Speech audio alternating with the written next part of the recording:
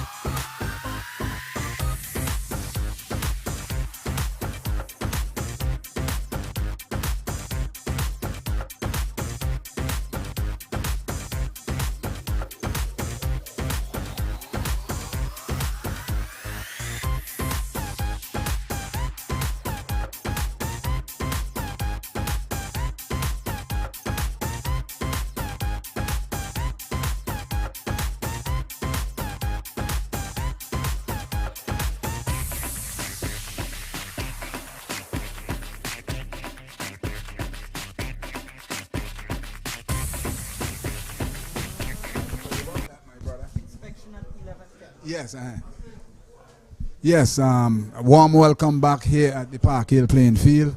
This game between Windward Islands and Windward.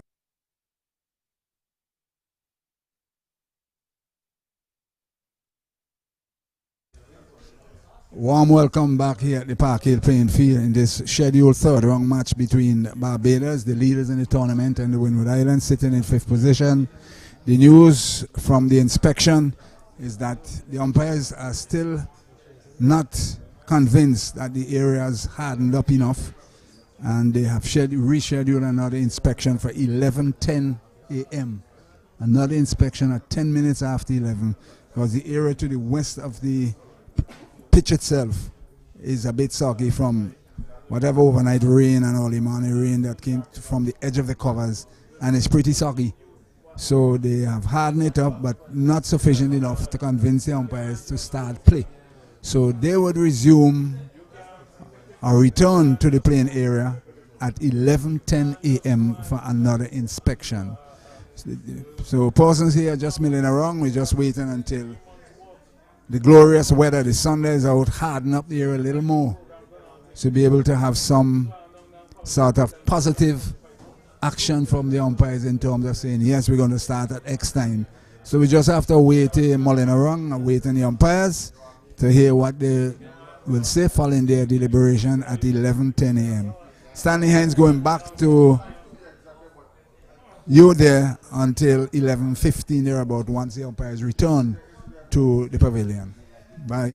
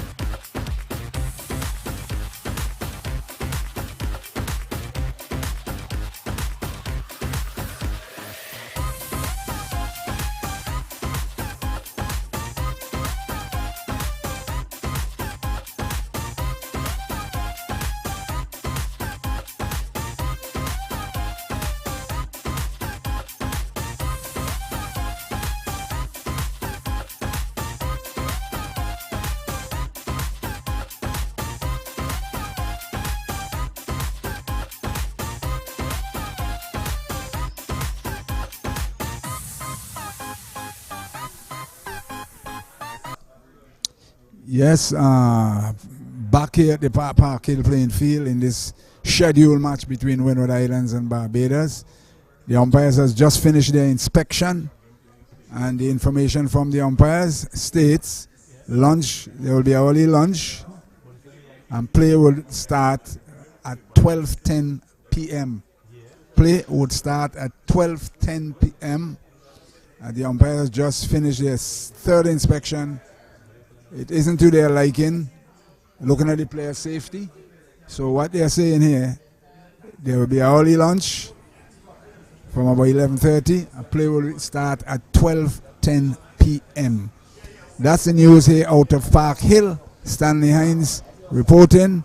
So we go back for the time being until we are ready at about 12:10 p.m. No play up until 12:10 p.m. Early lunch, play will start at 12:10 p.m. Goodbye.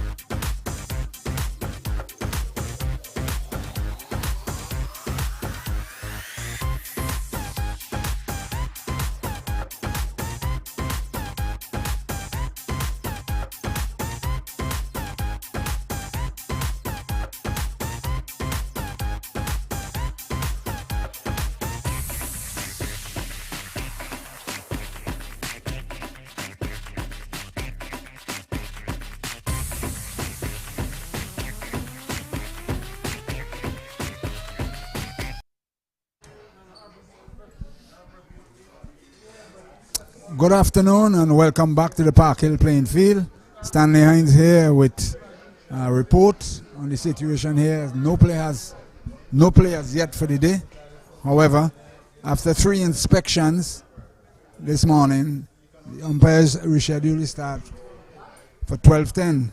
However, at about 5 to 12, there about 11:55, a very, very heavy shower of rain came whilst the players were having lunch, and there's no two ways about it. They had to reschedule the 12:10 start initially, waited until the rain abated, and then the covers has been pulled off. One wet area to the southern end, so to speak, into the roadside itself, and the umpires have made yet another inspection. They said play would start at 1:10 p.m. Play would start at 1 o'clock. Play would start at 1 o'clock, whilst the ground staff do their do at the southern end. The thing about it is that the conditions from 1 to 3 p.m. to 1 p.m. to 3:20 p.m. is the first session.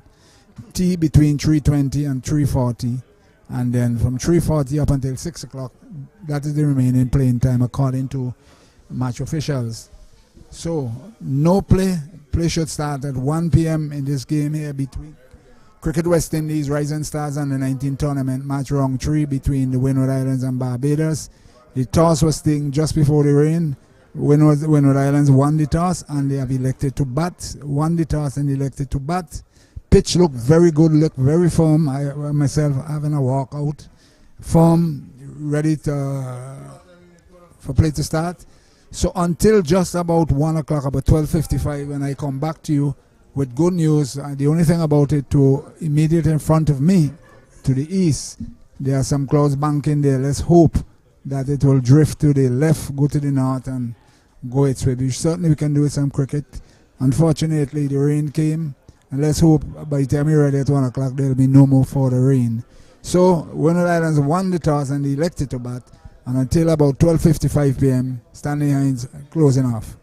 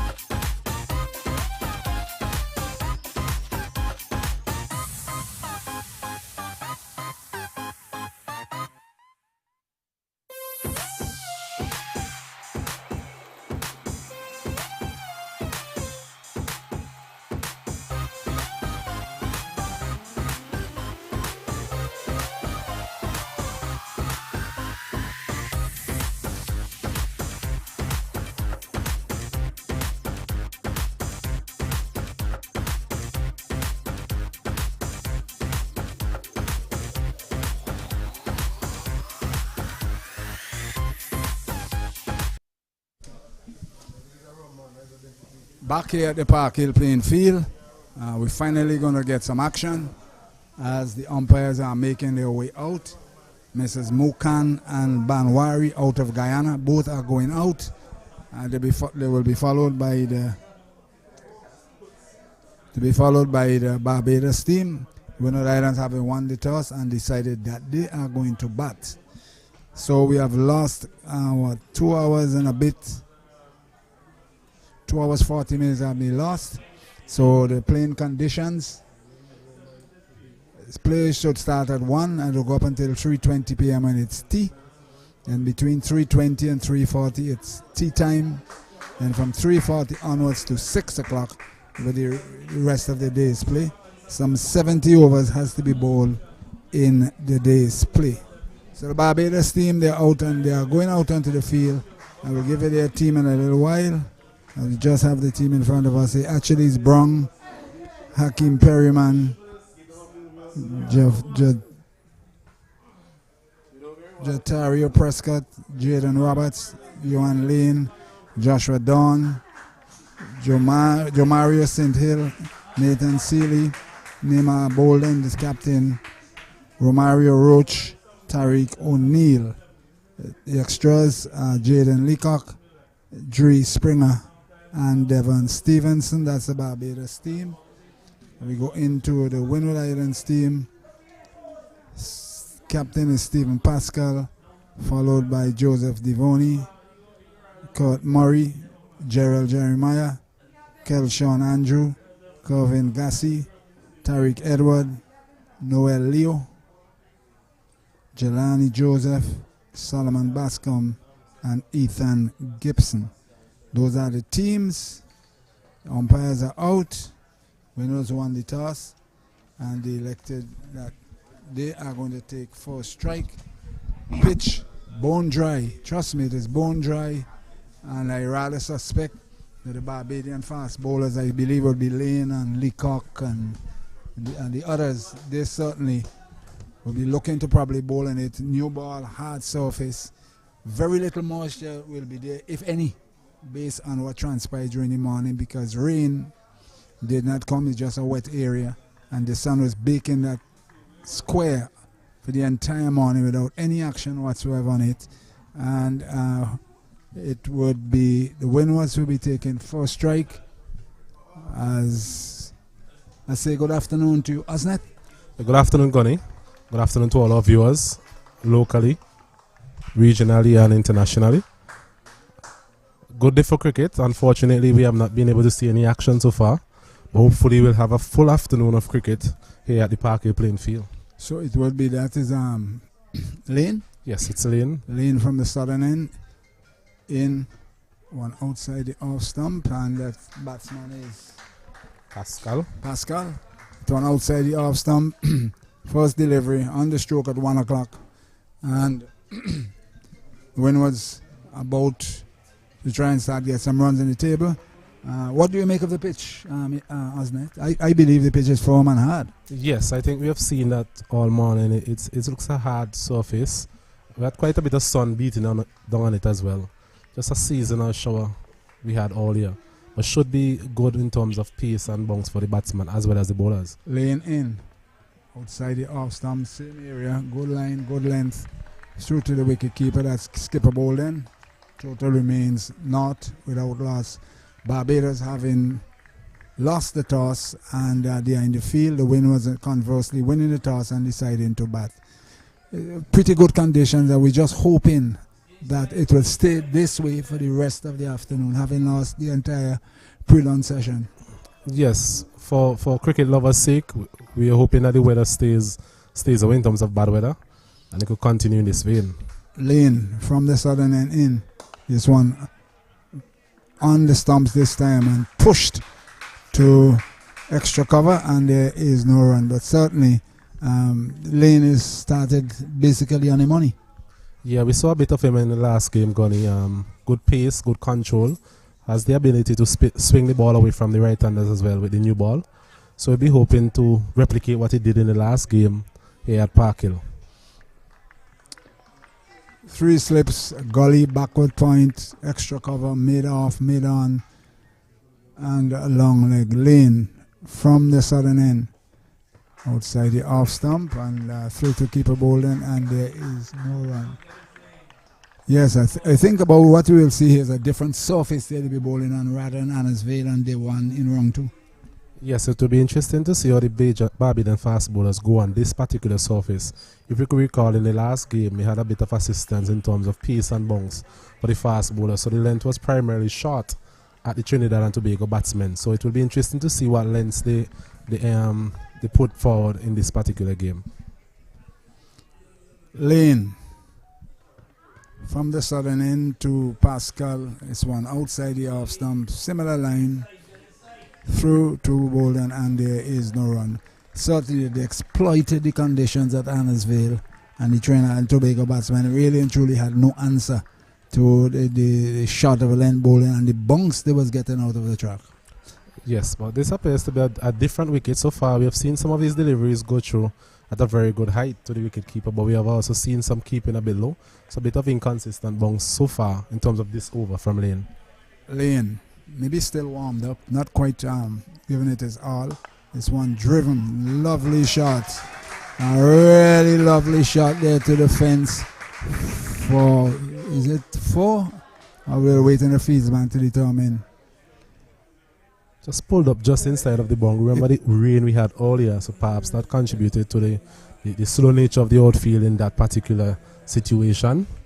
So just held up just inside of the bungy rope. So at the end of the first over, at the end of it is 2 without loss. Windward Islands batting first against Barbados. Is it 2 or 3? 2 they I really thought they would have gone for 3 because it went so deep down to long off area. Really thought they would have had a time for a comfortable 3. But as you said, it's 2, so Pascal, he goes off the mark with 2. Pascal off the mark with 2. And the next batter is next batsman, Ethan Gibson. Oh, Gibson. Yes.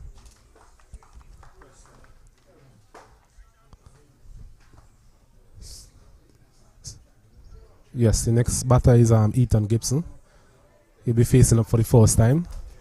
Now, from the southern end, the tall man himself, that's is it Roberts? Slow of the 4? Is it Roberts?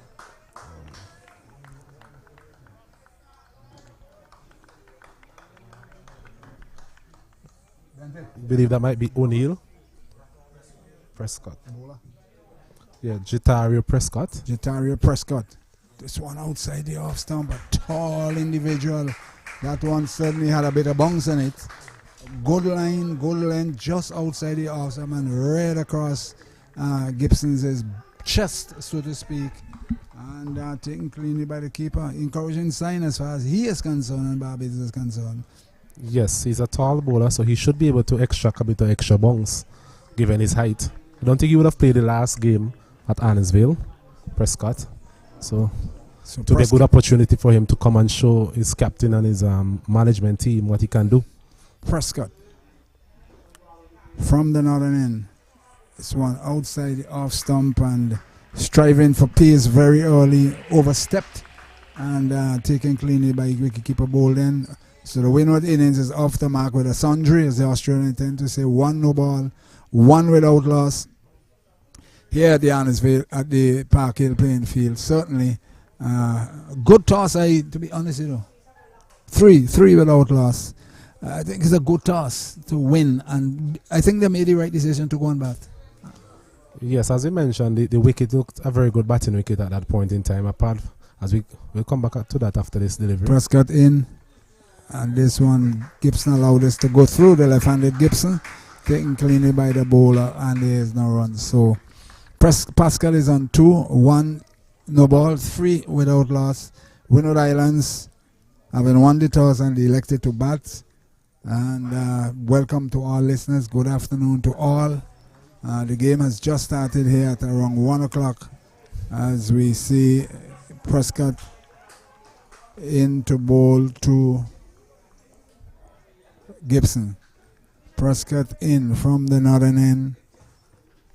This one outside the off stump, lifting again, and He defended quite nicely on the back foot and defended it quite nicely, and there is no run. That one rushed onto him a bit, but he defended it beautifully indeed, and there is no run. Certainly that one again, like the very first delivery, has a bit of lift on it. Yes, I think so far what the length we've seen from Pascal is perhaps a bit short of a length, but because of his tall stature, he's been able to extract a bit of bounce from the surface. Ethan Gibson, he has played him well so far. Hopefully continue that vein. Prescott from the northern end. This one, my goodness, this one lifted. This one lifted at him, and he did well to defend it without any damage whatsoever. Certainly that one lifted, as we said, is not the same type of pronounced bounce as Anna's Vale. But 3 deliveries in this over certainly has come up above waist high. And it's interesting to note, maybe because of his height, I'm not too sure, maybe because of his height, because Lane did not get that type of bong bowling from the southern end.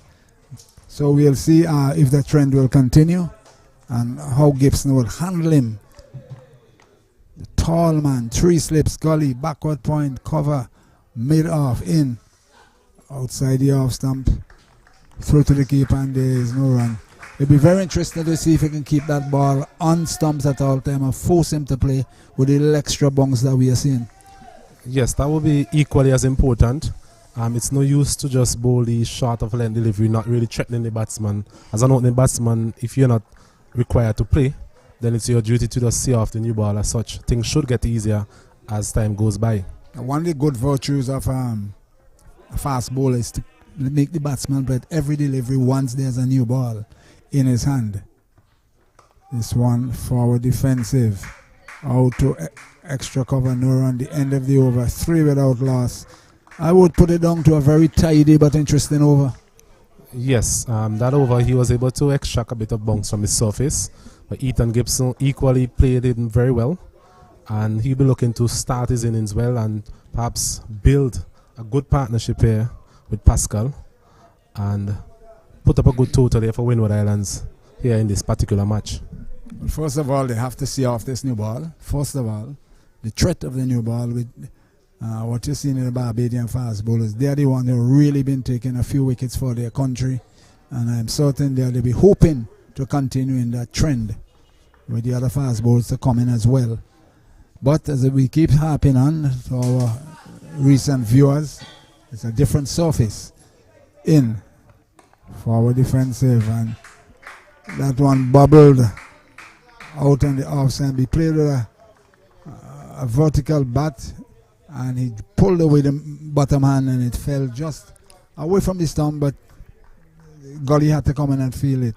And certainly we're going to see, I rather suspect we're going to see some increase in speed from these 2 fast bowlers as the afternoon wear on. Yes, definitely, especially Lane. He has been very impressive, and what's been very impressive about him, Gunny, is that he's been able to bowl a very good line as well, and a very good length. He's not gotten carried away with the pace and the bounce that the wickets have been offering. In outside the off stump and taken cleanly by Bolden. No run, the end of that delivery. Certainly another good delivery. And the thing about it, it's important, as you keep saying, but you also said it. It really doesn't make any sense to keep bowling outside the off stump with a new ball. You have to try and make the batsman play at every delivery. Started on the stumps and then try and move it in or out. But Lane so far is more like Agard from Trinidad on outside the off stump, and most of the deliveries are being left to go by. Lane into Pascal. Pascal runs that one down to the boundary for 4. Short of a length, and he on top of it on the back foot and opened the face and ran it past Gully down to the 3rd man boundary for 4. The first boundary of the innings, 7 without loss, Pascal on 6, and a welcome boundary for the Windward Islands. Yes, that was a very controlled shot. It was a delivery just on about the off stump as well. He came forward and opened the face of the bat and just got it through that Gully third slip region, and the outfield just fast enough to allow it to go to the boundary for 4. Let's see how Lane would react. Into Pascal. That one, my goodness, that one really climbed, wasn't it? Shot of a back of a good length, and by the time Pascal was through the shot, the ball had already zipped past his chest and it wasn't taken cleanly by the wicketkeeper. Certainly, that was a pretty good delivery there by Lane. Yes, as we have mentioned before, he has that in his armory. He can bowl a very good length, but he also has this short ball that he utilizes very well, not overusing it so far in the tournament. And that's something Pascal has to be mindful of as he continues his innings. I think he's fortunate to be there still, to be very honest. It's a really vicious one. Lane, forward defensive this time, on line, on length. And he on top of it, defended well. And this is a very good battle here between the Windward opening batsmen in Pascal and Gibson against the Barbadian fast bowlers in Lane and Prescott. Yes, a good start by the opening batsman as well. It's always difficult against the new ball, but so far they have been prepared to let deliveries go outside of the off stump that they have not been required to play that. And it's just a matter of trying to get over this opening burst from Lane and see what is there to come. Lane continuing from the southern end. Outside the off stump again. Not well lined. Through to the keeper. Didn't track any shot from Pascal through to the keeper, and there's no run. 7 without loss at the end of 3 overs, and we have seen 3 interesting overs. Yes, very a keen contest here between bat and ball. We have seen some good bowling so far, some good pace and some good bounce, but we have also seen very good batting in terms of leaving deliveries alone outside the off stump and trying to be as compact as possible, especially against the new ball.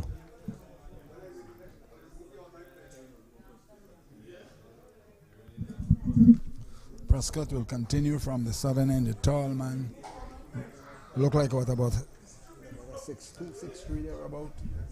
Certainly should be able to extract bounce from this track. Hard track, sun baked it. For my own cricketing knowledge, I do not think there's any moisture there with the amount of sun that have beat that track since morning. Prescott from the northern end, in outside the off stump, and he hit the outer portion of the bat to gully was feeling, and there is no run. Someone like him at Arnoldfield with an even more serious handful with the sort of bounce that was there. Yes. It's only 11 that can be selected. Somebody has to stay out. So Prescott, certainly so far, as far as I'm concerned, and I believe as far as the Barbadians are concerned, they'll be pretty happy with the start thus far in terms of the line, the length that they're bowling, and they're just waiting for a breakthrough. 7 without loss. Prescott from the northern end. Oh my goodness, that's a good one there, but I would give Gibson the benefit of the doubt towards the end. He seemed to have pulled his bat on the inside of the line. I think that's what I saw.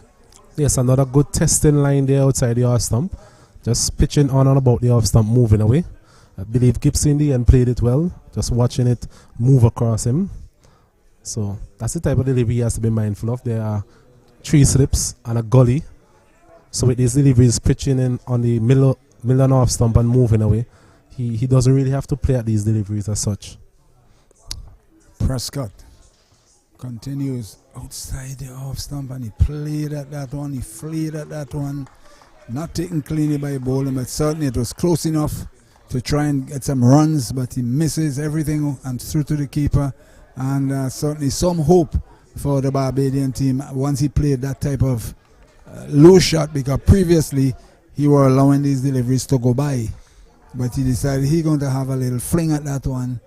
Didn't connect, through to the keeper. 7 without loss as Prescott continues from the northern end. In he runs. Bowls that one, a good Yorker. Dug in well. And Gibson defended well. And some good cricket we are watching here thus far. Good testing cricket between bat and ball. I think that was somewhat of a leading edge here, Gunny. He was trying to walk a foolish delivery through the onside, and just taking the outer portion of the bat and just scooping to where perhaps a short cover would have been. But luckily for him, the man was a bit deep in the covers there, so he lives to fight another day. The battle continues. Prescott from the northern end. In he goes and stabs this one out to backward point, and there is no run. On top of this one, lifting on top of it and stabbed it out on the offside to backward point, no runs. 7 without loss. Windwards having won the toss and elected to bat. Play actually began at 1 p.m. following a delayed start due to a wet area that the umpires allowed to dry out, and then a shower of rain when we should have started at 12 pen, put back everything up until 1 o'clock when we started. This one on his body, and he turned that one out to long leg. He's off the mark with 1-8 without loss at the end of over number 4. Yes, another testing over there from Prescott. I think some foolish deliveries there that really tempted Eaton to perhaps get a drive through cover, but he missed them completely.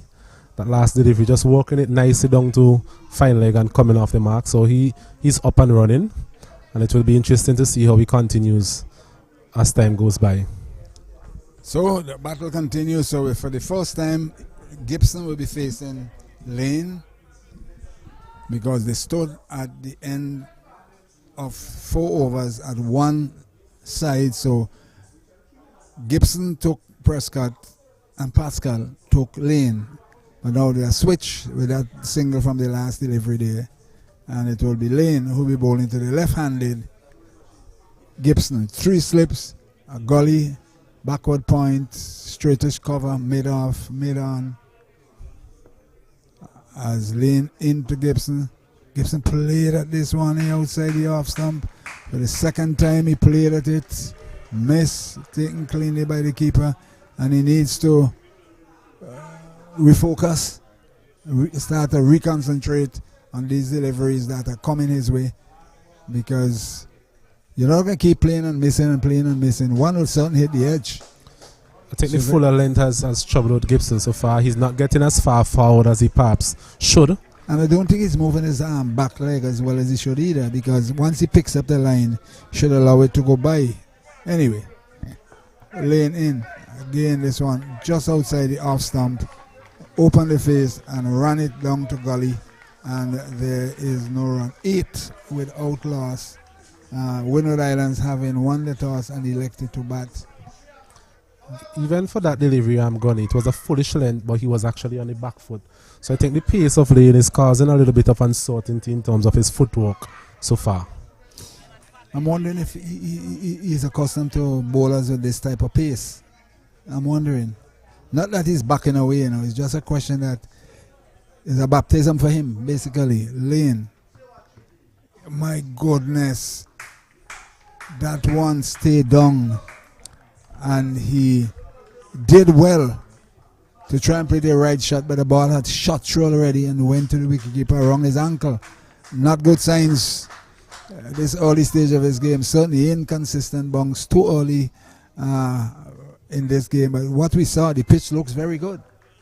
Yes, a bit of inconsistent bounce coming into play there.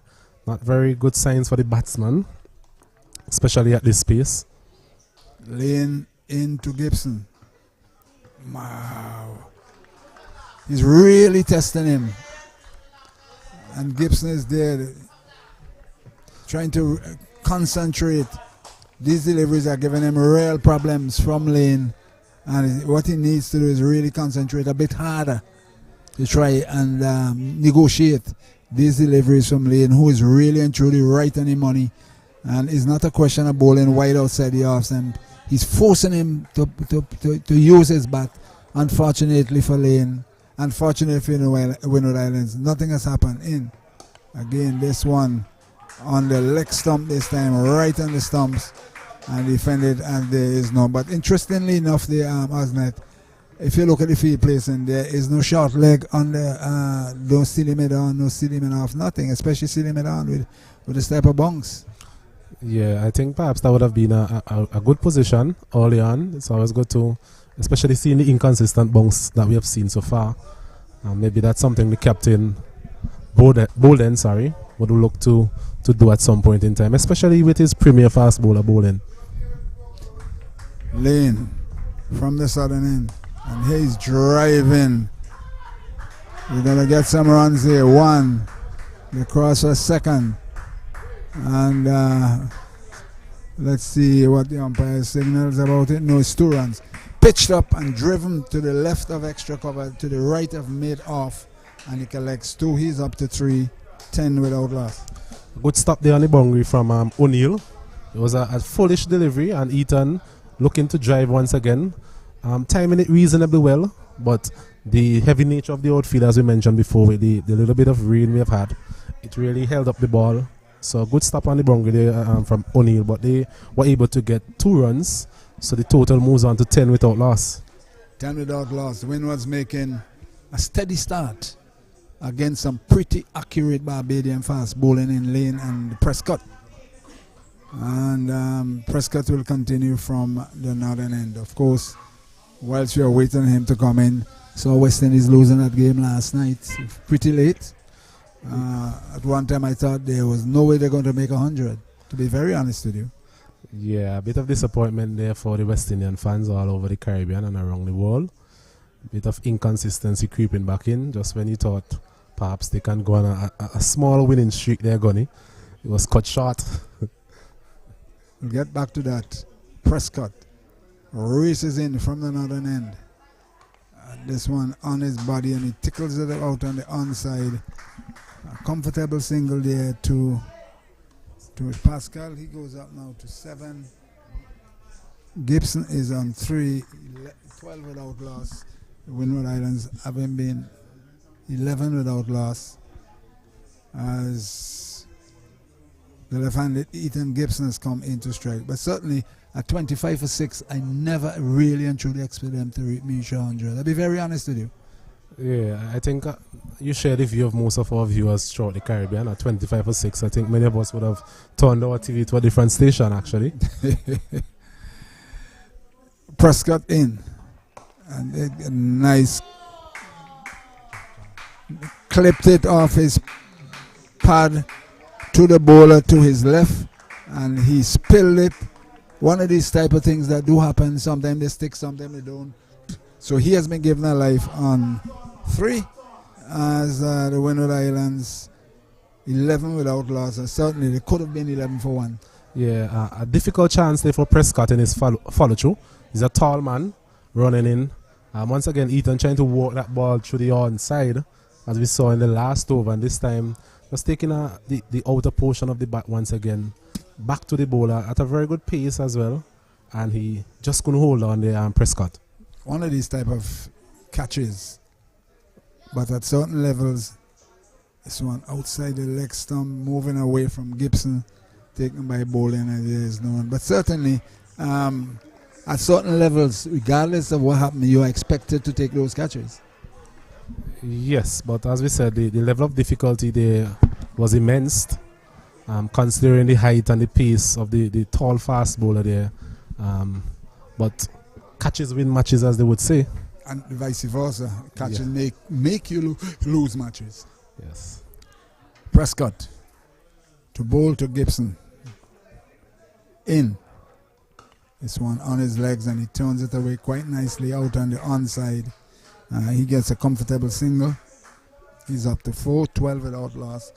Yes, but I'm saying to you, I decided I would look on. I did not turn off. I wanted to see exactly what was really going to happen. But it so happened there was a good rearguard action from the tail, lower end and tail of West Indies. They got up to 161. So some good rearguard action, but certainly Bolt and Southey really made the ball dance on that pitch that in Barbados. That's certainly offering generous bunks at Kensington Oval, and the bunks proved the undoing of the top of the West Indies batting. Series level 1-1. They will continue tomorrow, and I believe it's the same type of pitches we are seeing, and we'll see another one tomorrow afternoon into the night. This one outside the off stump and driven, lovely shot from Pascal. They have one. They have two. They should come for third one. The return comes in, but certainly a fine shot there by Pascal. Pitched up and he drove it sweetly past extra mid-off, and he gets 3. He's up to 10, but certainly a fine shot there. It's now 14 without 15 without loss. But certainly a fine shot there by Pascal. Yes, another foolish delivery there from Prescott. And not a lot of movement out there for the bowlers, it seems. It looks to be an easy pace track. And Pascal, being a tall player, he leaned forward and stroked it nicely through mid-off. And they got through for 3 in the end. Haven't seen a lot of 3s in the tournament, Gunny. I think the running needs to be firmer. Previously, they had one driven on the opposite side of the field. They should have gotten 3. But they are still there. They are batting. Prescott from the northern end. And this one, he opened the face down to gully, and there is no run. But certainly, it's an easy pace track. And the Windward Islands, as I said before, I believe, in my own opinion, they made the right decision to bat. Yes, it's certainly looking like that, Gunny. We have not seen a great deal of deviation off the pitch. We've seen a little bit of bounce, understandably, for the 2 tall fast bowlers from Barbados, but nothing really out of the ordinary as such. A little bit of inconsistent bounce creeping in early, but Windward Islands have made a very good start so far, and they'll be hoping to capitalize and bat as long as possible and put up a very good opening partnership here. But the Windward Islands batting hasn't really been the best in the tournament, Gunny, looking at the scores from the previous encounters. Yeah, so far so good. As Lane will continue from the southern end, where our position. This one outside the leg stump, there's a half-hearted appeal for a catch of the wicket. Umpire wasn't interested. Both umpires, Mr. Mukan and Mr. Banwari, they are from Guyana. Having a little chat with Mr. Mukan prior to the commencement of play. He's from the Georgetown area, and he's a fairly young umpire into the business, and he's hoping to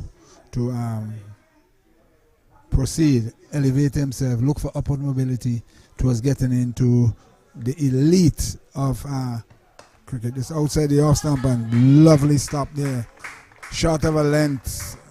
Pascal went back and slammed it square on the offside, but the gully was very alert. That's number 19. Who is that? Roach. Roach. A very good stop there. That was traveling. This was traveling. He made a good stop, effective stop. No run to the total. The score remains on 15 without loss. Windward Islands 15 without loss. And Lane working up a good head of steam, but not really on target. 98, 99%. A little bit on the outside in. This one, my goodness, a very good shot there by Pascal. Short lifting, and he was waiting on the back foot for it, and he played a sort of a tennis shot, and it spanked to the right of mid-on, and he collects 2 more runs. But certainly, I believe they have picked up the pace of the pitch, and I was able to play that shot. He goes up now to 12. He goes up to 12. It's 17 without loss. Let's see how Lane will react. Certainly, that was I would call it a clout. Lane in. This one on his leg.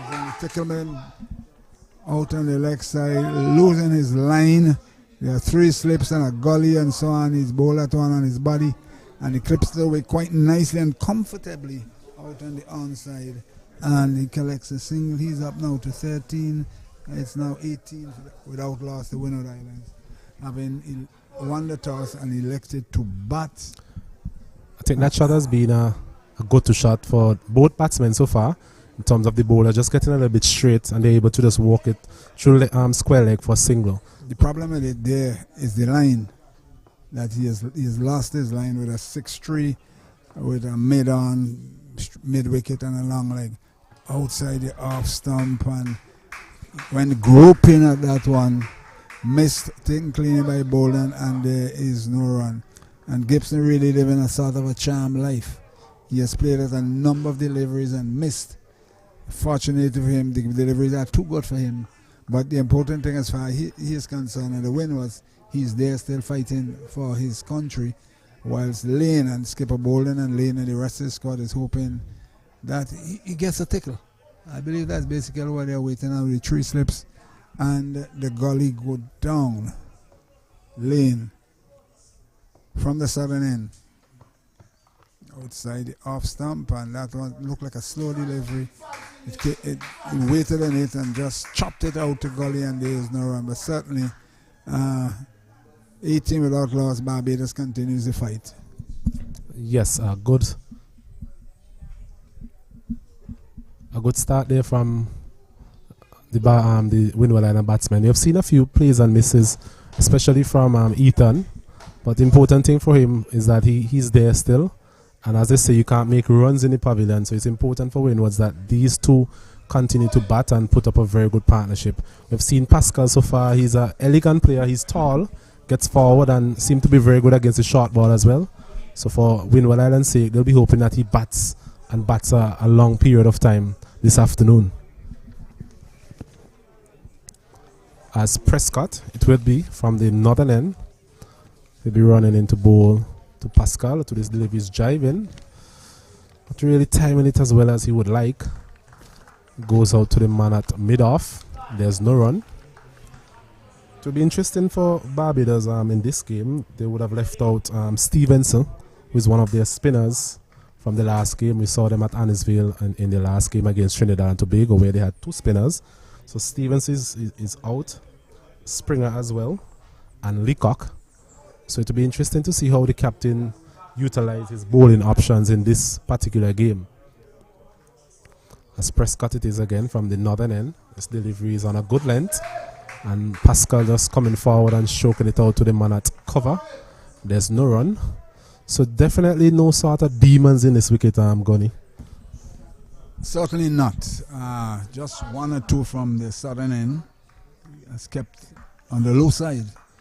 But had they been on target, Terry Gibson would have been on his way already in the pavilion. But they were outside and they fell at the ankles of the wicketkeeper. As Prescott again from the northern end. Bowling to Pascal. To this delivery, he's just letting that one go outside the off stump. And a good delivery on a good length. Perhaps moving away slightly. And Pascal, they're just leaning forward and watching that will go by to be taken by the wicketkeeper. No run added to the score. It's 18 without loss. Windward Islands winning the toss this morning and elected to bat first.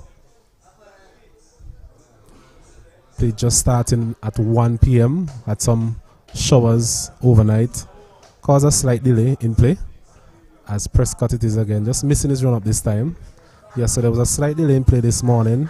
Play was due to start at 12:10. We took an early lunch. But then we had some showers again during the lunch period, which delayed the start of play till 1 o'clock. So, for those of you out there just joining us, Windward Islands winning the toss, electing to bat first. They are now on 18 without loss. So, we have two slips, a gully, a man at backward point, cover, mid-off, mid-on, man at mid-wicket, and a long leg. As Prescott, the tall fast bowler from the northern end, bowls. Delivers a good delivery, beating him outside the off stump. But just dying before reaching the wicket-keeper on that occasion.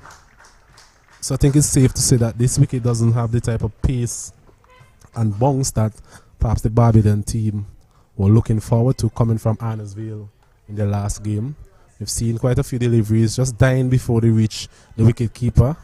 That previous one was another good example of that. So perhaps wicketkeeper Bolden would have to think about positioning in terms of how far back he has to stand and orchestrate his slips as well. As Prescott bowls again, driving lovely through the offside. Should be able to get close to the boundary this one. Just plugging again in the outfield. And they come back for 2. Score moves on to 20 without loss. Windward Islands, a good start.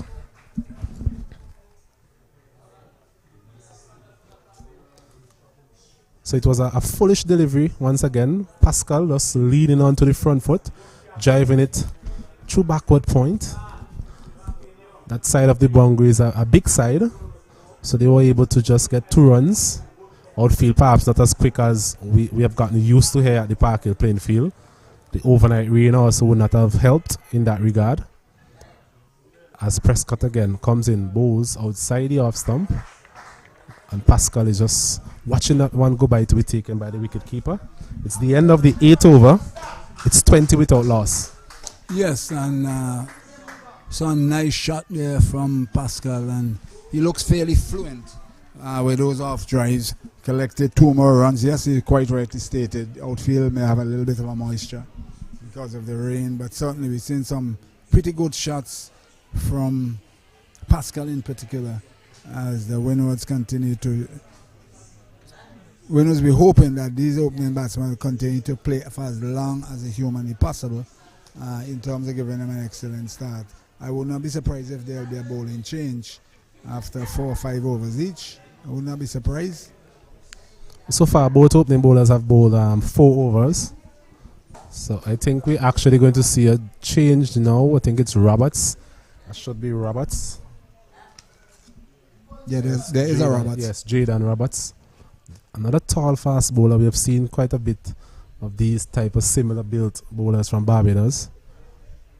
Perhaps doesn't have the pace of Lane, but in the last game he was able to bowl a very good length and got a bit of movement as well. So the captain will be looking for more of the same from him, trying to effect a breakthrough early here in this particular match. Ethan, perhaps the more unsettled of the 2 batsmen so far, has played and missed at quite a few. So he'll be looking to just tighten up and get focused on the task at hand. The job of an opening batsman is never easy, but it's just a matter of getting through that initial phase where you give the bowler some respect, and you should be able to build on that from there. You must also remember, Ethan, that the South African blow with the Englishmen yesterday as well in that test match. I was looking at it at home. I tell you something, some real fiery fast bowling from Enrich Nokia. Really. As quick. Roberts comes in, bowls his first delivery. He's walking just to the right of the wicketkeeper there. Should be able to get a boundary, yes. It was tickled fine. Let's wait for the signal from the umpire. It's 4 runs, yes.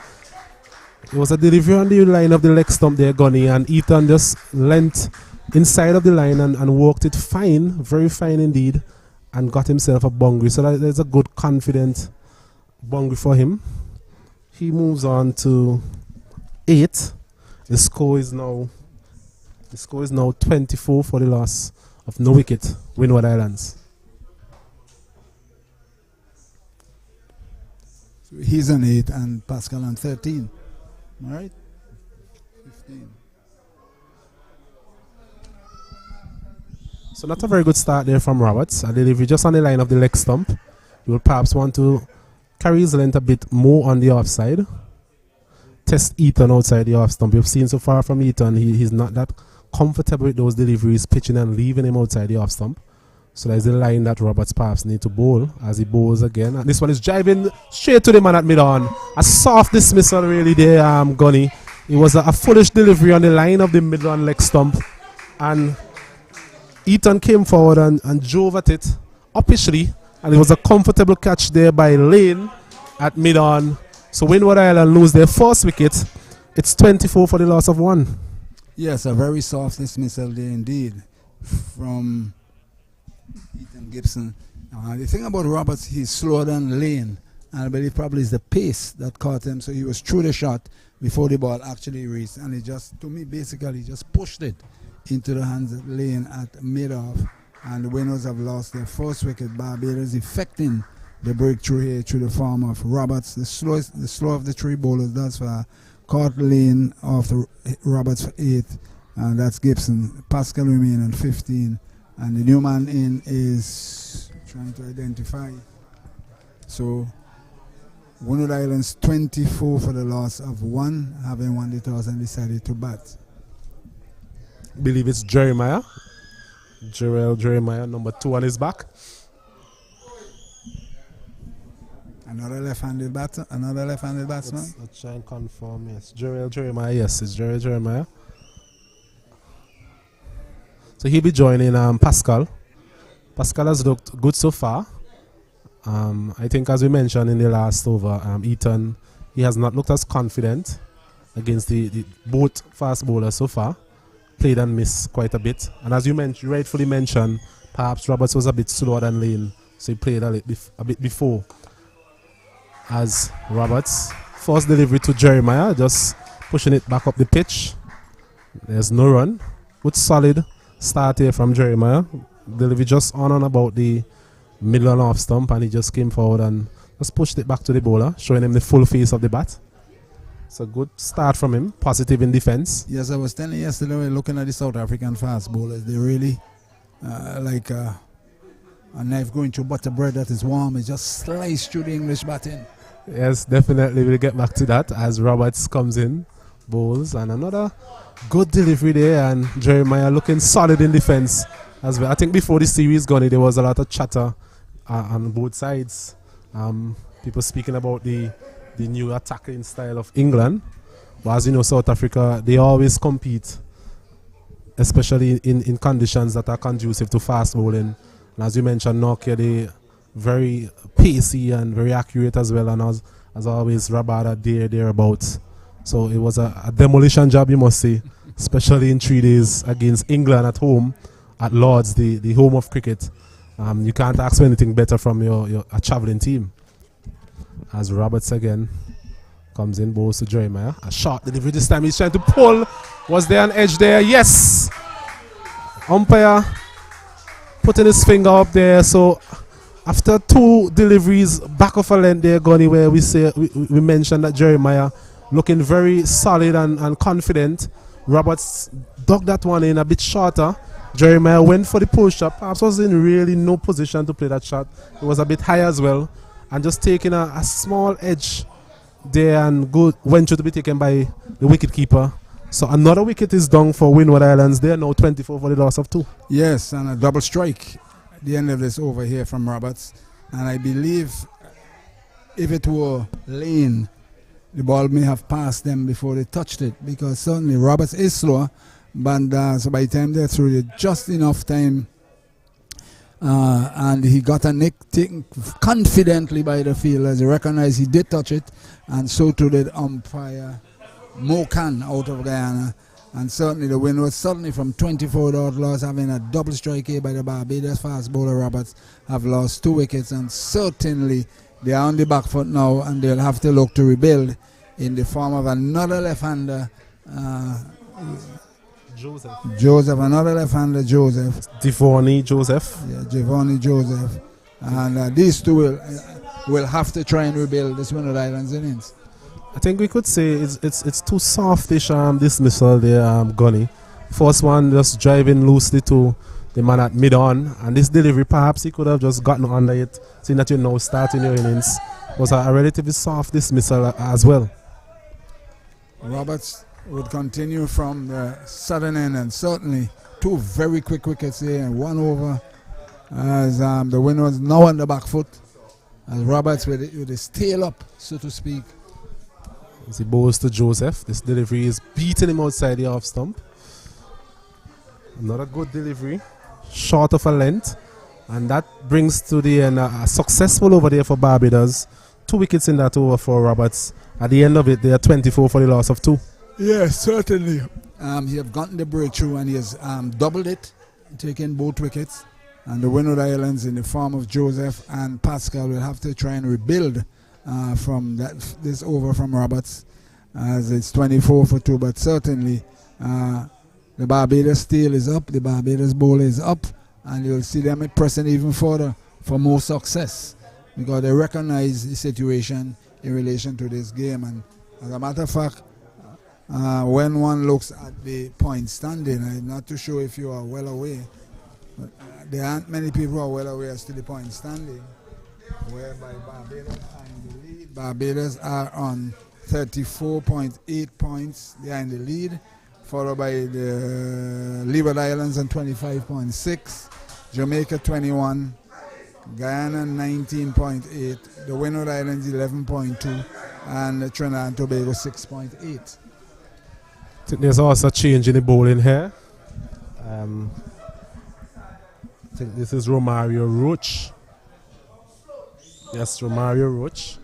He'll be replacing Prescott from that northern end. So Barbados with nothing to lose, because they basically are in the finals, because I do not see any other teams catching them. So it doesn't matter whether they end up in first and second position. So they're definitely there in the finals. As Roach comes in, bowls. His delivery is just outside the off stump. Another right-arm fast medium bowler. Guyana trying to make headway there. What you last week got from there, Guyana were 117 for 2 against Jamaica, and Trinidad and Tobago 30 for 1 against the Leeward Islands. So it's a situation here whereby the Guyana, Jamaica, and Leeward, one of those will be opposing Barbados in the finals. And at the moment, Guyana has taken a lead out front with the position at 117-2. Yes, as Roach again comes in, bowls. This delivery is just trying to walk this one down to third man there, Pascal. A little bit short of a length outside the off stump. And just opening the face, but finding Dawn there, third slip. There's no run. So Pascal now has to refocus. He had a good start in terms of the opening partnership with Ethan, but losing those 2 quick wickets in the last over, he now has to just settle down again and find his groove, as you would say, and try and bat as long as possible. As Roach comes in from the northern end, bowls a fuller delivery this time. He's walking this one down to fine leg. He gets a single. Moves on to 16. The Barbadian total moves on to 25 for the loss of 2. Yes, and in terms of the batting, you have Jordan Johnson, 186 runs. Akeem O'Geist, 180. Joshua Dawn, 176. Stephen Wedderburn, 152. Ethan Gibson, 112. Nathan Edward, 108. Achilles Brown, 100. Sandra Walker, 97. Noel Leo, 95. And Javel Andrew, 89. Those are the top 10 leading run scorers in the tournament after round 2. I'm sure after this next round of games, some of the batsmen perhaps will be looking to enter that list or cement their positions on that particular list. It's not as it has not really been a tournament for batting so far, Gunny. We'll get back to that after this delivery, as Roach again a shortish delivery there, just bending his back a bit. One actually went through at a very good height and pace. Yes, and in the bowling now, we spoke about the bowling. Micah McKenzie, 12. Tariq Edward, 11. Omari Amory, 11. Jonathan Rampasad, 10. Nathan Edward, Vasan Singh, 9 each. Sanjay Walker, Joanne Lane, 8 each. Isaiah Thorne, Mavendra Dunval, Nick Ramley, and Ryan Edwards, 7 apiece. So you have the 10 top in batting and the 10 top in bowling. Yes, thank you very much for that information. I'm Gunny Hines. I'm sure our viewers will appreciate that. As Roach again bowls a good delivery outside the off stump. Just seem to be getting a little bit of shape away from the left-hander. Batsman there, Joseph, just came to the wicket a while ago. Still yet to get off the mark. He'll be looking to just be focused, not play at deliveries he doesn't really need to. I'm sure Windward Islands will be looking for an improved batting performance in this game. As Roach again prepares to run in from the northern end. Bowls to Joseph, and this delivery once again is just a bit wide. Joseph just watching that one go by to be taken by the wicketkeeper. So at the end of the 10th over, Windward Island, after winning the toss and batting first, they are 25 for the loss of 2. 25 for 2 as they try to resettle after losing those 2 quick wickets. And Barbados relentlessly with their fast bowlers, hoping to try and see how quickly they can get more wickets. But interestingly enough, Osnet, the batting really and truly, there's nothing really to write home about, so to speak, in terms of the batting. And in the bowling, you're seeing the spinners who have taken a number of wickets, you know, so it's a question of, and the pitches have been pretty good, to be very honest with you. But the thing about it is, let's just hope that in this round we'll see someone or two get a century and change the whole picture. As Roberts again, on the back of a very successful over last time around, he's in bowls too. Pascal is driving nicely. Good looking player. Should get close to the boundary. The comeback for 2. I think we've seen that drive from Pascal all in so far. Just coming on to the front foot. Not trying to hit it too hard. Just punching it through the cover. Very good shot. As the total moves on to 27 for 2. Yeah, that is a nice shot there by Pascal. On top of it and drove it nicely out through the offside, through covers. collects to. He's up to 18, and certainly it has warranted skipper Bolden to effect a change in field, whereby one of the slips has been removed and is put to cover, and then there's a mid-off, says a 2-slipper gully, backward point cover, mid-off, mid-on. As Roberts again from the southern end, deliveries outside the off stump, and Pascal there just watching it go by to be taken by the wicket keeper. I think in the tournament so far, we have had 2 Centurions. I think we have Dawn, and there's Weatherman. Is it Weatherman? Yeah, Weatherburn, yes, from Jamaica. Jamaica, yes. So perhaps we'll like to see more players just batting longer periods of time and converting those 40s and 50s, which we have seen ever so often in this tournament, into bigger scores. As Roberts in again, and well played there by Pascal. Good cricket. Just leading on to the front foot and walking it out to mid wicket. Comes through for a single. He adds 1 more to his total. He moves on to 18. The score is now 28 for the loss of 2. Yes, and we are hoping in this round here, at least a century from someone else, and really change the whole picture here, because just 2 centuries, pitches are pretty good. Yeah, they're a bit slow, but pretty good. And we'll see what happens with I'll get an update from the other scores, particularly with the Guyana-Jamaica game. Guyana is really going pretty good. As Roberts again bowling to Joseph. Not a good delivery there. Joseph looking firm in defense. Plays that one up to the man at cover. And there's no run. So Windward Island, after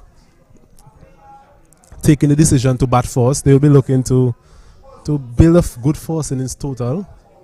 Lost a couple of early wickets in the last over from Roberts. So they're just looking to consolidate at this point in time, as Roberts, a shortish delivery, kind of rushed him a bit and pulls it out to the man at a deepish square leg. He's not really back on the boundary as such, and he's not really in saving a single there, Gunny. So it was quite strange that they did not attempt to take a single at that point in time. It was an easy single, and he just stayed in the back foot, pivoted and down to the man at deep backward square, and should have gone for a single. But he refused, and he stayed where he is. These things, and the square leg is actually moving in a bit. As Roberts again bowls. His delivery, he's just on the line of the middle, on the leg stump, just walking it out to mid wicket. So there ends another over. It's the end of the 11th. It's 28 for 2.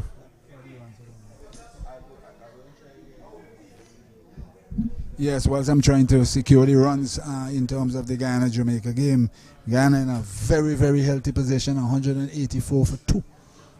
We're trying to get the individual score, but it is a very healthy total. That game is being played at Annisvale. Right, Ramnath 100 not out. 9 not? How many men? 19. Who have the other score? India have 15. Bengal 15. And we have 36 not out. Huh? Yeah, okay. You get the other one. As Roach it would be from the northern end. He'll be bowling to Pascal. He comes in, bowls. His delivery, Pascal is driving nicely down to mid-on. Good looking on drive there, and Pascal. He has looked the part so far. Tall and elegant. Not being afraid to come onto the front foot to these tall Barbadian fast bowlers. And he has played well. Walked the ball into gaps. So, Asnet, we got the update here where the Guyana 184 for 2. As we spoke about centuries, Ramnath has 100 not out for Guyana. As Roach comes in, and this delivery, perhaps hitting the pad and goes down to fine leg. Let's wait for the signal from the umpire. Yes, it's a leg by. So Joseph is still not yet off the mark. One more is added to the total. It's now 30 for the loss of 2 wickets gone. Yeah, so Ramnath 100 not out, the third one of the century. Just a couple of minutes ago we were speaking to like to see more centuries.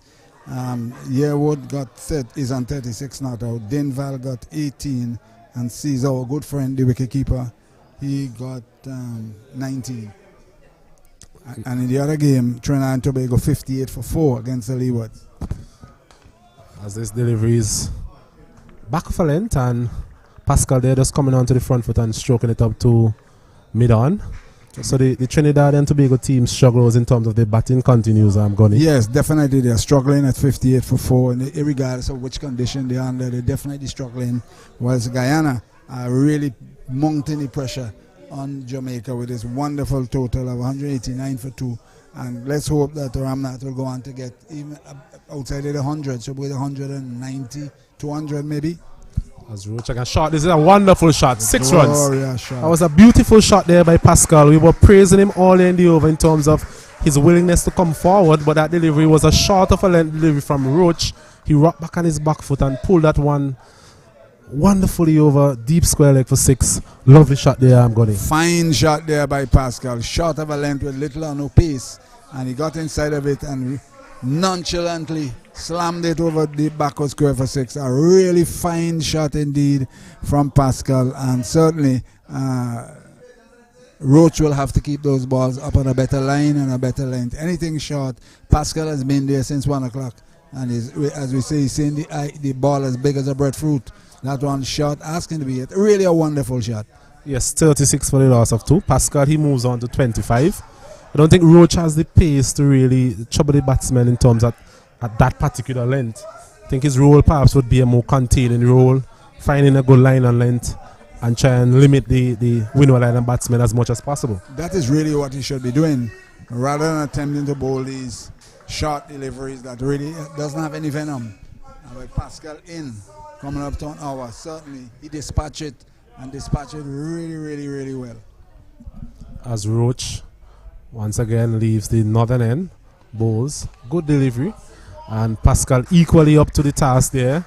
He has looked good so far, Gunny, both in attack and defense. Yes, he's definitely looking well so far, and he stands tall there, and certainly he's showing the Roach, the maker's name on the bat there. Certainly it was a better line, and Roach needs to bowl more of this type of line rather than attempting to bowl it short with somebody like a Pascal set, and he doesn't really have the pace, unlike Lane and Prescott. Roach it is once again, comes in, bowls. This delivery, a little bit of extra bounce there from Roach. Pascal there, just not getting full contact on that one. That ends a productive over for Windward Islands. At the end of it, it's 12 overs have been completed. It's now 36 for the loss of 2 wickets. Yes, 36 for 2. The Windward Islands trying to recover from that double whammy that they had in that over from Roberts, where they lost Gibson. It was by Roberts, caught Lane off Roberts for 8. That's Gibson. And Jeremiah caught bowling, hooking, taking the top edge off the ball of Roberts without scoring. But we're seeing Joseph giving Pascal some support, and I'm certain the Windward Islands management be hoping that it can continue for a long period, whilst the Barbadian fast bowlers will be trying to see how quickly they can effect another breakthrough. Yes, as Roberts just missing his run-up there. Joseph yet to score. He's been there for 8 deliveries. Doesn't want that to get to him in any way. It's a treated tournament, so there's a lot of time available to bat, and bat long and bat well. So he'll be looking to just form a partnership here with Pascal. Pascal has looked very good from the other end. Just a matter of just manipulating the strike, as Roberts again, a shot is delivered, just pull up in the air, another poor shot, should be caught. Yes, it is. So just as we were saying once again, Gunny, that the need for a partnership, we're seeing another ill-advised shot, as we would say. You're just coming to the wicket, just facing 8 balls so far, and this horizontal bat shot is certainly proving to be the downfall of the Windward Island batsmen. Yes, an ill-advised shot is just in looking to rebuild the Windward Islands innings.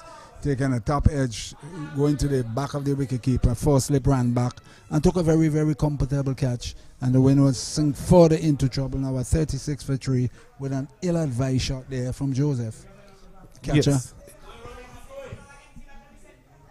Not sure who took that catch. We'll get that information soon. Dawn, yes, Dawn. Yes, so it's another delivery there, just short of a length. I think that is what we've seen from Roberts throughout this tournament as well. His length normally is back of a length, shortish, and the Windward Island batsmen, they're really not in a really good position to play that particular shot and end up losing his wicket. Well, they're in some trouble here. 36 for 3, they're really into trouble. And again, what is really needed is for someone to stay there, give that wholehearted effort to stay there with Pascal. It's not a matter of going and play shots. It's a 3-day game. Try and bat off the rest of the day. Very similar to what we saw Ghana in the very first game here, where they decided to bat whole day, irrespective of how quick the scoring was, and they ended up winning the game. As Roberts again, be bowling to Pascal this time. A shot there, he's pulling that one for 6. Lovely shot. Is it 6 runs? Yes, it is. Now there, Gunny, we are seeing the difference between the batsmen. Pascal has been there from the very beginning. He's been able to ascertain the pace and the bounce in the wicket. So we have seen now 2 horizontal shots in terms of pull shots going for 6 runs. Yeah, and the others are attempting to follow suit with what he's doing, and they're not in there. He's not in. And certainly another fine shot there, short of a length, and the ball has disappeared over the boundary for a maximum, and it's 42 for 3. And certainly they need to keep the ball. The Barbadians need to recognize by now, you keep the ball on a better line and a better length against Pascal, because once it's short, it's not going for boundary, it's going for maximum. We're seeing a change in the field now. We have a man back at deep mid-wicket, just responding to that last pull shot there by Pascal. As Roberts again comes in, bowls. Deliveries outside the off stump. Pascal watchful, and lets that one go by to be taken by the wicket keeper. Interestingly enough, the 2 men, the long leggers, come squarer, and there's a deep mid wicket. So let's see if Roberts is going to bowl the short deliveries, because I said already, he is dispatching them not for boundary, they're going for maximums. Yes, I think the last pull shot also was way in front of square, which tells me that he picks up the length of the ball very early and was able to put it in front of square to the left of where the fielder is currently located. As Roberts again, a short delivery, Pascal just pushing that one out to point. There's no run. It's turning out to be Pascal against the Barbadian fast bowling so far. That's basically what we are seeing here. And the others who are, I would say 3 of them have gifted their wickets away, trying to emulate, trying to play shot for shot, and it is causing their downfall. And somebody needs to get to them and something between their ears, stay here and support Pascal. As Roberts again runs in, bowls, short delivery. This one is pulled. Perhaps not the connection he was looking for, but he still manages to get 4. Remember, we were speaking about the fine leg moving to a squarer position. So that delivery there, a shortish delivery again. Pascal not really hitting it as well as he would have done in the last 2 occasions. Getting a top edge, but safely in the end, 4 more added to the total. I think he's a bit fortunate, because that one, I believe what is happening, the pace of Roberts is probably the problem for the batsman, because that one was slower, and as he went through, seemed to have hit the back of the bat and flew down to that long like area fine, and he gets away with it. He gets 4 runs, but the thing about it is 4 more in the book as far as Pascal is concerned. Yes, 46 for the loss of 3 wickets there, as Roberts again comes in, bowls. His delivery is forward, plays it out to the man at cover. Good batting, good bowling. It's a good contest here, Gunny. Pascal seemed to be willing to fight fire against fire, especially as it relates to the fast bowlers. And we've seen him so far playing 2 glorious pull shots for 6 runs. So at the end of the 13th over, Windward Islands, after winning the toss and batting, they're 46 for the loss of 3. Yes, and so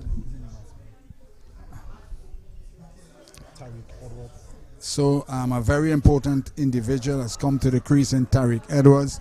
He has so far been featured in the top 10. He has how many runs?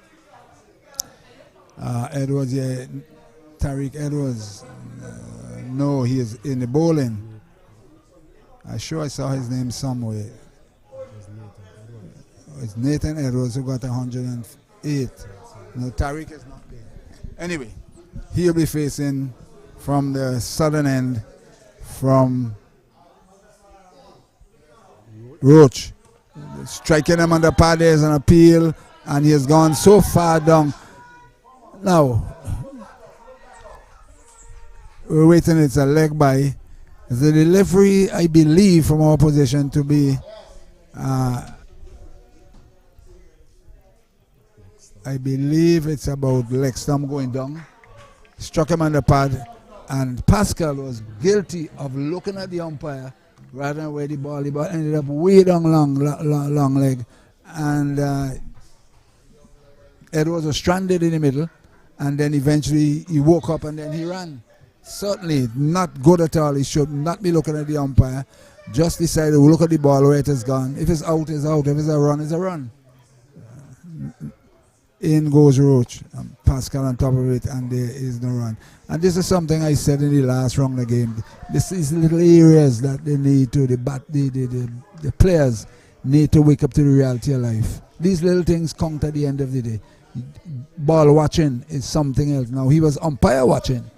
And certainly the single was uncomfortable, and if it was a sharper throw, somebody would have been in trouble to get run out unnecessarily.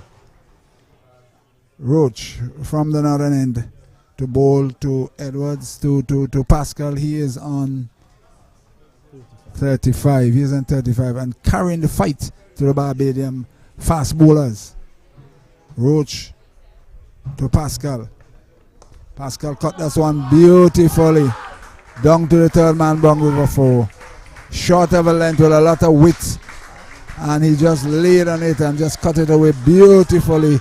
Down to the third man, bung over 4. The 50 for the Windwards is up, but certainly another fine shot there by Pascal. He goes up to 39. Yes, a very good shot there from Pascal. In line with what we have seen so far from him. It was a delivery just short of a length outside the off stump. He just laid back and punched it through point. And managed to get himself another boundary.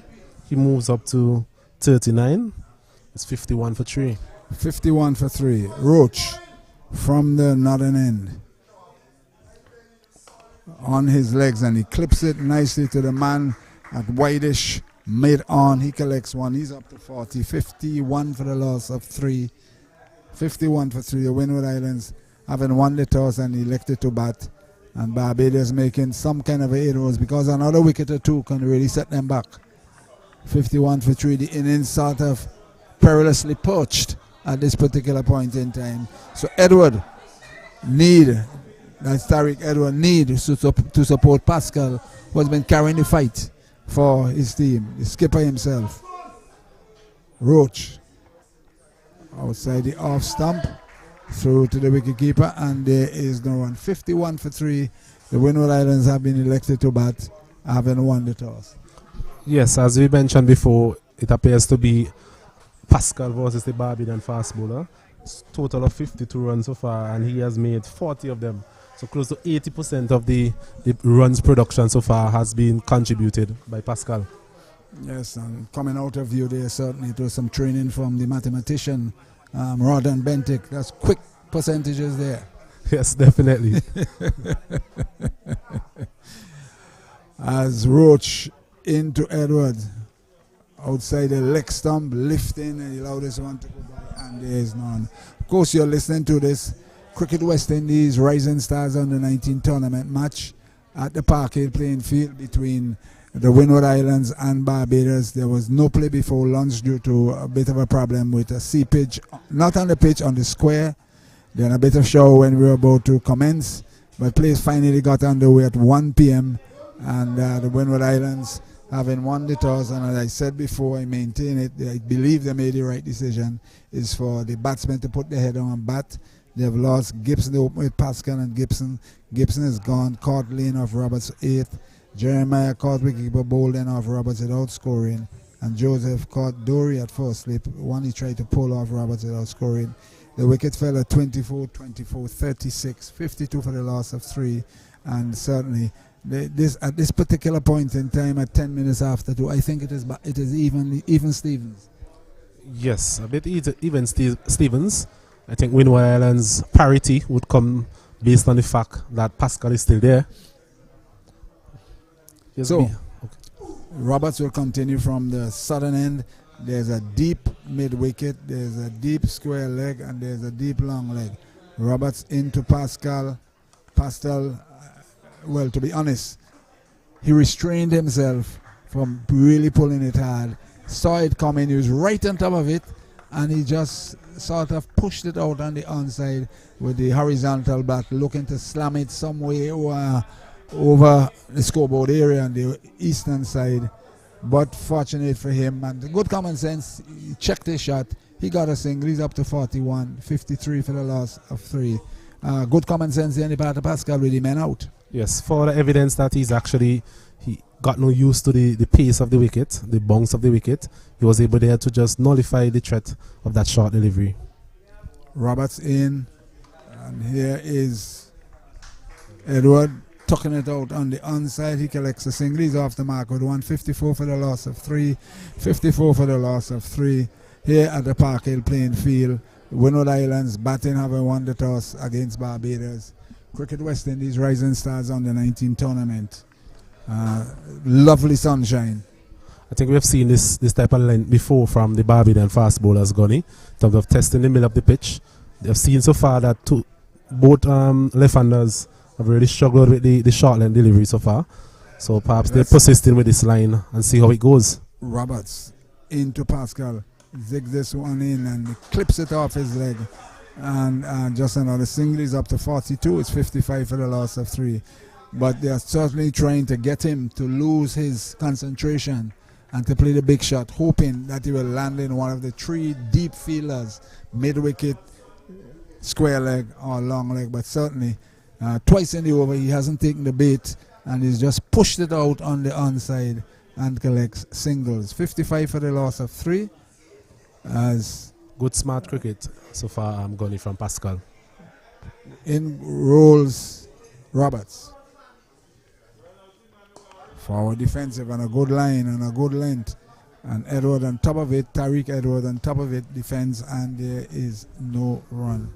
But certainly that threat from the Barbados fast bowlers to Pascal. Pascal has so far won the battle, having, I would say, basically slammed 2 deliveries a maximum and said to them, hey, look, I am in charge here. The short delivery is not going to work. Roberts in.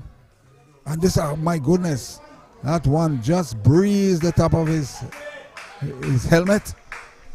One just around middle and leg. I believe he spotted it late, so he had to duck for cover, so to speak, and that suited the keeper. But certainly at the end, it was a good bouncer from Roberts. Yes, a good bouncer and also well played there by Edward. As we've seen so far, apart from Pascal, nobody else has really mastered the pull stroke or the hook stroke. So it's good thinking there by Edward, just trying to see how fast the ball is coming off the pitch, and perhaps playing that shot a bit later on in its innings. Roberts into Edward, another short one, and he went down. And it's the end of the over, and Edwards resisting to play any attacking shot against these short deliveries here, and it's the end of the over, and I think it's a water break. It's a water break here at the Park Hill playing field. Windward Islands having won the toss and it's decided they are going to take first strike at 1 p.m. It's just after 2, a water break, where Gibson, he was caught laying off Roberts for 8. A soft dismissal, just pushed it with a bottom hand out to mid off. Comfortable catch indeed to Lane. Then Jeremiah looking to hook, top edge it, taken by Bolden without scoring. And then Joseph trying to do the same thing. Ball hit the top half of the bat, flew over everyone's head, high enough for Don at first slip to run back and take a catch. He went without scoring. The wickets fell. Gibson at 24, Jeremiah at 24, Joseph at 36. Since then, we have seen Pascal and Edwards. Pascal on 42, thereabout. Yes. 42. carrying the fight to the Barbados bowling, and certainly a very interesting hours played thus far. Yes, very interesting hours so far, Gunny. What we've seen is that the Barbadian fast bowlers, they're prepared to bend their backs. The wicket perhaps is not as responsive as they would have liked, coming from Arnesville in the last game. But we have seen them bowl a very shortish length, and perhaps a couple of the Windward Islands top order batsmen will be disappointed with their dismissal so far. Those deliveries not really threatening their stump in any way, or perhaps threatening them in any way. And especially at the start of their innings, perhaps they could have let those deliveries go by to be taken by the wicketkeeper. They have not been able to execute the pull shots as well as they would have liked so far. But I think what we have seen is that Pascal, he's prepared to be compact, astute, and he has punished the bad deliveries whenever they came along. Yes, and Roberts figures 4 overs, no maidens, 3 for 20, the main wicket taker, the only wicket taker for Barbados, and certainly at the end of it all, he reached his own figures. Yes, definitely. I think we've seen quite a bit of him now to know exactly how he goes about his operation. He's not afraid to test the middle of the wicket, but he can also bowl on a very good length as well and test the batsman that particular way. So far, his battle with Pascal has been something good to watch, but Pascal, I believe, would say, have edged that battle so far in terms of hitting him for 6 over deep mid wicket and just walking him into the leg side when the field was set a bit deep, perhaps looking for that pull shot. Yes, I think it's a battle between Pascal and the fast bowlers, because the others, they are out already, they're back in the pavilion, and Edwards got 2 good shot deliveries, and rather than playing any shots to look for boundaries or what, he got under them. So he is showing some support for Pascal, which is probably the right thing to do, rather than attempting to play shots and get themselves into trouble, entangle himself. He is defending and give Pascal all the necessary support so he can continue to take the fight to the Barbadian fast bowlers as play is about to resume.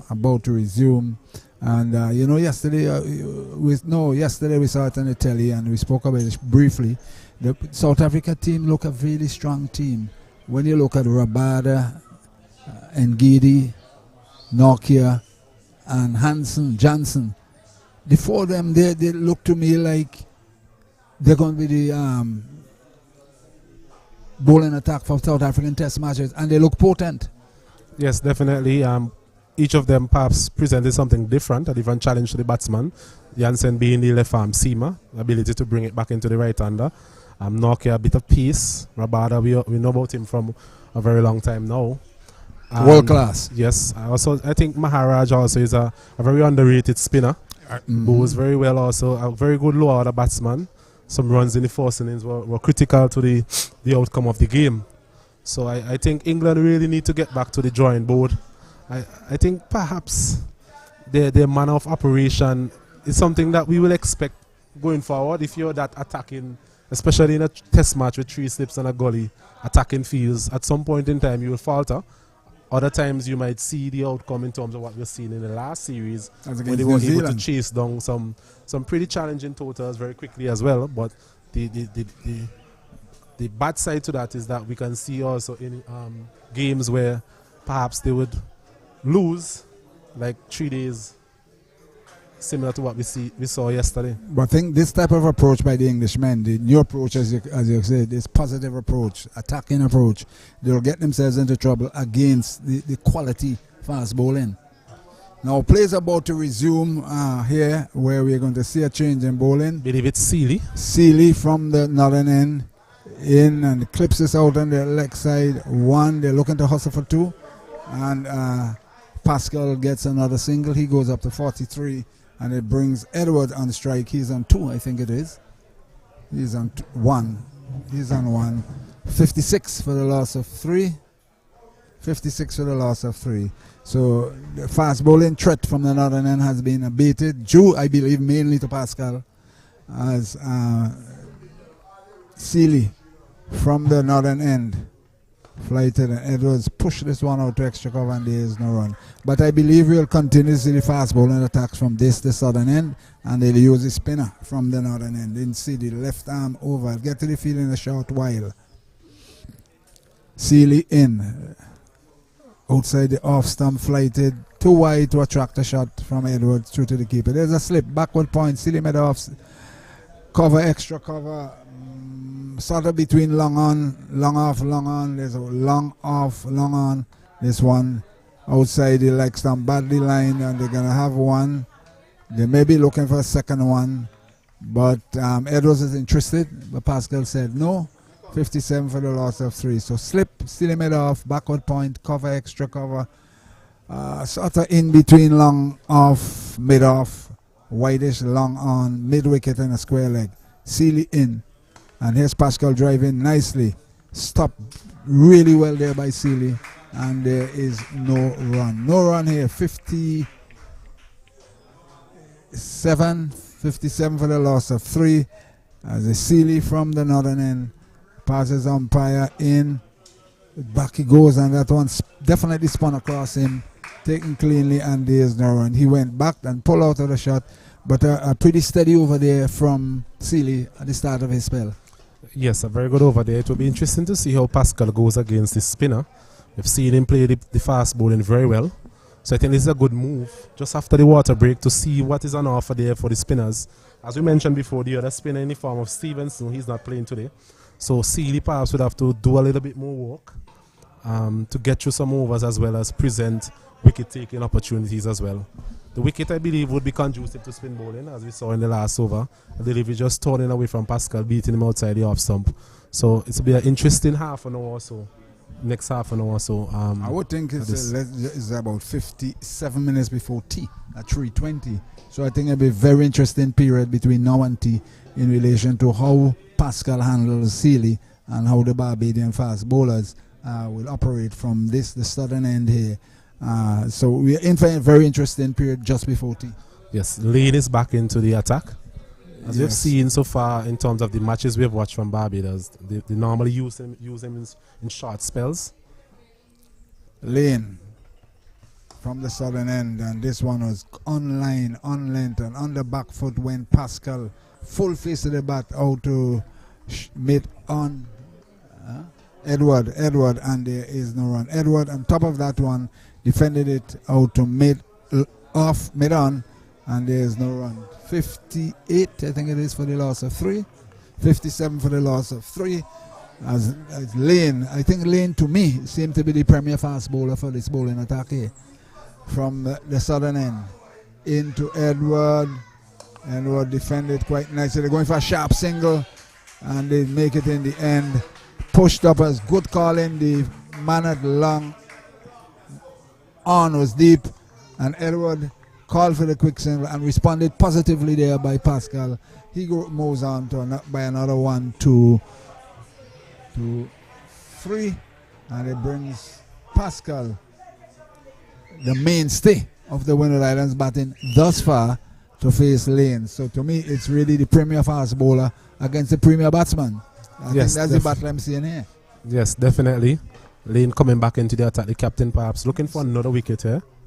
As Lane from the southern end, this one lifting it at him outside the off stump, and on top of back foot, and pushed it out, and there is no run. This certainly will be an interesting battle. Would he be fed with the short deliveries to pull him down to mid-wicket square leg? I'm not sure. Would he be keeping a good line, a good length? It's all in the future, it's all conjecture. So it's really and truly a matter of how things pan out.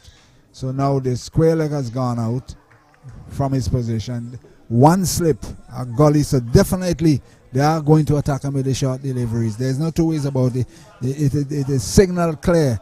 Deep mid-wicket, deep square leg, deep long leg, and Lane into Pascal. Outside the off stump, and really played well. Short lifting outside the off stump, not on his body, outside the off stump, on top of it, and guided it beautifully past gully for 4. A really fine shot, an intelligent shot there from Pascal to the boundary for 4, and certainly the Barbadian team will have to think again. Yes, we were just mentioning a while ago, Goni, about the way the slip corner is not as populated as it was earlier.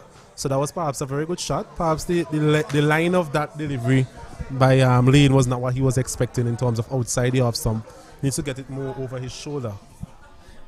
Lane, how would he respond?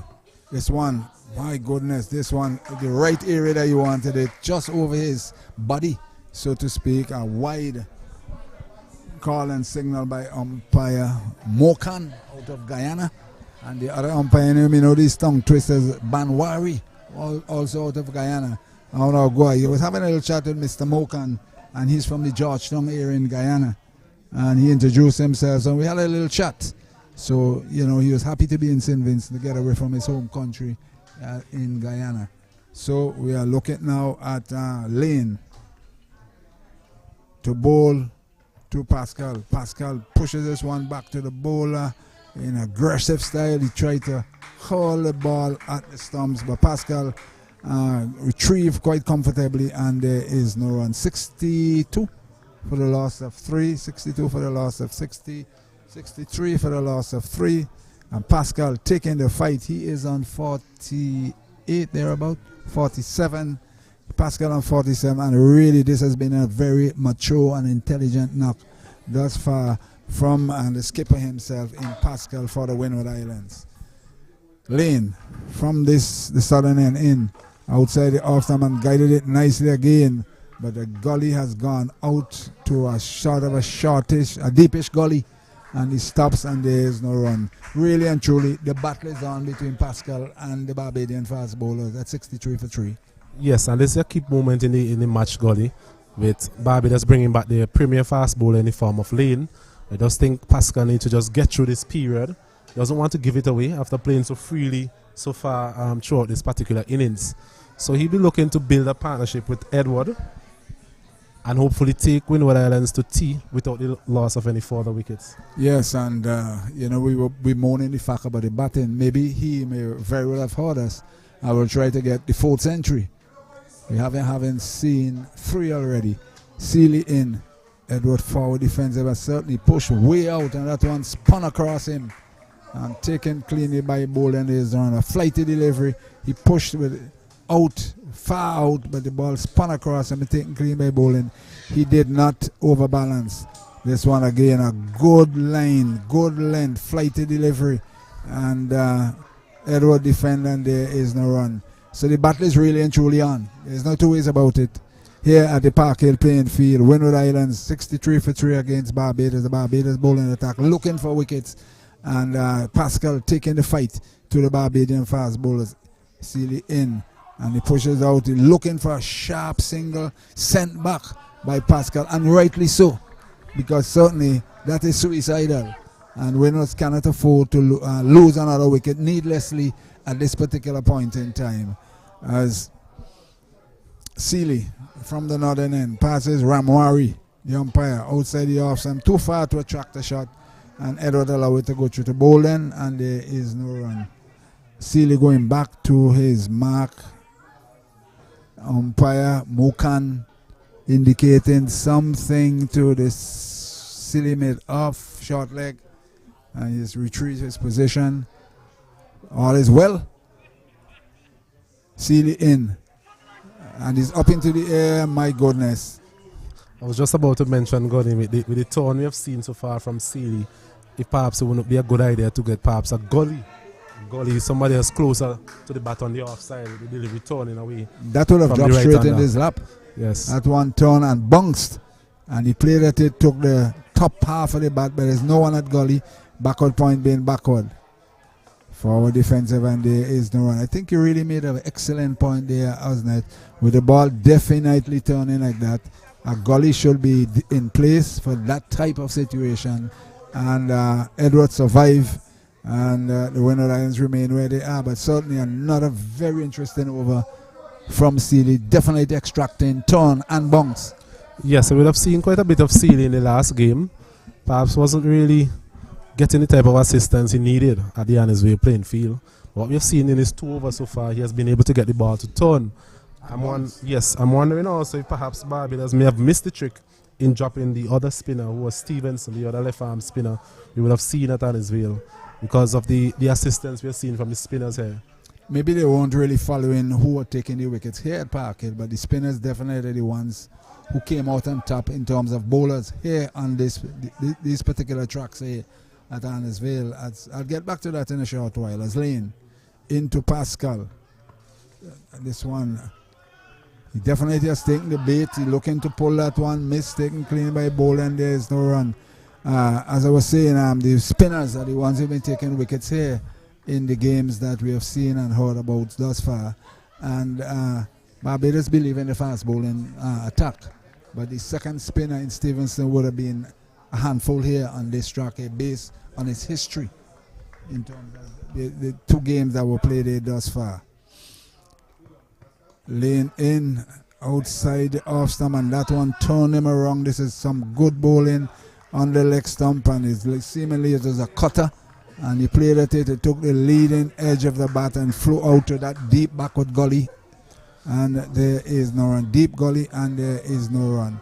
I think the impressive thing about Lane so far, Gunny, is that even in his second and third spell, he has been able to come and bowl at very good pace and good line as well. I think that's been the impressive thing about him so far in this tournament. Lane in, this one again, shot of a good line, and he swayed out of the way. And I don't understand the umpire. He signaled one. This was not very sure. It's across his chest. If my eyesight is my eyesight that bad? I'm certain it's across his chest. Yeah, I think it was a little just about across his breakfast table, as you mentioned in the first innings. Well played there by Pascal. Played by Pascal in the end. As you mentioned, it's important that he doesn't get out at this point in time. Lane in. Again, good line. Good length, and it's being mixed up here by Lane. The short delivery, the good line length delivery, the cutter, and Pascal equal to the task. And certainly that previous delivery is across his breakfast table, and for the umpire to signal one across his head. It wasn't across his head, it was across here, across his chest. Anyway, he is in charge. He makes his decision. We just have to say what we see, so to speak. As Lane, this very, very intelligent fast bowler for Barbados, in. I didn't quite see that one. The security guard ran in front of me. I didn't see. So you explain to the viewer. It was another short delivery there, Gunny, just jumping off a length at the rib cage of Pascal. He ended up playing it a little bit awkwardly in the end. Goal should to be taken by Bolden, and we're hearing quite a bit of chatter there from the Barbadian close-in fielders. Obviously trying to encourage their premier fast bowler. Yes, when the security guard bypassed my eyesight, I did not see what happened. That's why I asked you to explain. Anyway, that is all well and done, and this over has really been a testing over for Pascal. Lane in. Forces this one out to cover. The end of a very, very interesting over, very vital over there from the Barbadians fast bowler, and really and truly, it's the premier batsman against the premier bowler here in the last couple of minutes from Lane and Pascal. Yes, this is the type of cricket that we want to see, Gunny, especially at this particular level. Premier fast bowler running and bowling to a batsman who is set, and he's still able to trouble him to some degree. It tells you the pedigree of Lane, because Pascal has been there from the beginning. He has played all of the bowlers so far, but yet Lane in his second spell is able to trouble him to some degree. With an older delivery, with an older ball. Yes. Certainly. I think Lane looked like one to me for the future, to be very honest with you. I make no bones about saying it. If you can get one of these type of tracks that give him assistance, he's going to be a handful. Seeley from the northern end, in. Edward pushes that one out to short extra cover, and there is no run. Yet still he has not brought that individual, the player, into gully. There's a silly made off, yes, but the backward point could easily come to gully. Forward defensive, airborne. Had he been the short leg was in his position, it would have probably dropped in his lap. But he's moved around to his left to counter that bounce. So, sort of things that's happened there. In. This one flighted.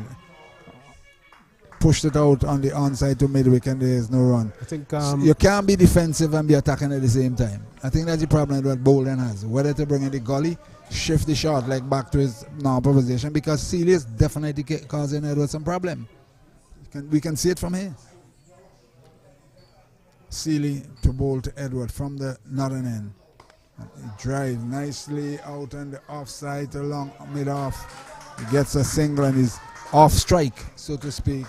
And as he is up to 4 and has brought the pillar, the main pillar, Pascal into strike. It'll be interesting to see how Pascal plays Sealy though. He hasn't faced him, to be honest with you, and how Edward will face Lane in this very good spell he's bowling from the southern end. Here is Pascal onto the back foot. A shorter delivery there from Sealy, and there is no run. 65, I think it is 64 for the loss of 3. 64 for the loss of 3. And Sealy being held up at the southern end. Brung the wicket in. Back goes Pascal, open up and forces it out to back to cover point. No run. 64 for 3. And he's looking to move the man at Sealy mid off and squared up and pushed it away. And certainly we are really witnessing a good battle between the rising stars in the Caribbean cricket. Pascal, Sealy, Lane. Yes, another good over, another tight over there from Sealy. Not giving much away, which is what his captain will be looking forward to, as well as posing a threat in terms of taking wickets as well. I think Pascal doesn't need to be frustrated. His last 9 balls or so perhaps would have been dot balls from Lane in the previous over and Sealy in that over. But he still has a lot of time. His scoring rate is still very good. It's just a matter of just getting through this period, as you mentioned before. Things definitely would get easier for him as he go by. Well, now I believe that our good friend Larry Edward will be tested by Lane. Lane is in a very good spell. There's no ifs and there's no buts about it. Tariq Edwards facing Mr. Lane. Johan Lane from the southern end. This one, a sort of a tennis bounce there, that one that he played at, hit the bottom of the bat and jumped around in the crease there, and he was looking for that ball so it doesn't go onto his stump.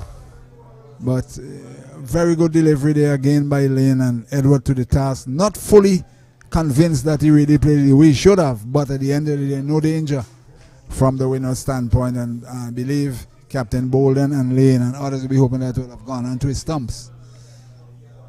Lane in again outside the off stump and back of a length, and he forces it out on the offside. No run. 64 for the loss of 3. And this is a very crucial period that we are ongoing here at the moment.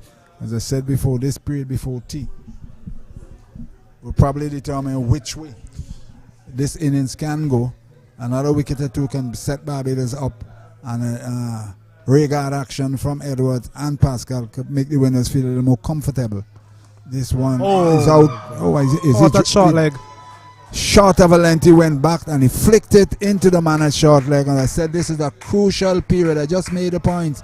Crucial period. Edward Gold caught that short leg. Windward Island 64 for 4. A good delivery there from Lane. As we mentioned before, he has been very attacking in this particular spell. He has tested both batsmen, and in that situation, Edward there just not being able to get on top of that delivery, trying to walk it on the leg side. Very good captaincy as well, having the short leg in. Also a man at deep mid-wicket and fine leg. So clearly the plan was to bowl short of a length, and that was executed well by Lane. So good catch there at short leg. And Windward Islands now 64 for the loss of 4. Yes, and certainly this was really a testing time for the batsmen, as Edward went back, Larry Edward went back, and he can only defend it into that was Brung. He was caught by Brung at short leg. Certainly it was a good delivery again, short of a length and lift, and he flicked it straight into the hands, and a good shot, sharp catch taken. Windward Islands lost another wicket, as I said before. 64 for 3 at 64 for 5. 2 quick wickets can change this whole thing upside down. Barbados has gotten 1, and there's a question with a new man in, who is Murray. Caught Murray. He has come to the crease to face the music of Mr. Lane, and richly deserved wicket by Lane. He's really bowled well enough to deserve a wicket or two. Lane with his tail up to bowl to Murray. In he goes again, back of a length on the off stump, and he showed him the full face of the bat, looking fairly confident, and the total remains 64 for 4. But certainly if anyone deserves a wicket, it's Lane. He's really bowled well. And for what I've seen of him, as I said before, he looks like one for the future once he continues to play cricket. Certainly. As goes back to his mark. There's one slip, just one slip. Gully, backward point, cover, mid off, mid on. As Lane into Murray. And Murray again. Similar delivery, similar shot, on top of it, defense, and there's no run. Be interesting to see if those type of deliveries is on his body. How would he play it? It'll be very interesting. Yes, a confident start so far by Murray, just getting in line of those deliveries. It's back of a length. As we know, Lane has the tendency also to test the middle of the wicket at some point in time. I'm sure we'll see that before this over is completed, considering the feel that we are seeing Gunny. What he tells me is a thinking bowler. That's exactly what he's telling me. Lane into bowl to Murray. Outside the off stump, and he guides that one out to Gully. The end of a fine over there by Murray. A wicket taken over there from Murray. 64 for 4. And the Windwards innings really and truly at the crossroads. Yes, Gunny. That last wicket really denting the way the Windward Island team perhaps were looking to be in terms of a T. You mentioned T is not far away. So they were perhaps hoping that that partnership could have carried on quite a bit between Pascal and was it? That's Larry Edward? Edward, yes, Edward. So Pascal once again, pressure mounts on him. He has been there from the start. He has played very well. But Windward Island will be hoping that he can bat a very long period of time and perhaps amass a big total here for them. So he will need support. Seeley into Pascal. Back he goes and guides this one out of short backward point, no run. And certainly Seeley has a full over to bowl to Pascal, and we'll see how he either defend or attack Seeley. Because he has not got much of him, and Seeley has not seen him much facing. Back he goes and turns it on the onside. They're going for a quick single, a quick return. My goodness. This one on his legs, and he turned it away. And Murray was very slow off the mark, and a direct hit, he might have been in some problems. Yes, a close one there. Really no need to attempt these quick singles. You don't want to lose another wicket at this point in time, especially through the run-out route. So Murray will be facing up to Seeley for the first time. Seeley to bowl to Murray for the first time. He's yet to score. Pascal in forward defensive, and the short legs looking for it, but that ball went back to the bowl, and I think this is testing time for Murray. Can't afford to lose another wicket before tea, but he's been pressured by Seeley in. Back he goes, too short leg, no run, and to me it's a matter of survival at this point in time by Murray against Seeley, as in he comes from the northern end. Forward defensive again. One hop, so to speak, to short leg, and there is no run. Something is going to give either way. Seeley not losing his line, keeping it right thereabout. Outside the off stump, and he followed the turn and just guided out to backward point. No run, 1-1 in the over. Certainly another good over by Seeley, keeping the pressure on the Windward Islands batsman, set up by Lane, and he's ensuring there's given full support to Johan Lane. Yes, another good over by Seeley. He has bowled 4 overs so far for 4 runs, so he has been very economical. He has gotten the ball to turn away from the right-handers as well. So he will be in for a long spell, perhaps from that end. As we mentioned, rotate the fast bowlers from the other end. Certainly, that is the ploy, and we're seeing the big man having a chat there with umpire Mokan from at least the southern end. Maybe they're checking on the number of overs he has bowled. I believe that is probably what has happened. Am I right in saying that? That's my assumption of the situation. But both the umpire is looking at his paper with his pen. The play is there. Would Lane be able to bowl another one? This would be Lane's 8th over. Yeah, but I think you allow 6, and then you have to take a break. Right. But the Barbadian. But remember, he would have bowled 4 in the first spell. Yeah, so. But the Barbadians are very smart. They're not bowling M6. They're bowling in 3 and 4. so that they'll be able to come back at a given time. It's very, very clever thinking, and that information is passed to, I'm sure it's been passed to Bolden, the skipper, and the team, and they are really, really capitalizing on this situation here. You can bowl 6, we're not bowling 6, 4 off, so we can come back at a given time when the pressure is really on. This one outside the off stump to Pascal, and Pascal square cut that one beautifully to the Gambang River 4. Shot outside the off stump on the back foot and slapped it to the third man area for 4. He's up now to 52, and certainly a really welcome 50 here from Pascal. Yes, Connie, it's one of the better innings we have seen so far in this tournament. He hasn't really offered opportunities to the opposition. He has played well, positive in defense as well as in attack.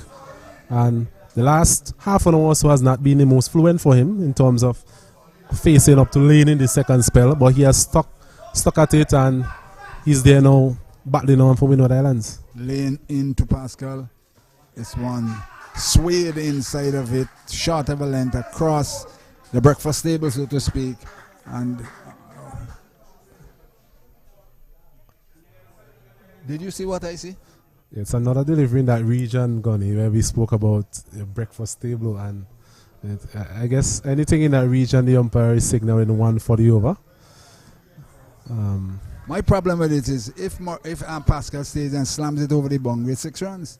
So why allow the ball across that area that allowed to pass? It's not a set height.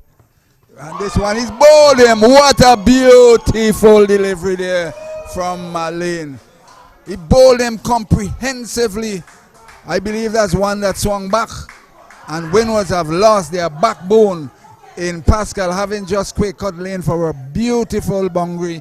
He came back with an absolute peach of a delivery, one that cut back and hit the off stump out of the ground. Windward Islands in trouble here now. 69 it is for the loss of 5. Yes, Gunny, we have seen there from Lane again, quality bowling. Most of his delivery so far, perhaps on and about the off stump moving away. His delivery appears to have nipped back in between bat and pad, and Pascal there losing his off stump. Very good bowling. Excellent bowling here from Lane.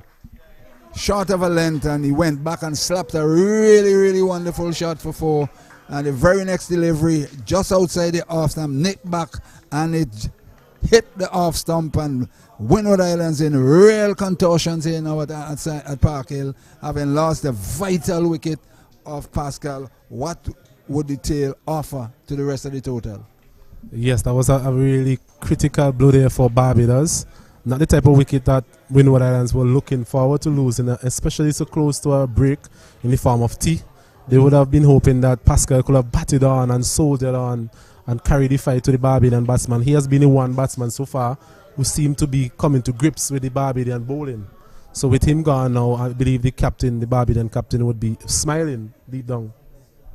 Having seen the back of him, he really, really, really batted well. We'll get those figures for it in a while, the boundaries, time, etc. But certainly, it's one of the better innings we have seen in this tournament thus far from Pascal. He really took the fight to the Barbadian fast bowlers who have been thereabout, probing away. As Lane with his tail up in. Forward defensive to the new man in, who is Noel. Leo Noel. He's in 69 for 5, as I said to you a bit earlier. Noel Leo. You're not all mixed up here. All mixed up here. Noel Leo is at the crease. 69 for 5. You're just seeing a spectacular dismissal. Bowl comprehensively. And that's Pascal from Lane. Lane in to Leo. And Leo lifting on him, and he defends it well. Another left-hander, and it totally made 69 for 5. And this type of bowling here, I'm not too sure how the Windwards lower order is going to handle it based on the type of quality bowling we're seeing here from the Barbados bowling attack. Well, looking forward, what they can say is that perhaps this would be the last over for Lane in this particular spell, or perhaps one more. But there are 3 others to come. Yes, 3 other fast bowlers. But Lane has looked the most threatening so far. Yes, I agree. And they'll be looking to just see him off, not giving him any more wickets. But when you study what is happening, he missed his run.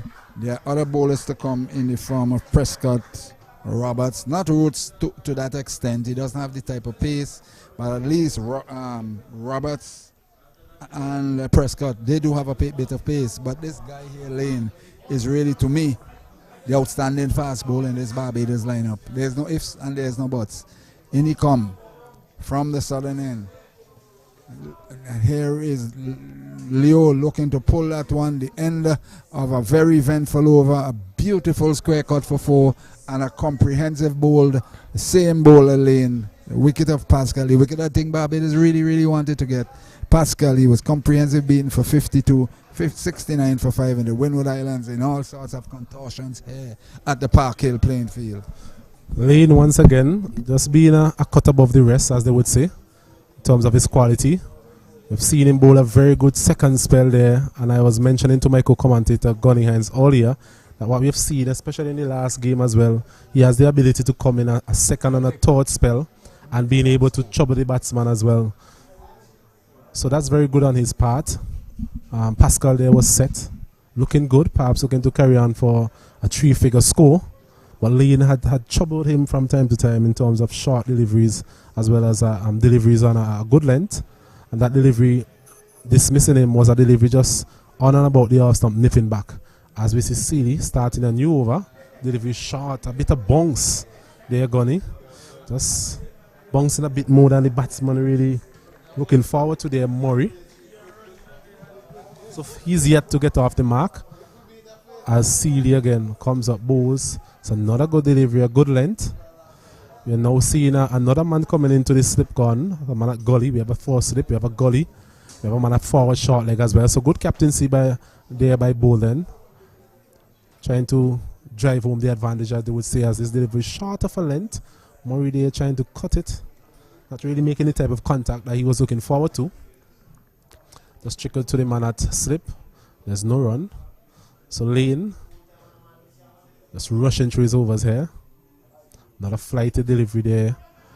Murray coming forward and just pushing at it. So it's been a mixture of good deliveries and in terms of a good length from Seeley. He has also been able to flight the ball as well. As that's one a quicker delivery there. So we're seeing the full armory here from Seeley. That one a quicker delivery. Pushing through. Murray in the end. Well played by Murray. Just keeping that one out. As Seeley again comes in, bowls another flighty delivery. This one turning a bit, and Murray negotiates it well.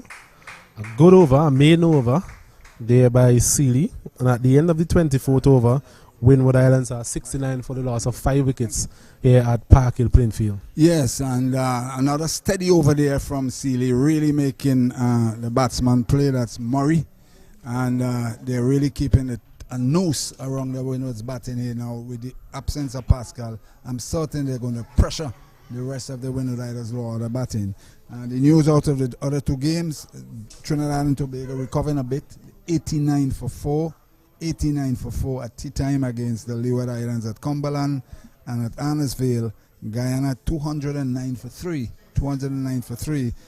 with Ramnath 107. He got out against Jamaica. It's Roberts once again for a new spell from the southern end. His delivery is back of a length. New batsman there, Leo, just standing firm in defense. So both players yet to get off the mark. So that will be added pressure to them. I'm sure the Barbadians will be making it as difficult as possible for these batsmen to get going. They know the key player in the form of Pascal. He's now back in the pavilion. He was the one player who perhaps was able to play freely and score freely throughout the day's play so far. As Roberts again comes in, bowls. His delivery is on the line of the leg stump, trying to walk it down to fine leg. Just taking his side pad there, thigh pad, and wicketkeeper collects. There's no run.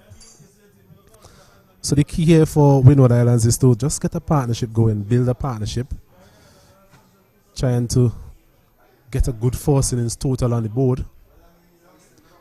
As we mentioned before, their batting has not been the best throughout the tournament, so they'll be looking to improve on that. As Roberts again, the tall fast bowler, he's coming around the wicket this time. His delivery is back of a length, Leo. Just playing that one firmly back down the wicket. He's yet to score. Score remains 69 for the loss of 5. A good day for cricket here. A bit of sunshine. Earlier we had a bit of rain. A few minutes, which would have caused a delay in the start of today's proceedings. But so far this afternoon we have had wonderful weather. Good weather for cricket. As Roberts comes in, bowls a shortish delivery. No ball signal there by the umpire. From time to time he tends to strive a little bit more. We've seen quite a few no balls from him, especially in the last game.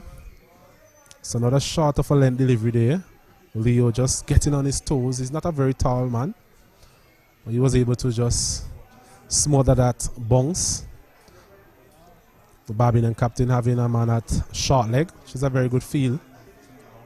So 2 slips, a gully, man in the covers, mid-off, mid-on, deep square leg, and also a man at deep fine leg. As Roberts again comes in, bows, another shot, he's pulling this one, good shot for 4. So a shortish delivery there again, and Leo there just rocking back on his back foot, pulling that one down to the long leg region. The fine leg perhaps was a bit fine there. So he managed to get it between the man at deep square leg and long leg.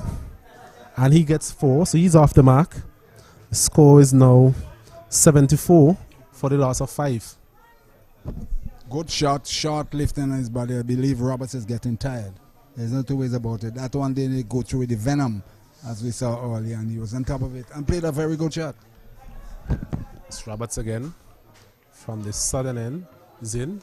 Delivery on a good length, and Leo is coming across and is pushing it out to the man at cover. There's no run. Total remains at 74 for 5. What type of total do you think Windward Islands will be looking for here, Gunny, in their first innings, considering how things have gone so far? I believe they may be looking for whatever they can get, probably in excess of 150. Probably. 150 certainly look a long way off here.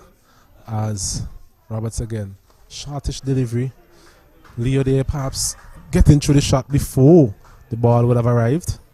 As we would have mentioned before, Roberts doesn't have the pace of Lane. So Leo there just completing that pull shot before the ball would have arrived. It's another single added to the total.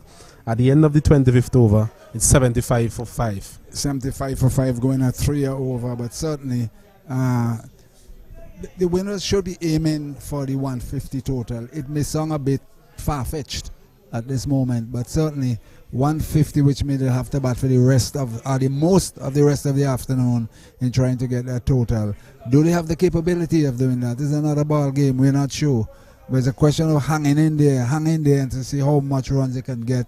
And as I say, aim for 150. If they fall short 130, 140, you'll have seen the effort from them towards getting it. But the Barbadian, on the other hand, the Barbadian bowling attack certainly are really going at them, trying to see how quickly they can dismiss them and try to start maybe even bat this afternoon. Yes, they'll be definitely looking to wrap up the lower end of the Windward Islands batting. So we see Seeley continuing from the northern end. He'll be bowling to Leo. Left-hander. So we have a man at leg slip. We have a man at short leg. We have a slip. A Seeley. This delivery is coming back there, Leo. Perhaps should have been on the front foot. Getting the outer portion of the bat. Another single added to the total. It's 76 for 5. So Seeley would be happy to bowl to these 2 batsmen.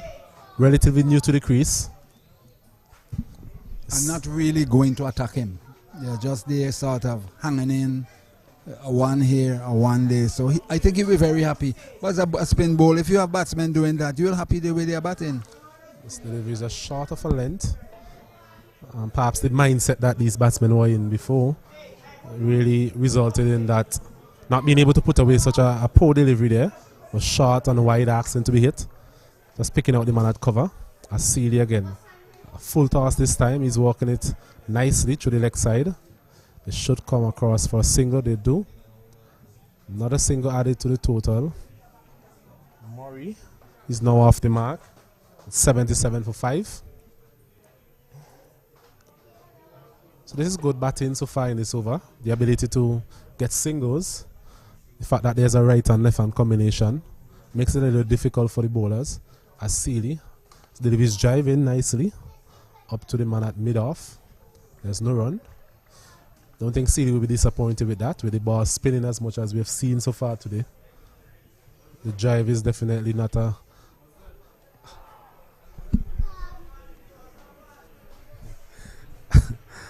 As that delivery a bit flighted. Leo is a long way forward there. Playing it officially up the pitch. There's no run. As Sealy again. Another flighted delivery. Good bowling here, Sealy. Trying to get Leo to come on to the front foot. That's the end of another over. At the end of it, it's 77 for 5. Wasn't that Daiketo was giving you some jokes? But I won't repeat it here for our viewers.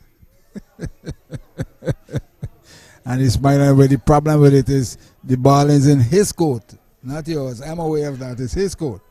But leave it right where it is. Another good steady over there from Lane as the Windwards continue to probe in the form of Leo and Murray to try to see how much more can be added to the total, albeit slow, because the main batter, the backbone of the innings is out of the way, Pascal. And I personally do not expect any reasonable scoring here. I think the slow scoring it will slow down and then the wickets will fall bit by bit. I think that's basically what we'll really see. So 2 slips and a gully. They revert to some attack. As Roberts again comes in, bowls to Murray. His delivery, Murray is forward. Pushes it out to short cover. And there's no run. So Murray has looked solid so far without being overly threatening. He's been able to get in line with most of the deliveries he's come up against so far. That will be good from a Windward Island perspective in terms of building a partnership, nullifying the threat of the Barbadian bowlers. As Roberts again comes in from the southern end and he's driving nicely. Should be able to get at least 2. Yes, they come back comfortably for 2 runs. So 2 more added to the total. It's now 79 for 5. Murray, he moves up to 3. A foolish length there, and Murray just coming forward and not trying to hit it too hard. Just punch it through the covers and manage to accumulate 2 more to his tally. As Roberts again comes in from the southern end. Bowls to Murray. Another foolish delivery. Murray coming forward, not timing it as well as he would like. Goes out to the man at point, and there's no run.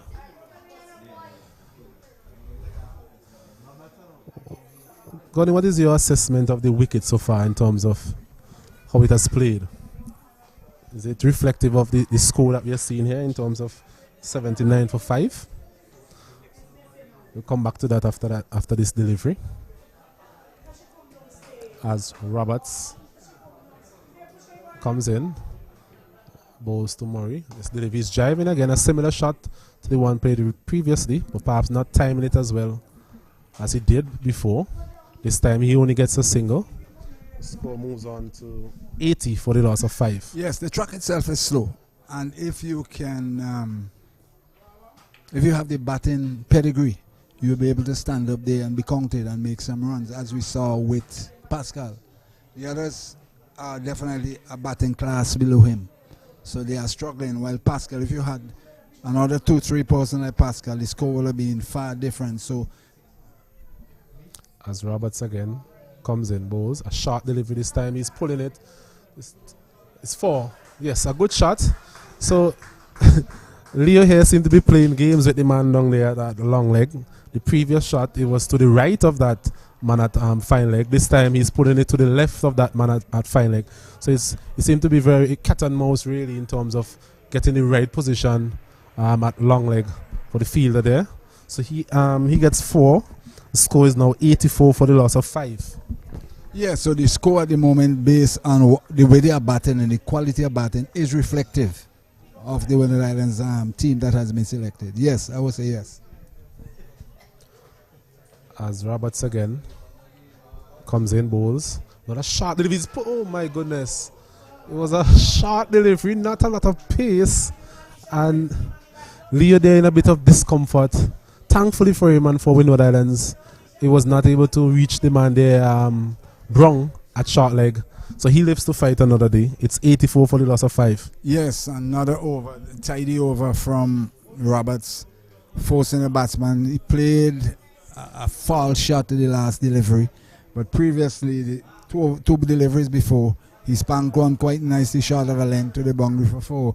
So it's a mixed bag over from Roberts. Remember, he doesn't have the pace of a Lane, because had it been Lane bowling and that shot was played, it would have lobbed up straight to Brong with the extra pace. He would have been late on the shot, but he was a bit early on the shot and he got away with it. But certainly, Barbados on top thus far, and I believe they'll be pressing, looking for another wicket with another 15 minutes or so to come. As we see Seeley bowling from the northern end. This delivery is short and a bit of inside edge, is it? No. I thought I heard 2 noises there. I thought I heard 2 noises myself. Yes. But umpire saying not out. Wasn't really a vociferous appeal there by the men around the bat. So the umpire was within his right to say not out. As Seeley again bows to Murray. This delivery is back and punching it back up to the bowler. Yes, I would like to see Seeley flight those deliveries to the batsman, based on the fact he have a slip, a gully, silly mid off, and a backward flight. I like to see him flight so they will come out on the front foot to see what they will do. As Seeley again. That's the line, that's the trajectory. Flighted, allowed him to come forward, and let me see what sort of batsman the both of them are. Seeley again comes in. This one is full, punches it out back to the bowler. There's no run. This is good bowling. The pace is about right, the line and length is about right, and the batsmen are stretching out on the front foot to defend. This is good bowling. It's been a very economical spell so far from Seeley as he comes in again. This delivery is a bit shorter. Batsman going back and just watching it closely. Yeah, he's into his 7th over and he's had none for 6 so far.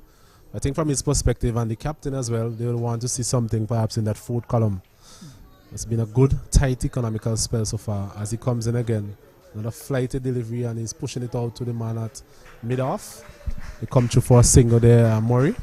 1 more is added to the total. It's now 85 for the loss of 5. Murray, he moves on to 5.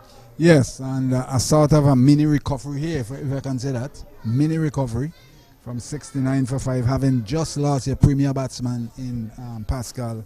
And these two are fighting it out for the Windward Islands, keeping the Barbadian bowlers at bay. And just not too far away from T, it's really a question of can they survive, or if they do not survive, it's a question whereby we cannot afford to give our wickets. Somebody has to stay here and see how far deep into the afternoon session we can go, bearing in mind that the premier bowler is off, which is Lane, and the other bowlers is a question of let us see what they have to offer and bat what we see, and be able to stay there for as long as possible in terms of Windward's cause. Yes, I think the new bowler is now Tariq O'Neill. He'll be coming in from the southern end. Looks to be a bit of a right off spinner. Off spin, yeah, it looked like off spinner. Yes, which I think is a good move. Perhaps, as you mentioned, Roberts was getting a little bit tired in the last over. So it's spin from both ends. That's something we are used to from Barbados. As O'Neill comes in, his first delivery is back of a length. That one turned, the way how he actually turned him around, and he actually had to force it out on the onside rather than playing it through the offside. That one definitely turned. As O'Neill once again bows. This is a good delivery, a good length. So a good start by O'Neill. Good flight. Murray there just coming on to the front foot. Plays it back up to the bowler. No run. As O'Neill again comes in, bowls. And a flight to the base. Sweeping this one to the left of the man there. He was not really in the circle there, Gunny. He was neither back nor in the circle. So a bit in between. A good sweep shot there to the left of the man there at square leg. He gets 4. It's now 89 for the loss of 5. And that one was played all along the ground, which made it very important. He swept that one away to the left. And now I think that Bolden has pushed them right back to the fence. I would not have pushed them back. The matter positioning properly halfway. Being an off spinner myself, I know about it. So I will have let him come back in short square. As O'Neill again, another flighty delivery. Murray just coming forward. Tight in defense. He has looked good so far. Murray is 9 from 27 balls. As we see O'Neill, the flighty delivery this time, and he's a long way forward once again. So O'Neill seems to have a good loop to his bowling, giving the ball a bit of air, just not a batting. Murray is looking to soldier on here for Windward Islands, as O'Neill again comes up, bows, another flighty delivery. It's a long way forward once again, well played. Good start by O'Neill apart from that boundary. At the end of it, it's 89 for the loss of 5. And tidy over there, steady over there from Neil.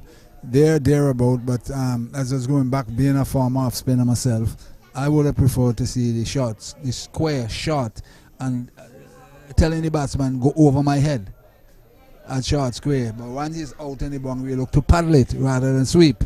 So sometimes you have to play this cat and mouse game. Allow batsmen to think, yes, he's short, I can go over his head, but then is where you have increased your chances of getting a batsman out.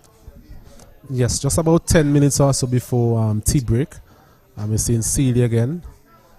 As his delivery is walked out to the man at deep square. A shortish delivery, Leo just going back and just punching it out to deep square leg. He gets another single. It's 90 for the loss of 5.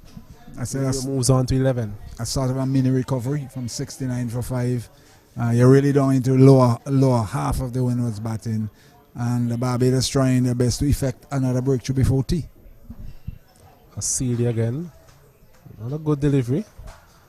Murray there just doing what he has been doing all day, coming forward and pushing it up back to the bowler.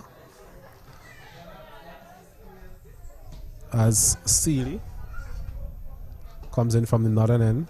Another flighty delivery this time. Murray's walking it down to the man at mid-on, and there's no run. So somewhat of a mini recovery as Gunny would have alluded to earlier. At 69 for 5, staring down the barrel. 90 for 5. So a partnership of 21. As Sealy again comes up. His delivery is short of a length. Plays it back to the bowler. Out to the man at cover, and there's no run. Sealy has been tight without being overly threatening. We have seen a couple of his deliveries turning away from the right-handers, but he has not been able to do so consistently. This one is flighted a little bit more. Murray once again coming forward and just pushing it out to cover. There's no run. So he's into his 8th over. As we would have predicted, it would be a pretty long spell for Sealy,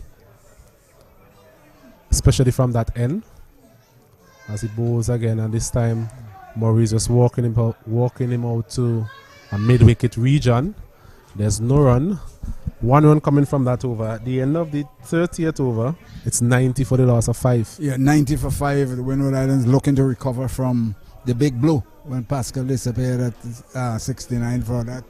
Beautiful innings of 52 from him, and the Barbados bowlers, they're trying to see if they can effect another breakthrough. It's a question of where Murray and Leo should try their best towards batting the last couple of minutes before tea and keep them at bay, whilst the Barbadian bowlers be trying to effect a breakthrough. So again, another vital 6-7 minutes before tea is a question where the Windward Islands batsmen in Leo and Murray should be saying to themselves, we cannot afford to lose another wicket before tea. Definitely. As a batsman, you're always looking forward to these intervals. So it is going to be O'Neill again into his 2nd over. It's coming from the southern end. It's a flighty delivery, and Leo is a long way forward, playing that one back up to the bowler, and there's no run. I think perhaps the captain can bring another man into a short leg position, seeing that it's so close to tea time. Just add a little bit more pressure to the batsmen. You know that they're not going to play any shot in anger as such. As O'Neill again. Another flighty delivery pushing out to cover is Leo. There's no run.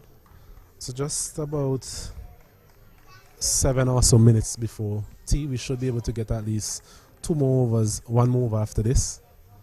Depends on how fast the spinners get through their overs. I think also the Windward Island batsmen will be looking to ensure that they're able to kill as much time as possible to limit the number of overs that they actually face before tea. As O'Neill, the right arm off spinner from the southern end, another flighty delivery. Leo again a long way forward. A good testing line here by O'Neill. Good flight. Getting a little bit of turn, nothing extravagant. O'Neill standing firm so far. Leo standing firm so far. As O'Neill comes in again. Another flighty delivery, this time pushing it back up to the bowler. There's no run. 4 dot balls so far in the over. As we said, perhaps the Windward Islands batsmen looking towards tea. O'Neill again, another shortish delivery this time. Leo just going back on the back foot and just steering it out to the man at point. There's no run. 1 more delivery remaining in this over. As we see O'Neill comes in once again. With a flighty delivery, and Leo is a long way forward. A shot that we have seen all over. So it's the end of that over. It's a maiden. It's 90 for the loss of 5. Yes, and Murray intent on defense, ensuring that he plays the ball that is delivered to him with a full face of the bat, and keeping out O'Neill.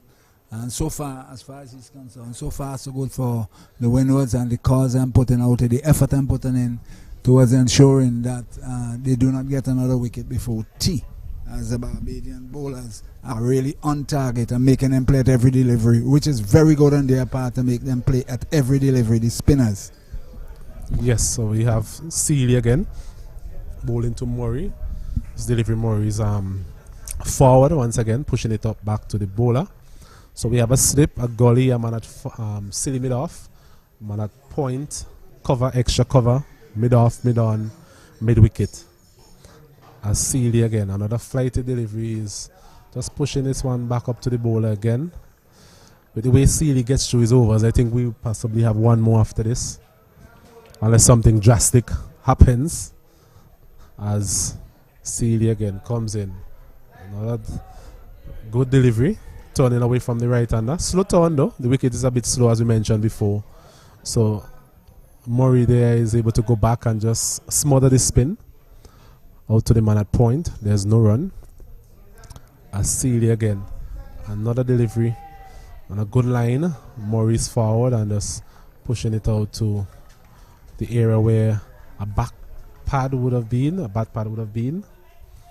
No run. So 4 dot balls again so far in this over.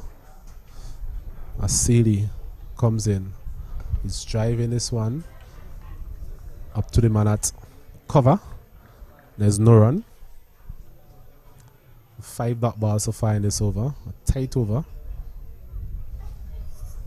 As Sealy again, this one is a bit shorter, and Murray successfully negotiates it. And that's the end of another maiden over. It's 90, it's still 90 for the loss of 5. Murray, he's on 9. Leo, he's on 11. As the stalemate continues between bat and ball, because Murray and Leo are intent on defending their wicket, defend their cause for the Windwards. And the bowlers, spin bowlers in Sealy and O'Neill continue to probe at the stumps and hoping to get through these overs quickly. I believe this one will be the last one before tea, but they really hustle to get in this one. It's a question of keeping the Wolves at bay as far as Leo is concerned here, facing O'Neill. It's O'Neill again, the off spinner from the southern end. This delivery is beating him outside the off stump. A bit of turn there from O'Neill. There was Leo, a long way forward. Delivery just turning away from the bat. Well taken there by wicketkeeper Bolden. There's no run. As O'Neill again comes in.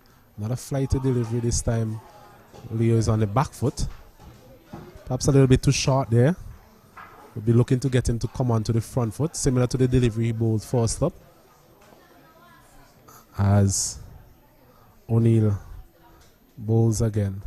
This delivery short of a length.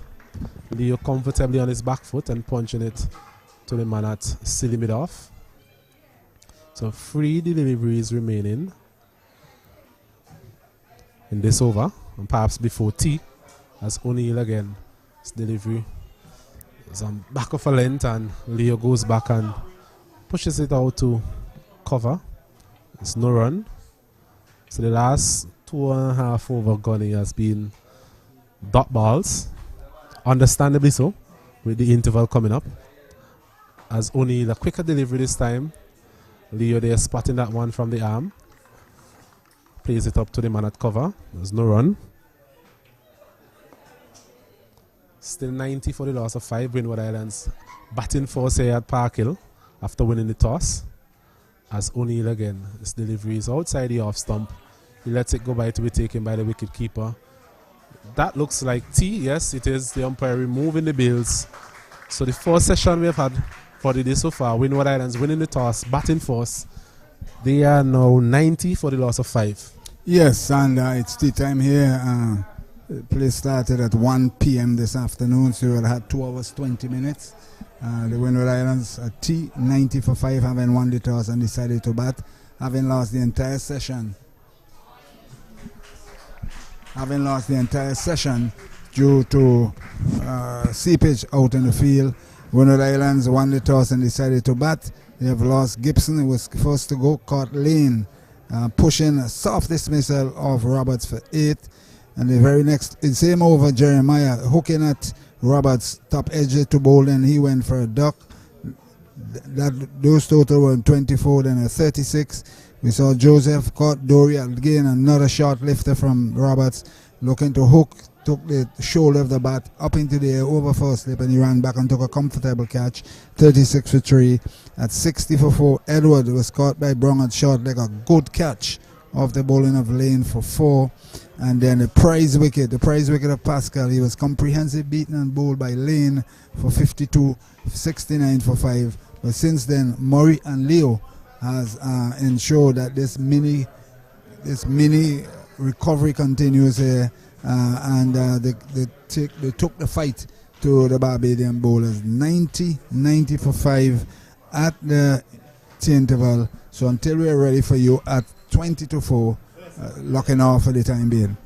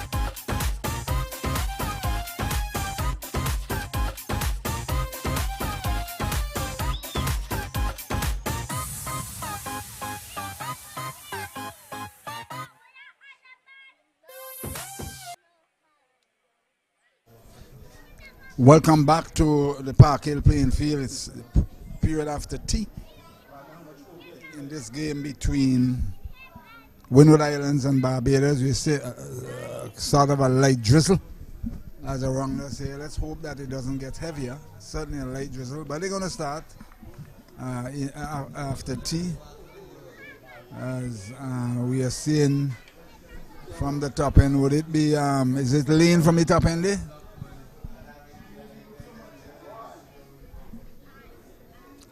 Batsmen, they are confronting each other, speaking to each other, talking to each other, hoping they'll be able to bat as long as possible for the Windward Islands, while Barbados be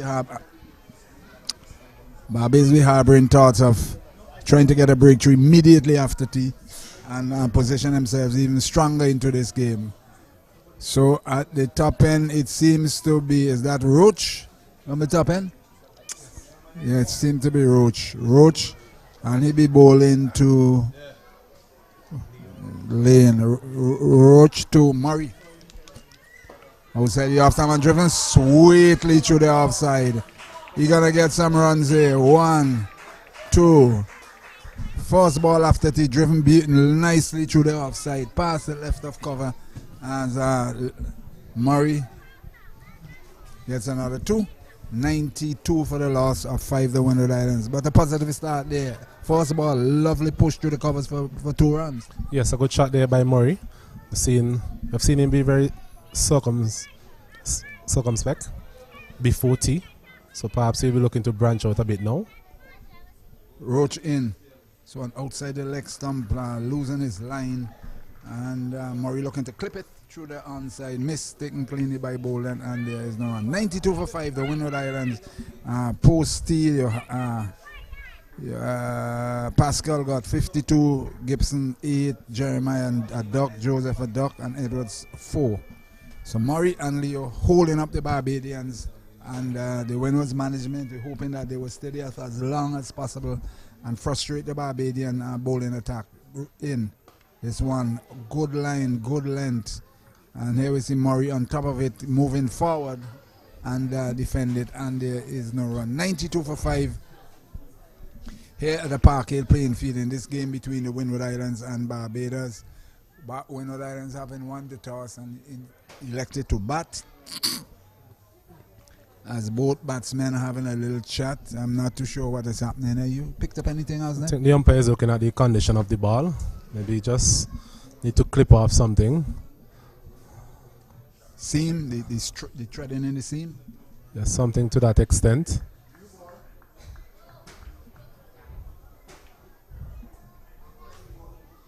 We're still waiting to see what happens, but both umpires, they are coming towards the pavilion and they're looking for Mr. Sutherland, the third umpire, in terms of a change of ball. Yes, I think that's definitely what they will be doing.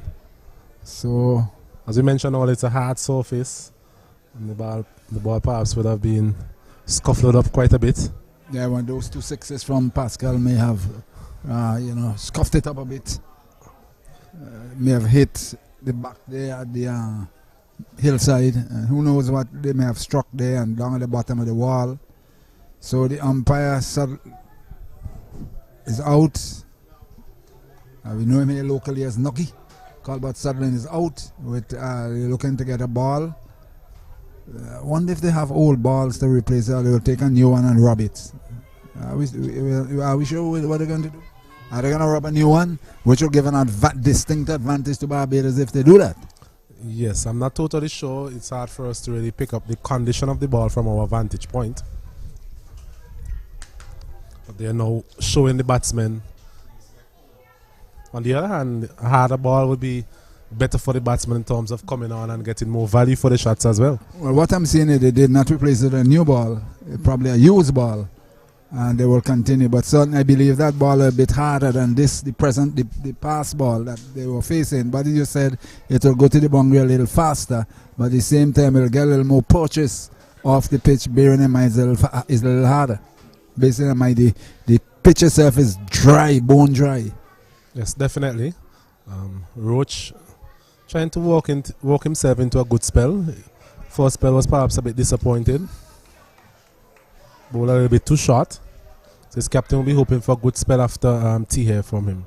So it's Roach from the northern end. This one is certainly hit the bat a bit harder there. It is a harder ball. Maybe in a similar condition, but it's a harder ball. And he really hit that bat hard.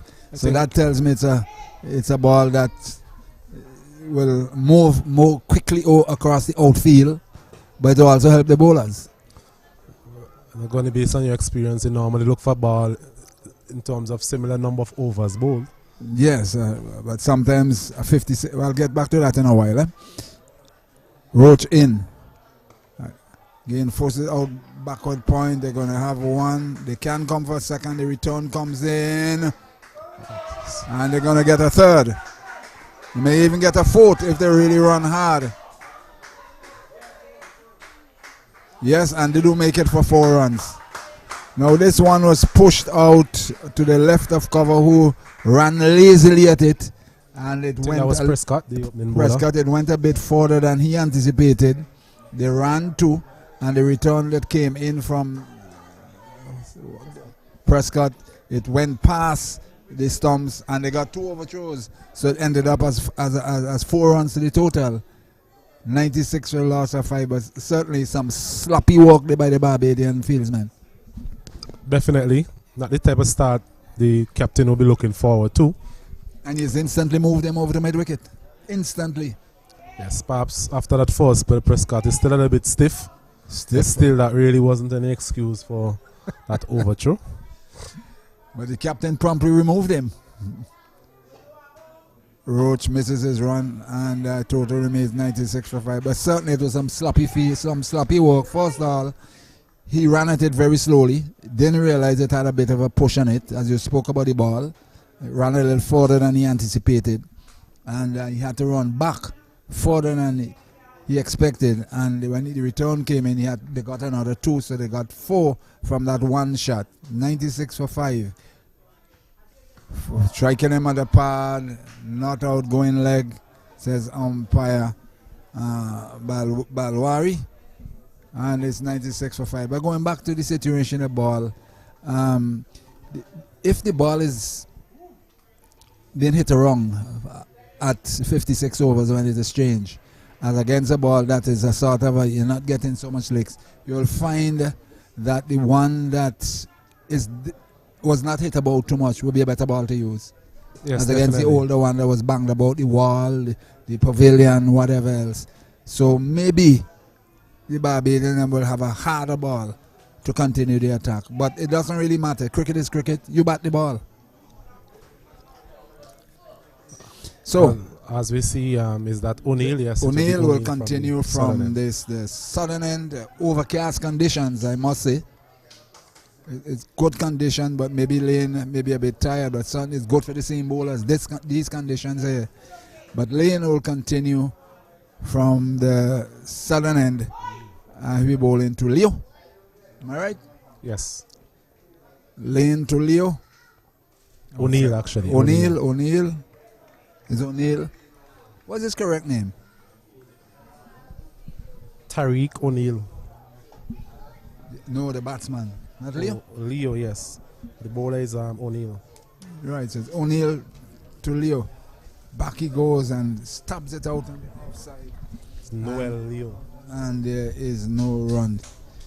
96 for the loss of 5. Barbados having had to feel after Windies won the toss and decided to bat. And certainly overcast conditions here at the Park Hill playing field.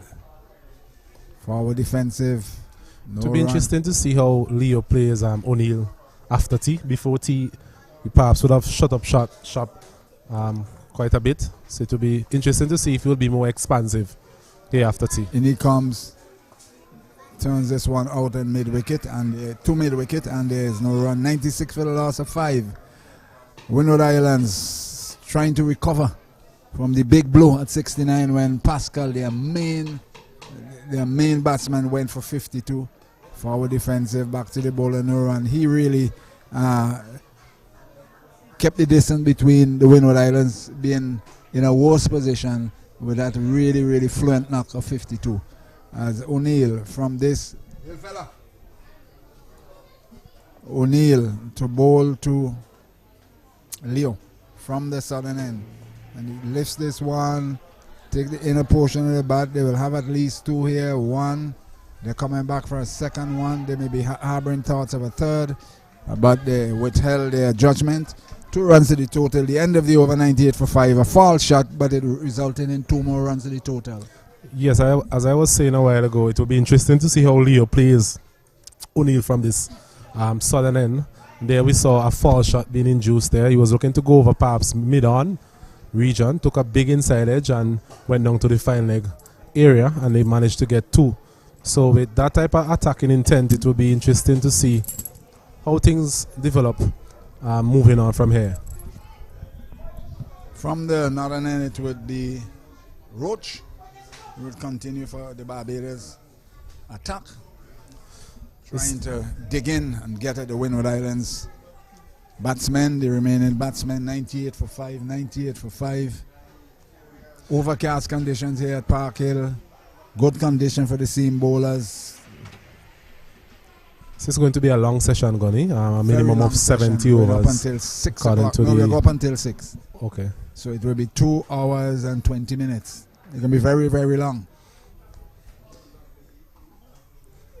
In this one, a good delivery. Is that change of bowling? Is that? It's Roach. It's still Roach. Change of bowling. Still Roach? Still Roach, yes. Looks a little different. Looks a bit taller to me. Maybe the overcast conditions. It's blurry. Oh, yes. But down on the eastern side, there's some clouds hanging about down on the corner. Let's hope it just blow over. Overcast as Roach from this northern end in forward defensive. No run, 98 for 5. A partnership of what? 28? Partnership of 28, which is vital in the given situation. It's still small, but they need to add as much as possible, maybe to turn the 8 into in front, so you'll get a partnership of 82, which you will certainly welcome. Definitely. Roach in. Murray again pushes one back, keeping a line, keeping a length, and equal to the task is Murray. No run, 98 for 5. Here at the Park Hill playing field in the Cricket West Indies Rising Stars Under 19 tournament. 2 other matches ongoing at Cumberland, where Trinidad and Tobago are playing the Leeward Islands, and at Arnoldsfield, Guyana against Jamaica. As in, it clips this one away nicely down to square leg. They're going to have one. They're going to come for a second. Clips this one away nicely out on the leg side. 2 runs to the total, and the Windwards 100 is up. Yes, a pretty easy pace wicket. This wicket is Gunny Hines. If you're a batsman and you're willing to work hard and just dig in, there's runs on offer. Definitely there's runs on offer here, particularly once the ball becomes a bit older. 100 for 5, the Windward Islands. They have crossed that into the 3 figures. Roach in. This one outside the leg stump certainly took inside edge, and it flew down to a leg slip area. So he got 2, another single, 2 fortuitous, 1 fortuitous run there, and there's 101 for 5. And every run counts as far as the Windward Islands are concerned. Barbados will be moaning and groaning, but that's how the game goes. I think they haven't reached the point of frustration, but certainly these two have really held them up since the dismissal of their prime man Pascal, and they're trying all their work towards breaking this partnership.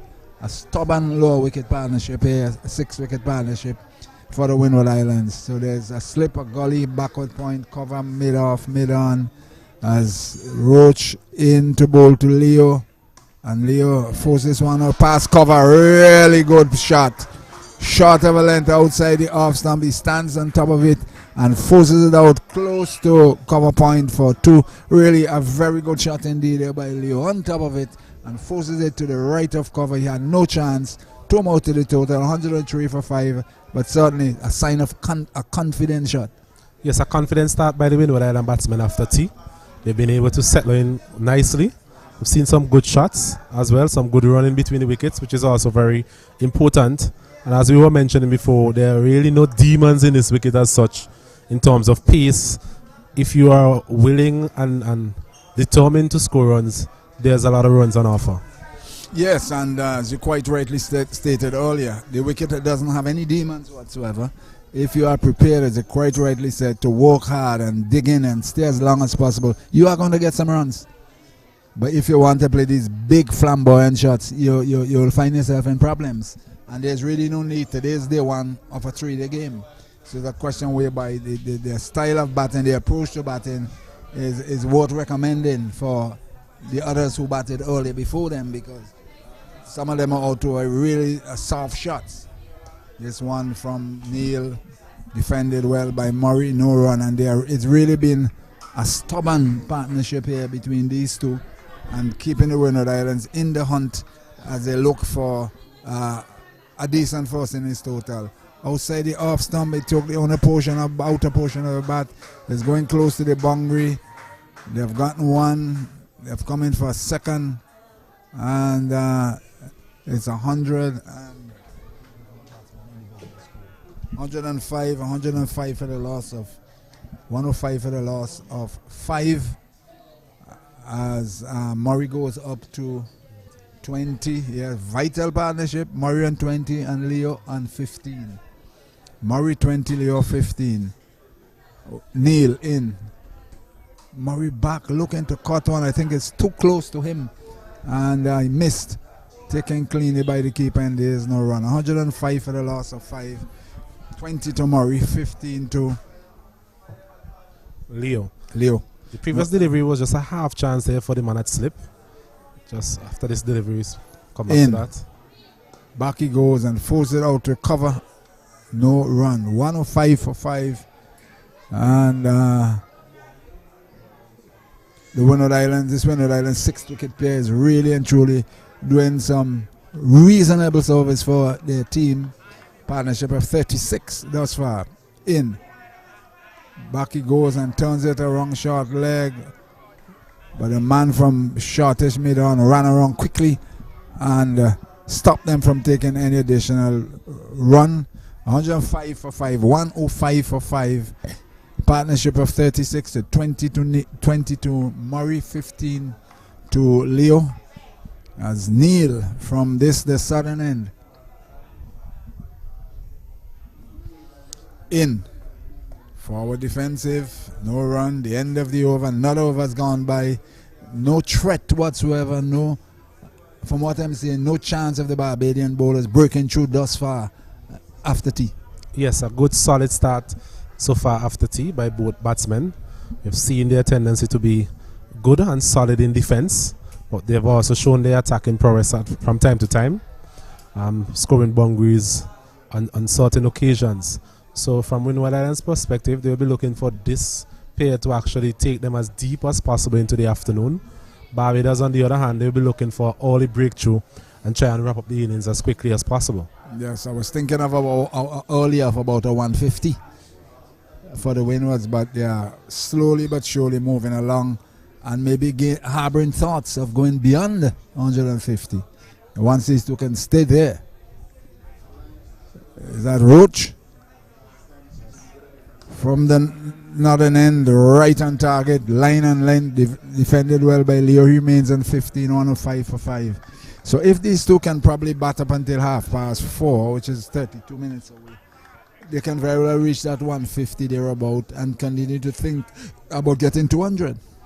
Well, the scoring rate for Windward Islands have been very good throughout the innings, just hovering around 3 runs per over. Roach into Leo. They're driving through covers, but half stop. Effective stop, I should say. That one driven to the right of cover point. Fielded there, and just a single. 106 for 5, and Leo goes up to 16. Leo up to 16, and it brings Murray on 20 into strike. But a good stop there with the man at cover point. Yes, the big fast bowler there, Roberts, is giving some support to his fellow fast bowler in the covers. It's not often you see a fast bowler in the covers. These are little things our skippers have to learn. Try to keep the fast bowlers away from covers, certain areas. On the stump, straight bat from Murray back to the bowler. Total 106 for 5, 106 for 5.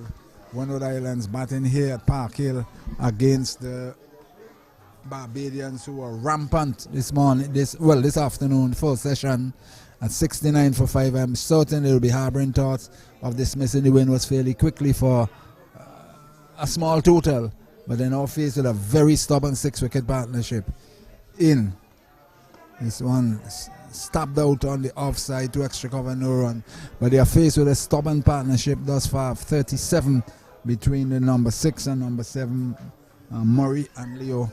And I'm certain that Bolden and the other may be wondering, what can we do towards effecting a breakthrough? Yes, so far they've opted for Roach, who is a slow, medium-fast bowler. Doesn't have the pace of the others. Roach in. This one outside the leg stump, losing his line. And taken cleanly by Bolden. And there is no run. 106 for 5. And I'm certain that this partnership will give the remainder of the batsmen confidence once they hit out of the crease, whenever it is their turn. Whenever, you know, these two can bat problem till close the plane. We're never too sure. Well, from Windward Islands' perspective, they'll be hoping that your latter comment is true. Roach from the northern end, motoring in. So online defended well past the bowler, no run, 106 for 5. They have another over, and Barbados, they have made me frustrated, but you can see that they are trying. But as I said, maybe if for whatever reason they can bat up until 6 o'clock, I think the Windwards will be happy. If not, stay out there as long as it's humanly possible. Yes, this partnership is testament to what we were speaking of in terms of the wicket not really having any demons in it as such. It's an easily paced track. The ball coming on reasonably good onto the bat. A bit of tone there for the spinners, but nothing extravagant. And the pace at which the ball is thrown is also very slow, so the batsmen have enough time to adjust their shots as well. So this partnership just growing slowly, and it's slowly getting into the region where Barbados will feel a little bit frustrated. Neil to Leo. Leo driven nicely through covers. They're gonna get some runs here. 1. They're gonna come for a second. The return comes in. A good shot along the ground.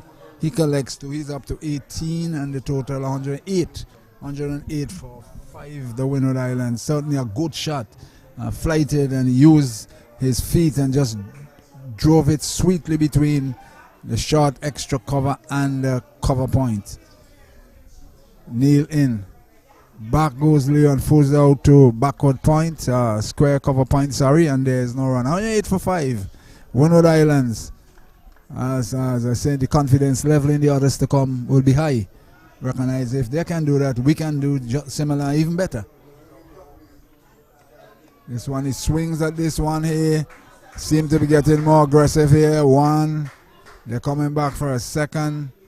And Leo seemed to be getting more aggressive, flighted, and he went for it, took the outer portion of the bat and flew along the backward square. He gets 2 more. He's up to 20. 110 now. 110 for the loss of 5. 110 for 5. As Leo, from the indications, seems that he's going to get at the bowling from this end here from Neil. Back he goes, defends it, and there is no run. But I am certain at the end over, you will concur with me that Leo is definitely getting at the spin bowler here. He's not going to get away with anything. He's really going at him. Let's hope he doesn't perish. In. Oh, they're beaten with a good one this time. One that held its own. Maybe went, turned a bit and into the gloves of Bolden. No addition to the total. No wickets has fallen. 110 for 5. Neil in. Forward defensive goal. Leo with a full face of the bat. The end of another over. 110 for 5. As Leo decided within the last couple of minutes, he's going to take the attack to the Barbadian bowlers. Yes, he has looked a little bit more positive since tea. As you mentioned, he has to also remain selective. Doesn't want to give his wicket away at this point in time. in the midst of such a very good partnership. So O'Neill not looking overly threatening from the southern end. He has bowled steady so far. And I think Leo perhaps thinking that he has seen all that he has to offer, I was trying to perhaps be a little bit more positive against him. But interesting enough, what has happened to Prescott since this month, since the first spell? We haven't seen him. I think we're actually going to see him now, Gunny. He's coming on to the attack. Yes, he's I was walking back to his mark. If he went off the radar, off the captain's radar. I just called his name, and as you look up, you saw the bowling change at the northern end. Well, sometimes people do think alike. So, the big man, the tall man, Prescott, from the northern end with all the agricultural produce in the background. That is the bananas, the plantains, the coconuts. Now, what else is over there, Mazda? Mangoes. Breadfruit. Breadfruit, of course. Yes, mangoes is there. Rich agricultural land, man. Thing that we're supposed to enjoy. Prescott 4 overs, none for 9 so far. Prescott, tall Barbadian fast bowler, in to Murray. And Murray forces this one out to mid-off, and there is no run. That one hit the bat firm. You can hear the actual bat on the willow onto the leather. Hold it very distinct and clear from our position here. Sort of a position we're into here, boy. We're not square, we're not behind. Sort of in between square.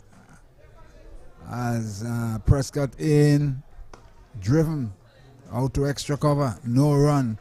But certainly these two batsmen, the ball is definitely hitting the bat with some authority as they ref the tee. And they're letting the Barbadian bowlers know we are here for the long haul. Yes, as we mentioned, a good start so far after tea. 2 full tosses to start there, Prescott. Perhaps not as warmed up as he should be. Prescott from the northern end, in. This one driving again, out to extra cover, no run. He is on target. That's the thing about it. The ball is not as hard as the new one, and he has really been trying and trying. In his first spell, he tried very hard. 3 balls in this second spell. As we see Prescott in again, similar delivery, similar delivery. Similar delivery, similar shot, similar back to the field. There is no run. 110 for the loss of 5. 110 for 5. Just 2 ladies here having a little bit of fun to our right. If you're hearing it in the background, they're nothing physical. They're just been a little loud in their discussion, but they seems happy. Prescott in. Murray driving, out to cover this time, no run. 110 for 5, 4 deliveries thereabout, and he's playing almost the same shot to every delivery. Confidence brewing now for Murray. As you mentioned before, confident shots, playing on the up actually. Pretty easy pace track as we've been saying all along. I think from a captain point of view, you might want to perhaps employ a few men in the circle in terms of a short mid-wicket, short cover. Prescott from the northern end. No ball, stretching, striving for some level of pace, and he infringed a single to the total, 111 for 5, but certainly he's trying to make a big effort and trying to effect a breakthrough. But he is on line, he is on length, and all he needs to do is to continue to try to break the concentration of Murray. But he tried a bit too hard and he overstepped. Prescott in. Again, on line, on length. Defended the end of a pretty steady, consistent over there from Prescott. 111 for 5. Well, it's not the type of wicket where you're going to blast the batsman out as a fast bowler. So what the Barbadian fast bowlers need to do is be a bit more patient. And as I mentioned before, the captain also may need to manipulate his field accordingly, because not a lot happening off the pitch in terms of movement away from the bat. So some positions will become a bit redundant in terms of you don't want a lot of fellas in the slip cordon. So just manipulating the field accordingly. Perhaps the bowlers can use a bit of change of pace as well, try and catch a batsman playing a little bit early.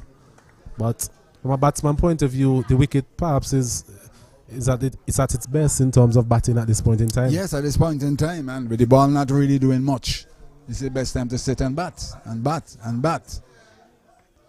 Back goes O'Neill, and Leo forces it out to straightish mid wicket, and there's no run. 1 for 5. Neil from the southern end. Back he goes. Similar situation. Half stop by the keeper, half stop by the bowler, and there is no run. 111 for 5. The Windward Islands recovering somewhat. It is moving from mini gradually into a frustrating kind of a partnership for the Barbadians, but good for the Windwards. In. Back he goes and looking to cut that one too close to him. And misses taken cleanly by Bolden. 111 for 5. Certainly that one was too close to him, looking for a cut. Could have easily edged it, and with Bolden there, he would have taken a very comfortable catch. Some hope there for Neil from the southern end. Back he goes and lifts this one.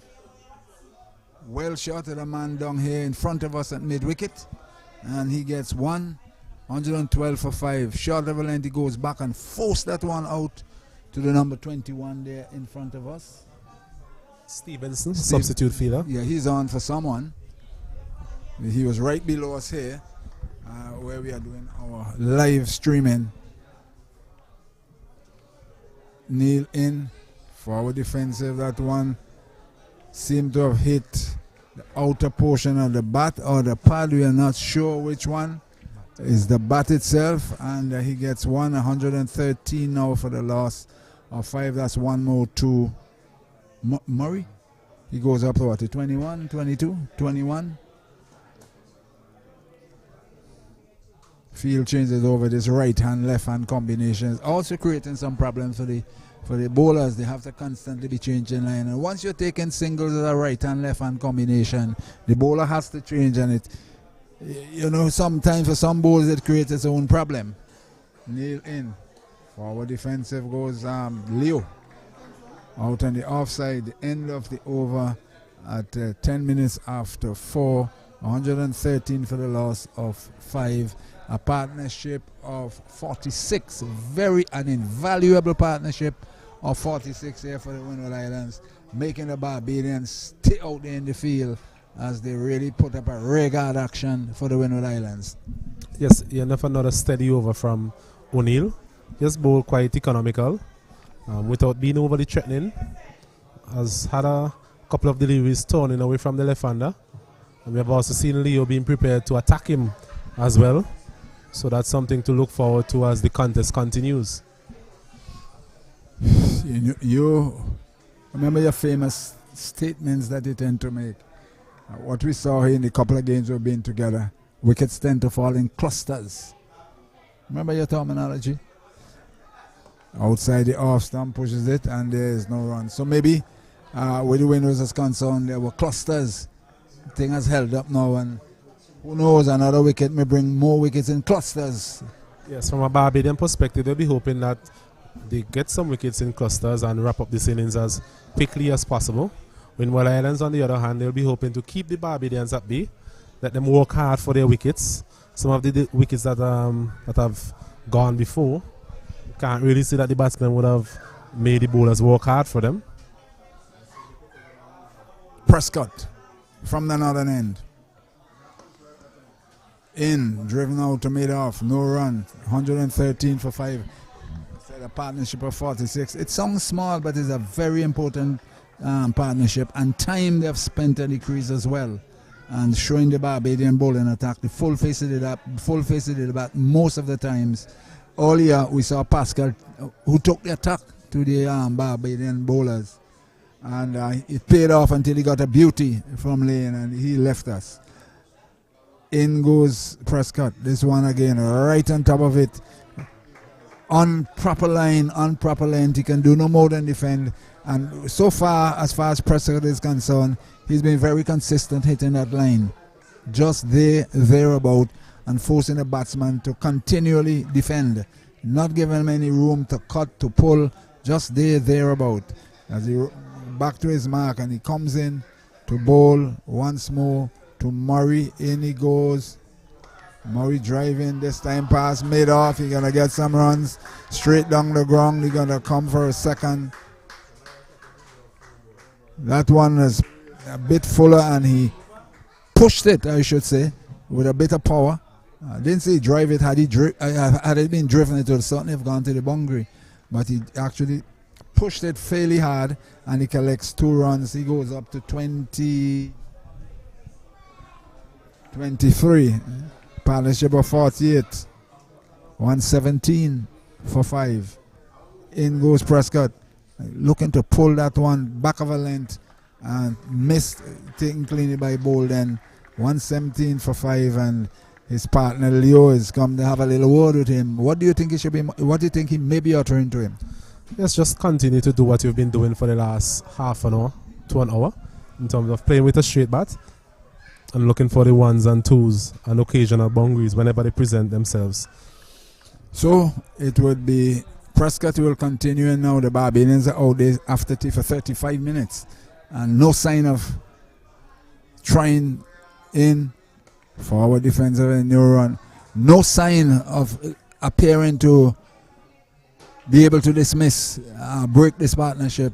We're seeing the full face of the bat from both Murray and Leo, and setting Bolden, the skipper, to think whilst they continue to, not those 4s and 6s, the 1s and 2s. Occasionally we get in a 4, and the total is gradually mounting. Yes, I think so far just a half chance, which I alluded to earlier, where Murray would have come onto the front foot and an outside edge, just falling short of the man at slip. Perhaps didn't stay down as long as he would have liked to really effect a catch. So that was the only half chance I can really think about in terms of opportunities that were created. I think we're seeing a change of ends here for Seeley.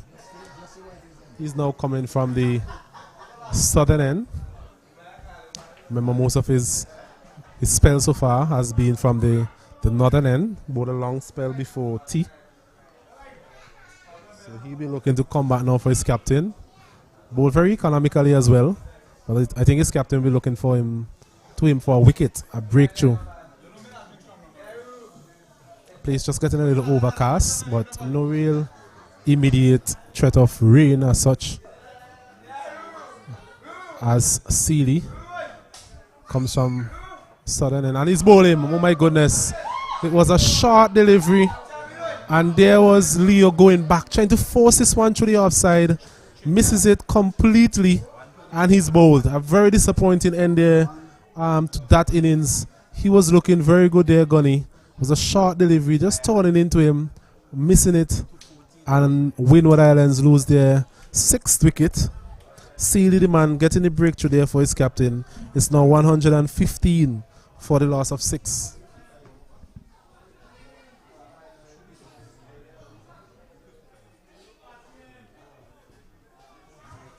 Leo made how many? Leo. How many Leo made? About 20 thereabout. We'll get it clarified in a while. Yes, so it's a good breakthrough for Barbados. Seeley coming from the southern end, over the wicket, flighted one on a good line, and Leo made the mistake to go back.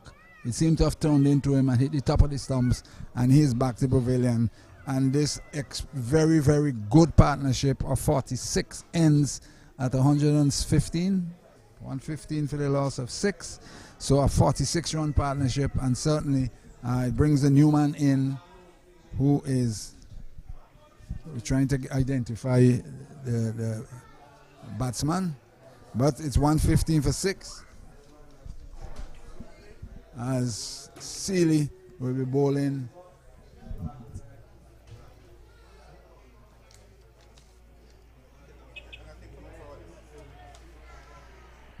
field is being spread. The right-hander comes into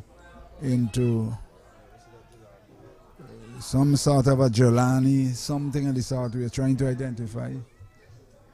We're trying to identify the player who has come to the crease. Apparently his name added on. We're not sure what is happening. So, well, we just said Jelani for now.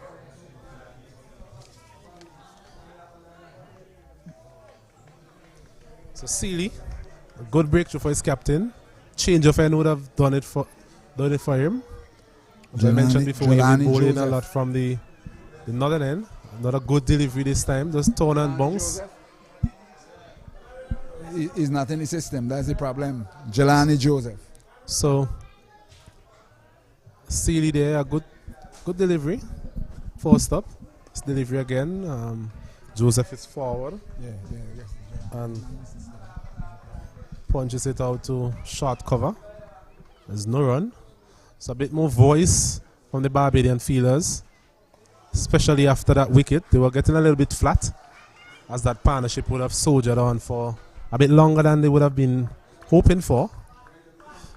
Windward Islands, on the other hand, they'll be looking to start a new partnership here. A Sealy again, flighted delivery this time. Joseph is forward, pushes it out to the man at silly mid-off. There's no run. Score remains 115 for the loss of 6. As we see a slight hold up in proceedings. We have a couple of children on the outfield, so we're just waiting for them to get back from within the playing area. Yes. So play should restart anytime soon.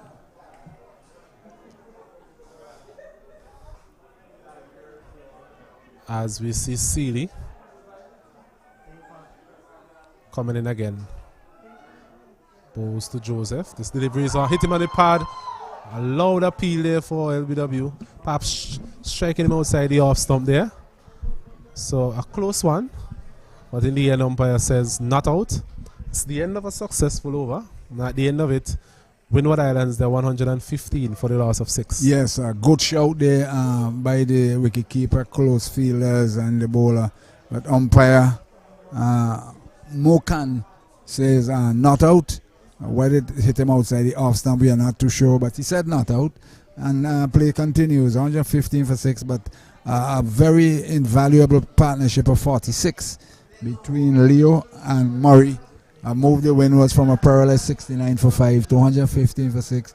And I believe they'll be hoping that they'll get another partnership of maybe another 46 to move them further to about 160. Or, as you tend to say, the wicket tend to fall in clusters. Let's see what has happened. Yes, for our viewers, just want to apologize for the lack of score on the screen that you're following.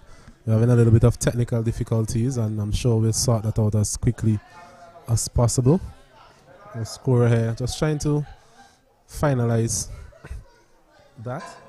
But the score is 115 for the loss of 6. As we see O'Neill just changing ends. So he was coming from the southern end before, and he's now been switched to the northern end. So hopefully he's looking for the same type of luck that Sealy would have achieved in the last over. As O'Neill again, flighted delivery this time. There was Murray just leaning forward and pushing it out to the man at cover. There's no run. But the good thing about having the two spinners on as well, the over rate would be improved. And we're having a long session this time around, going up to 6 o'clock as Murray just edges this one through the slip cordon, goes down to where a short third man would have been. Gathered there by Dawn. Another single to the total. It's now 116 for the loss of 6.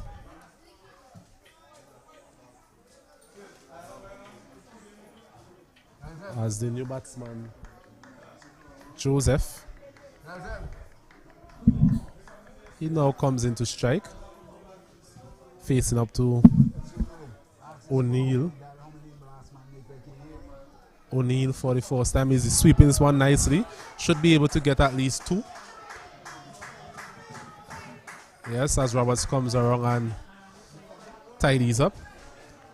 2 more added to the total. It's now 118 for the loss of 6. Joseph there getting off the mark. It's a nice sweep shot. Ball turning into him, so it was not really a big risk, a risky shot as such. Played it well. As O'Neill once again comes up, bowls. His delivery is just pushing it back to the bowler. No run. 118 for the loss of 6 wickets. As we see O'Neill once again. Comes up, bowls. His delivery is flighted nicely. Joseph there just coming forward and stroking it back up to the bowler. It's the end of the over. At the end of it, it's 118 for the loss of 6 wickets. Yes, a steady over there from Neil coming from the northern end. The switch in position with the bowlers, whereby the captain is thinking he's going to try something. He has tried something and it has paid off, whereby Sealy got the breakthrough from the southern end and he switched Neil to the northern end. Steady over there. 118 for the loss of 6. As Joseph, from what we have seen thus far, is intent on defense and maybe looking to give Murray necessary support.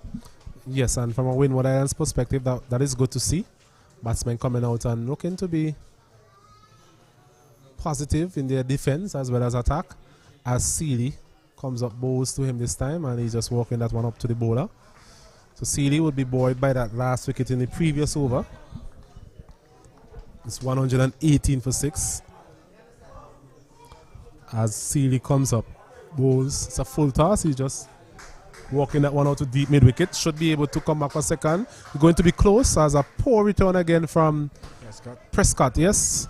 The second time for today we have seen such a return. Perhaps had a slight chance there to effect a run out if it was a better throw. But 2 more added to the total there. It's now 120 for the loss of 6. Wide of the mark with that return, hasn't it? That's certainly a better throw. He would have been struggling. As Sealy again comes up, bowls. His delivery is going back to a delivery that perhaps he would have liked to have been forward to. Trying to punch it through the covers. Not making the type of contact he would have liked. Score remains 120 for the loss of 6. As Sealy comes up, bowls. A quicker delivery this time. Murray's up to the task. Just pushes it back to the man at silly mid off, and there's no run. Once again, we're still sorting out with our technical team to have the scores displayed. As soon as that happens, you will see the score again on your screen along with the other relevant information. But for now, it's 120 Windward Islands for the loss of 6 wickets.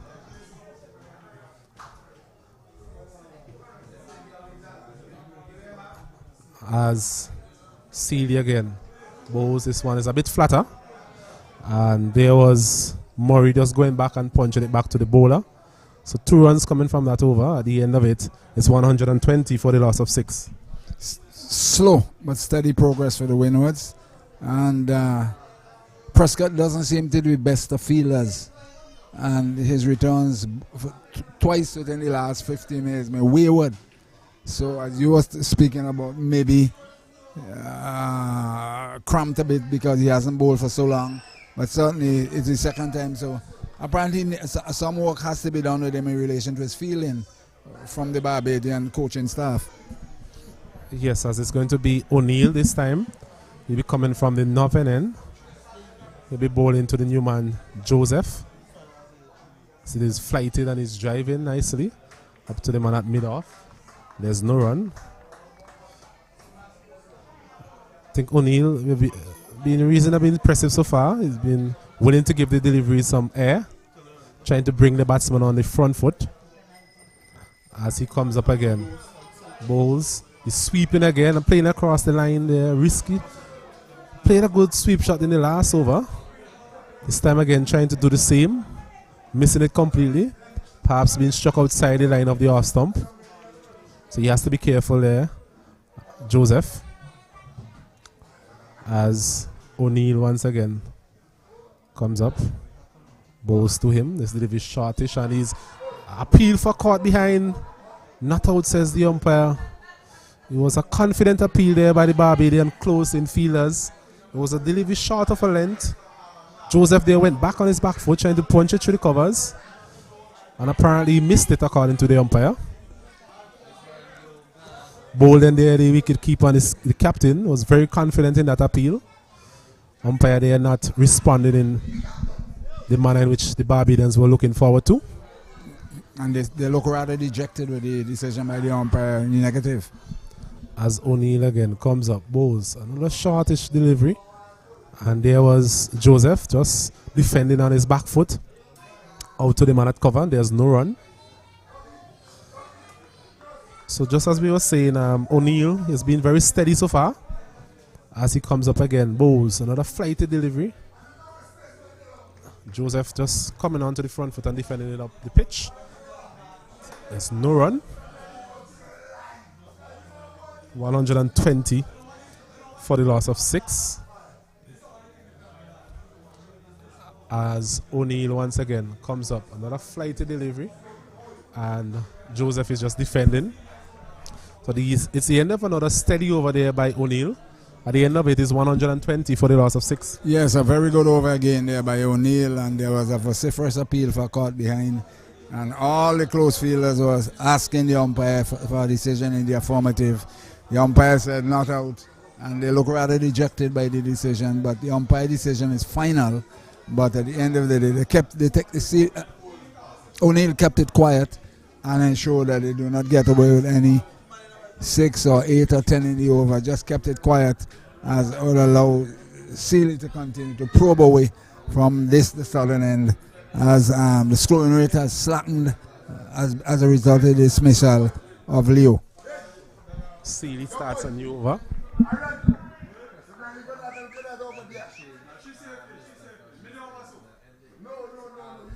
That delivery is defended out to the man at cover. A Sealy again, a flighty delivery this time. Murray there not being able to perhaps hit it in the region that he was looking to. Goes straight back to the bowler. There's no run. A Sealy again comes in. Bows. Defending again is Murray. He has been prepared to do that all day. Very solid in defense. As Sealy again. 120 for the loss of 6 wickets, Windward Islands. Remember, they won the toss and they chose to bat for us in this third round encounter. Another delivery is defended out to the man at point. There's no run. They started late today due to some overnight rain where there was a spot on the pitch. Not the pitch, but the playing field. As this one is punched out to the man at point and a chance for a run out here. Good return there. A little bit high there from Lane this time. A powerful throw, but was a bit high. Not a relatively comfortable single in the end. Yes, so there was a spot on the outfield where some seepage took place. So that caused a delay in the proceedings this morning. So play would have started at 1 o'clock for those of you just joining us. As Sealy, it's a flatter delivery, quicker delivery. And Joseph up to the task, keeps it out. So at the end of that over, it's 121 for the loss of 6. Well, what we're really seeing is some tidy overs, some steady batting by the Windward Islands 7th wicket pair as they continue to try to build on the work done by Leo and Murray. And Joseph giving support so far to Murray, although they're not really scoring as you pointed out to the average per over. When that is batting about 3 and over, they probably have slipped back to 2 point somebody because of the dismissal of Leo. But steady progress here at Park Hill. Windward Islands 120 1 for the loss of 6. It's going to be O'Neill. Once again from the northern end. He's coming around the wicket this time, which I think is a good option. As he bowls, this one is shortish and he's going back and pulling this one. Should be able to get a second. No. Good fielding there by Lane. Return once again, not really the best. It was a shortish delivery and Murray went back and pulled it out to deep mid-wicket. So he has protection on the mid-wicket boundary as well as the square leg boundary, O'Neill. Just for that type of delivery, perhaps just dragging it down a bit. So the score moves on to 122 for the loss of 6 as O'Neill again. His delivery is, he's going back and trying to cut it there. Just past the man at 4 slip. He put out a right hand but wasn't able to make any form of contact with that one. Can't really call that a half chance as such. It just flew off the edge. The man there really had to take a blinder to effect a dismissal in that case. So 2 more runs added to the total. It's 124 for the loss of 6. As O'Neill, this one is flatter and Joseph just pushes it out to cover. And there's no run. So Windward Islands just looking to build. Try and accumulate as much runs as possible in this first innings. As O'Neill again comes in, bowls a flighted delivery. He's just walking this one out to a short mid-wicket. There's no run. That one actually went airborne past the city mid off. Yes, but once again, it's difficult in there. As O'Neill comes up, bowls. He's using his feet there. Just in the air for a slight time, period of time. Using his feet and didn't really get to the pitch of it. Just pushed it out to a cover region. But it was a little bit in the air. As O'Neill again comes in. Quicker delivery this time. Batsman up to the task. At the end of the over, it's 124 for the loss of 6. Yes, another again is steadiness going on here. 124 for the loss of 6. As this partnership added 9 in about 20-25 minutes, and they're really frustrating the Barbies. They're given that half chance opportunity, as you said a while ago, that basically there was really no chance. It just flew past the man at slip. He had no chance of taking it. One is that stick or don't stick. It didn't touch it. They went for 2. Then 2 balls later, he bobbed it into there on the offside. But again, short of some speed across the short leg. He didn't get it. So that little opportunity, that window opportunity is thereabout. It's just been steady cricket. Sealy once again. This one turning a bit out to the man at point. There's no run, a bit of turn. We've seen that turn all day. Slow turn, as we mentioned before. There was Murray. He's been there for a while. As he faces up to Sealy once again. Another flighted delivery here from Sealy. Murray just comes forward and pushes it out to mid-wicket. There's no run. 124 for the loss of 6 wickets. Sealy comes in again. A quicker delivery this time. Murray there going on the back foot. Trying to force this one out to cover. There's no run. So we've seen that from Sealy from time to time. This quicker delivery. That just skid on to the batsman. As he bowls again another flighty delivery. There was Murray trying to walk that one through the leg side. Not getting the type of contact he was hoping for. Another dot ball. 4 balls into this over so far as Sealy comes in. Another flighty delivery. Well flighted this time. Trying to tempt the batsman there, Murray, to go over the top. But he wasn't having any of it. He just comes forward and strokes it up back the pitch for the bowler to collect. There's no run as Sealy again comes in. Another flatter, quicker delivery. And Murray is up to the task. Another maiden over there from Sealy. It's it's still 124 for the loss of 6. Yes, another maiden over there. As I said, steady progress, and you know we having our technical problems, so unable to give you what we should. But be that as it may, we do apologize, and as soon as they are through, we'll certainly let you know what is happening in relation to that. Sometimes these things are out of our control, but the guys are working feverishly on it. 124 for 6 as the Windwards continue to battle here and to bat and bat and bat for as long as they can, ensuring that they get, you know, something decent on the scoreboard. So be O'Neill again from the northern end, a flighted delivery this time. Joseph there prepared to leave his crease a bit. Not in any attacking sense, but just to get to the pitch of the ball and try and nullify any sort of spin that perhaps O'Neill is getting. This O'Neill again comes up. His delivery is going back and just pushes it up to point. It's no run. So both spinners get into the overs very quickly. Bowling tight as well. Haven't seen a lot of intent from both of these batsmen so far. How long can that last? As he's sweeping again this time. With officially out to square leg. Should be able to come around there, the fielder on the deep square leg boundary. Limits the scoring to 1. It's now 125 for the loss of 6. As O'Neill. Another flighty delivery there by O'Neill. Batsman just coming forward and just pushing it gently out to the man at cover. So Windwards, after winning the toss and batting, they are now 125 for the loss of 6. As O'Neill again bowls another good delivery.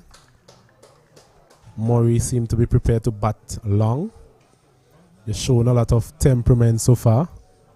He's shown good temperament.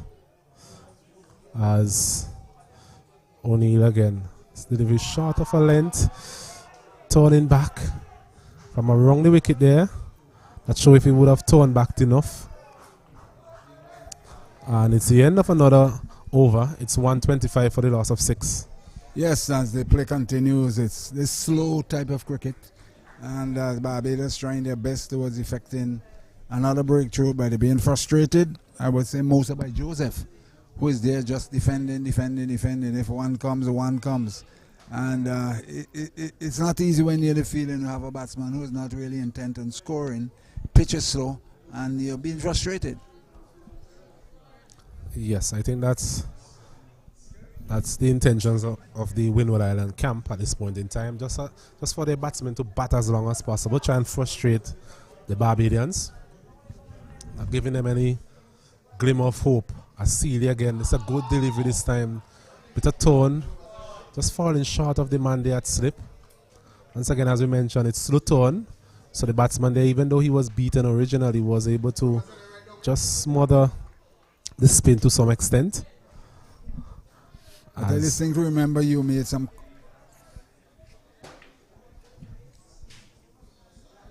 The last ball, no, was the appeal for LBW.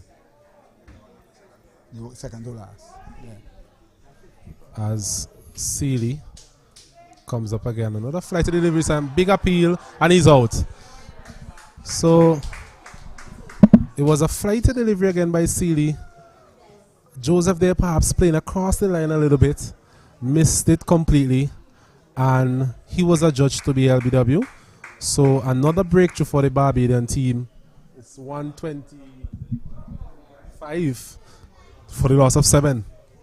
Yes, 125 for 7. I always suspect that because he's not looking for no runs, it's just a matter of time before one sneaks through and being caught in front or stump or something of the sort.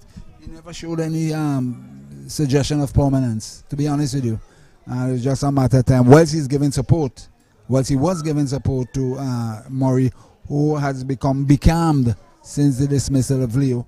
And it's all going on well. As I was about to make the point that when the guys were batting, they were just staying there, not scoring. And you were saying, I distinctly remember, it doesn't make much sense for you to stay there and don't score runs, because the problem is the time will come when you're going to get out. So rather than have an additional 10 or 20, and you're still going to get out, might as well try and get the 10 or 20. I just think remember your comments in that first round game between Guyana and Trinidad and Tobago. You remember that first day, I think it was? Yes, the last couple of overs have been very tight as well. In fact, the last 5 or so overs since both spinners have been on, hasn't seen a lot of intent from the batsmen so far. And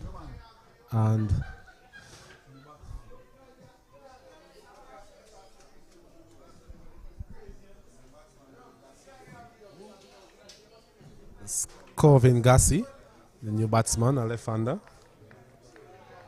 So he replaces Joseph.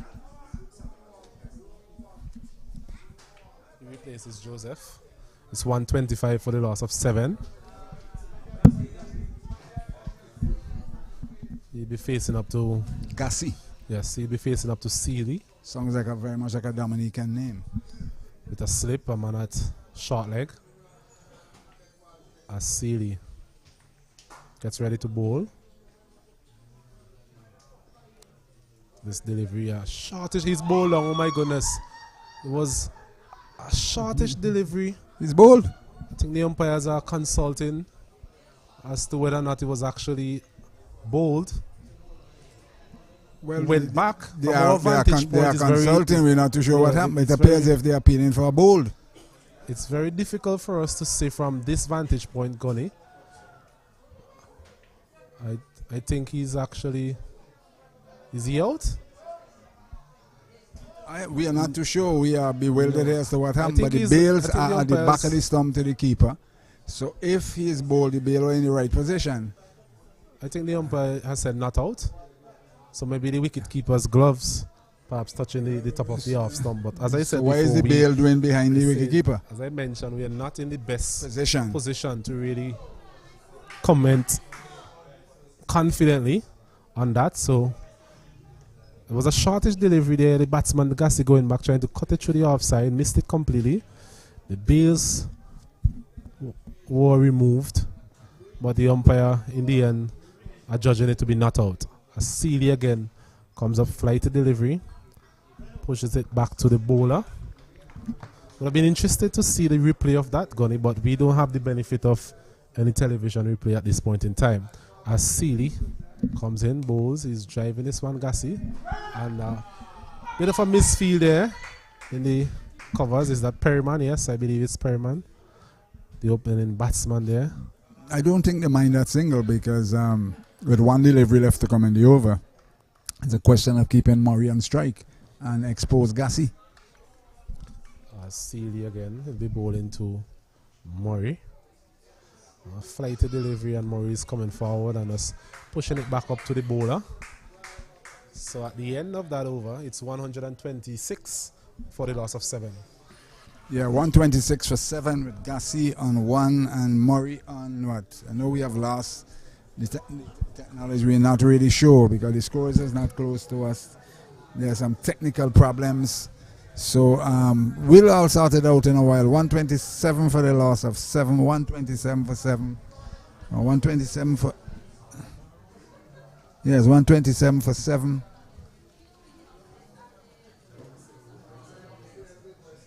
As the bowler from the northern end, would it be...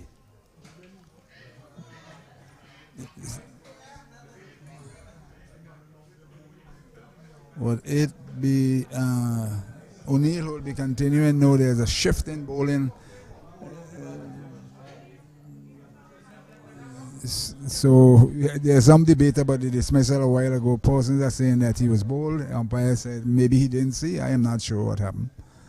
So we can't comment on it. We'll just leave it where it is. So the big fast bowler from the southern end, from the northern end. What's that? Lane, right. Maybe he's been brought back in to wrap up the tail. Now it's one outside the off stump, and Gassi drove that one sweetly through the covers for a single. 128. 128 for the loss of 2 with Gassi on 2. Lane and around 22 here. Everything has crashed here in relation to the technical men, but they are trying to work it out. So we do apologize. I apologize all the while. So Lane will continue now with his third spell. This time he's coming from the northern end. I'll be bowling to Murray. Guys are there walking along, working feverishly with the technology. Lane in. This one into the sky. It may be.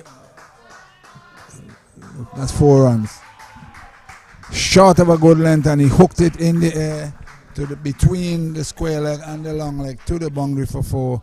An additional boundary to the total. 132 now for the loss of 7. 132 for 7. As Gussie, no, that's not Gussie. That Murray, yes. Who's gone on to. We're not getting his score yet. We still have about. He's about 27 there about. Scorer not here, and the technology working. As let's see how Lane got to respond to this one from Murray. Certainly, it was a good shot. Murray from the northern end in. This one lifting on him, and he defended with a full face of the bat out to straightish mid wicket, and there is no run. 132 for the loss of 7. Now the Windwards continue to battle with another 72 minutes of the day's play. Whether it will last, the lights, I'm not sure. It's certainly overcast. It's not the brightest of days, afternoons I should say. So it's all a question of will the light hold up until 6 o'clock? We're not really sure. Lane into Murray.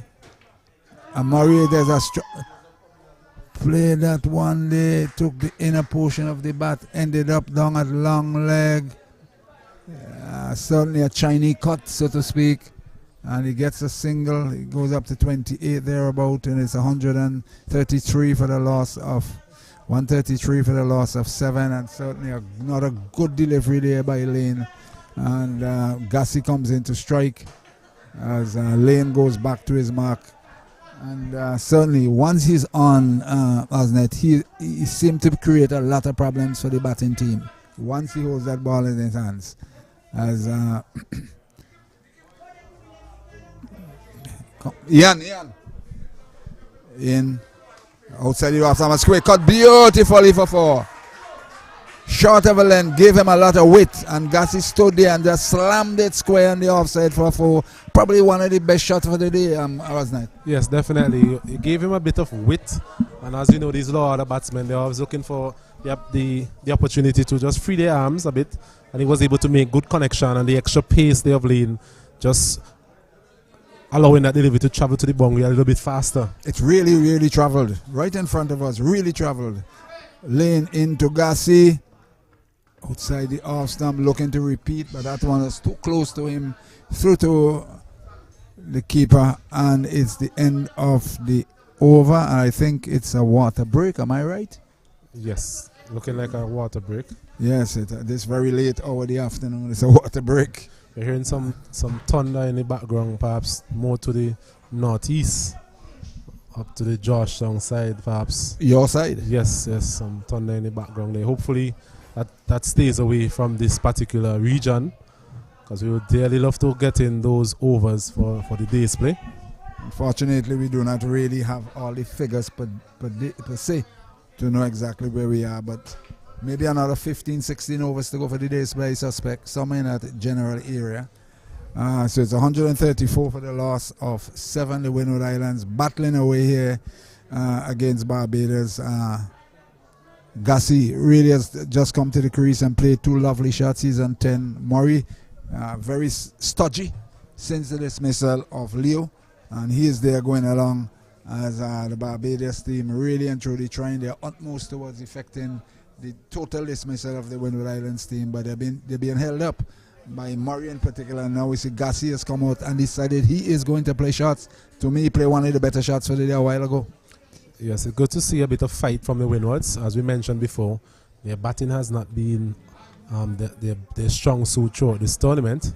So it's good to see them battling hard. It's still not the best effort in terms of a batting effort, a collective effort. But the lower order here trying to muster as much runs as possible and add it to the total. And only you mentioned 150 being a target. I think perhaps now they might be looking towards 160, 170 hopefully. as long as I believe Murray stays there and try and shepherd the tail. Yes, I was saying around 150 when they were around 75 or 5 thereabouts. I was saying when you said it's a long way off, so but I said 150 should be the target. Yes, they're still not there, but they're much closer to it than at that particular point in time. And as you quite rightly say, maybe harboring thoughts to go up to at least step by step in small steps to 175. Yes, once again, for our viewers, we want to apologize for the lack of information on your screen. We're just having some technical difficulties here with our scorer. And as soon as that has been sorted out, you'll definitely be seeing the information on your screen again. The score currently 134 for the loss of 7 Windward Islands. So yes, once again, for those of you wondering why you're not seeing the score on the screen, we're having a little bit of technical difficulties here. 134 for 7 as the players have been refreshed at 10 to 5 in the afternoon, 4:50 in the afternoon, going up to 4:55 as play will resume as the players moves out from the water break back to their respective positions. As you said a while ago, we definitely heard some rumblings of thunder to our left, to the east, up in the northeast I should say, and let's hope, as you quite rightly state, that if there's any rain or anything in the sort, it will go away from us here rather than come over, because when we were here for the first game, the first round game, rain came from that general level right over from our backs, which is really abnormal, and actually stopped play. But let's hope it goes away instead of come this way, go around on the northeast and end up somewhere down the road, leeward, somewhere down the leeward side. And I'm certain that the farmers and everyone will be happy in terms of having the rain to wet their crops and have water in their homes and so on and so forth. 134 for 7, the Windward Islands. The water break is over, but the players are taking their time. Cool afternoon here. No sunshine, no overcast. It's just one of these type of afternoons. It's just cool with no cloud cover, nothing. It's just thereabout.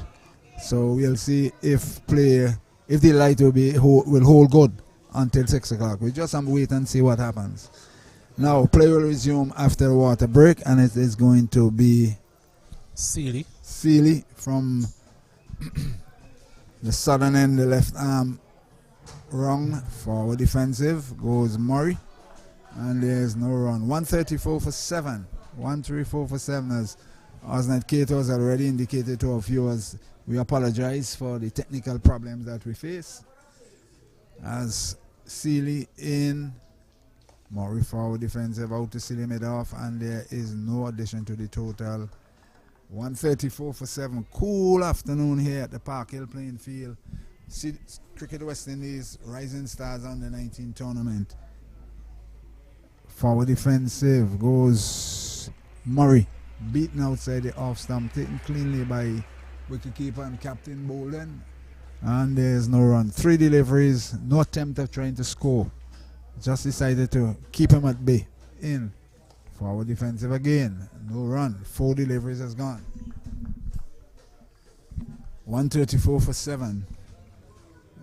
Next delivery from Sealy from the southern end.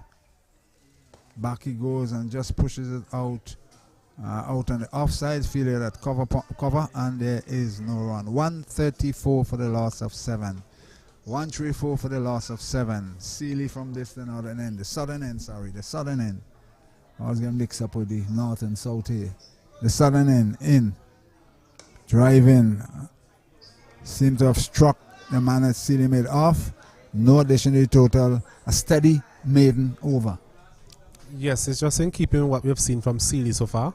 He's been steady. He has also had some good deliveries in terms of turning away from the right-hander. A bit unfortunate at times. He has also flighted the ball nicely.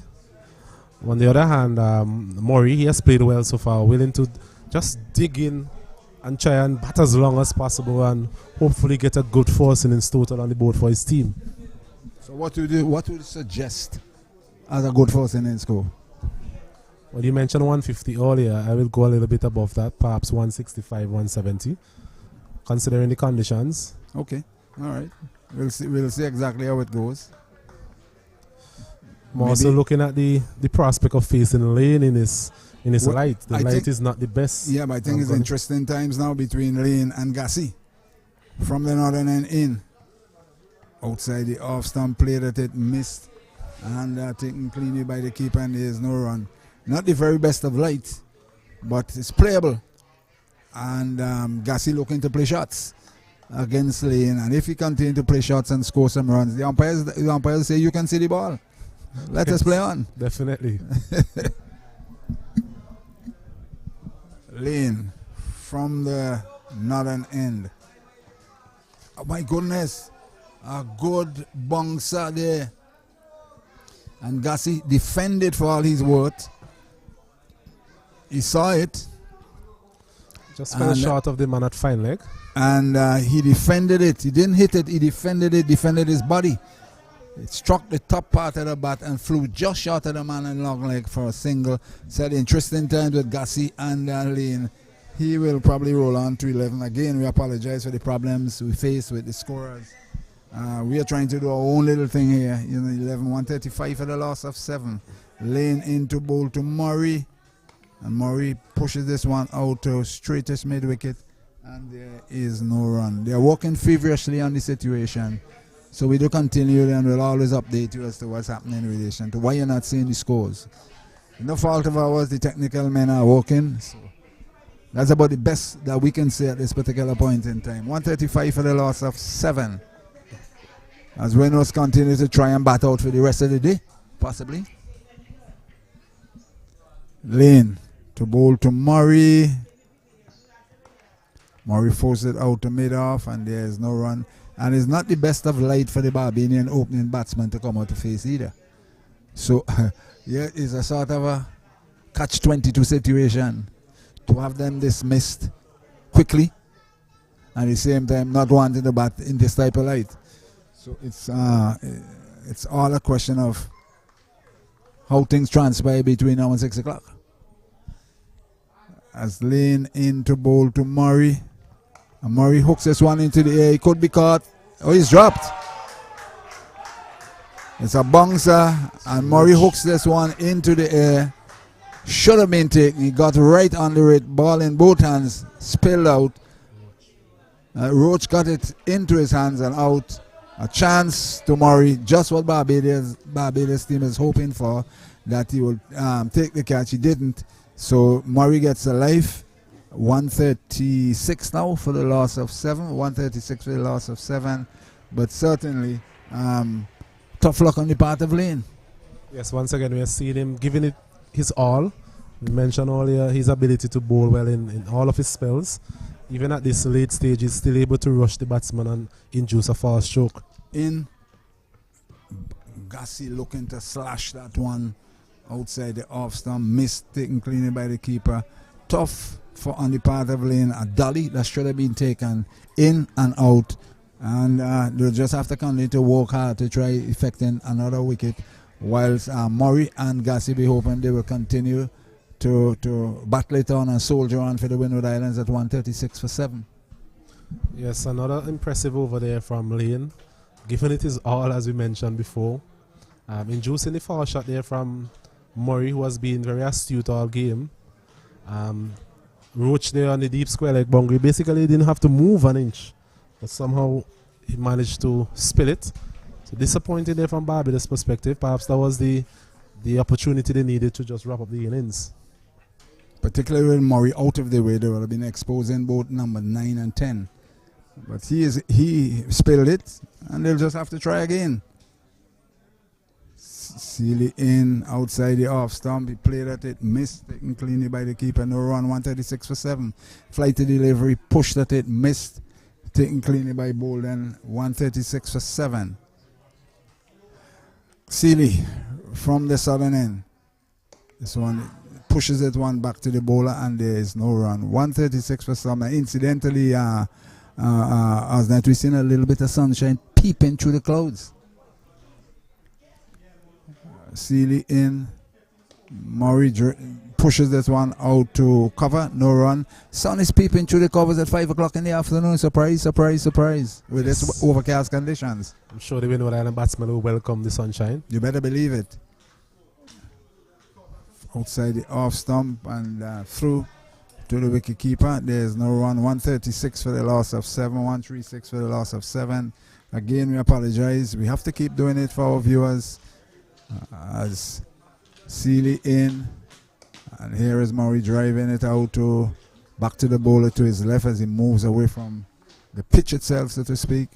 No addition to the total. 136 for 7 as Seeley from the southern end. This one beaten in flight, but he was able to stab it out on the offside. The end of another steady over. No runs, a maiden. 136 for 7. Yes, another good over there by Seeley. A couple of deliveries going past the outside edge. I think that would be the frustrating part for him in terms of at times he has been able to get a bit of bounce and turn from the wicket, but so far not really taking the edge of the batsman. So, but he just has to be patient, continue to do what he's doing, and just pray on the patience of the batsman. Consultation between the umpires and the players. What could it be? What could it be discussing? I'm not sure. See, they're looking at the footgear of the man there. Brong, is it Brong? Yes. A short leg. I'm not sure what exactly is being discussed. Believe it will still be Lane from this northern end.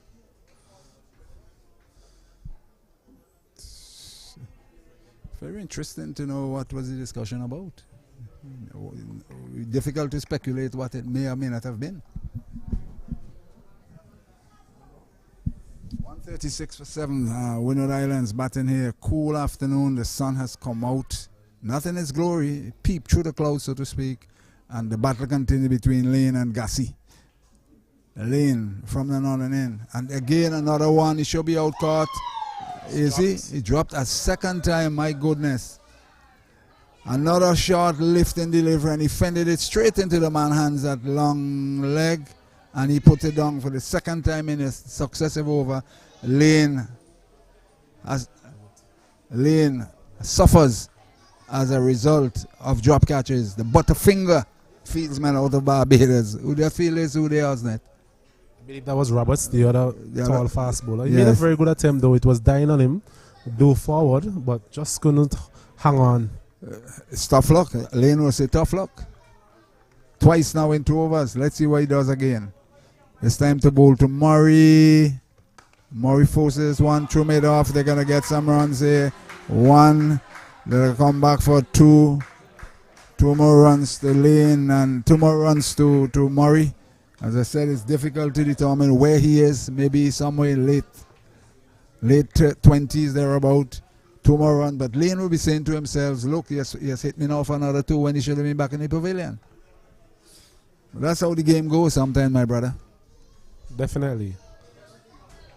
I don't think the short ball would be too far away now where I'm going. Lane into Murray.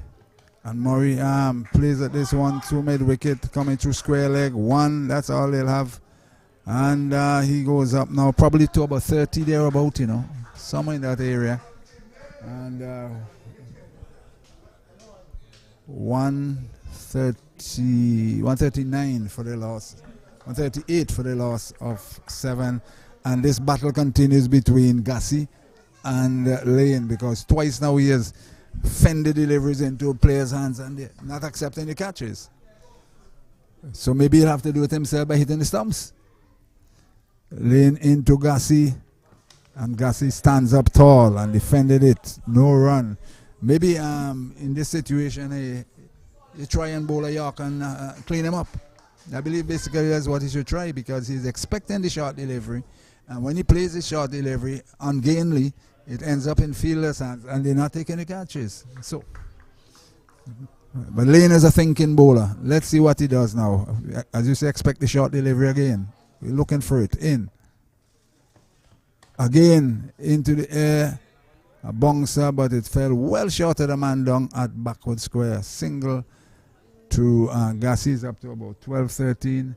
And it's 140 now, around 140 thereabout. 143 for well, we don't have a score. Yes, thank you very much for your patience, viewers. We're now back. It's back. Yeah, okay, the scorecard is now back on the screen.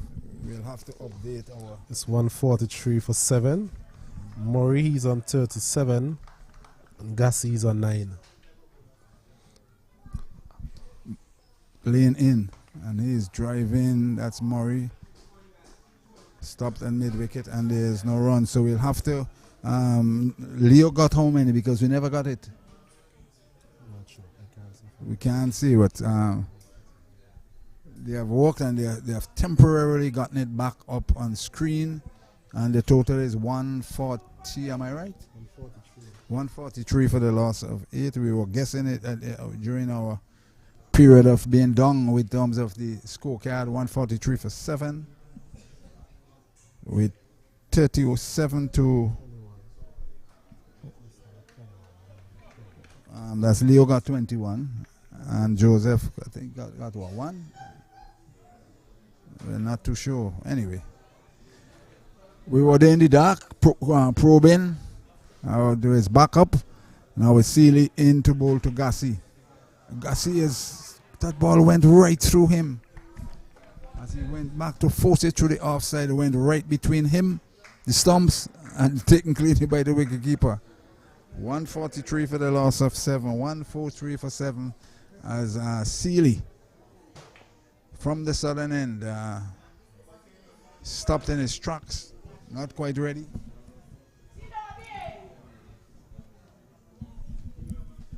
Not quite ready. Seeley in. Gassi goes back and cuts this one to the man there, the tall man, Prescott, and there is no run. 143 for 7 as the Windwards continue to soldier on here, looking to get as much runs as possible on the scorecard.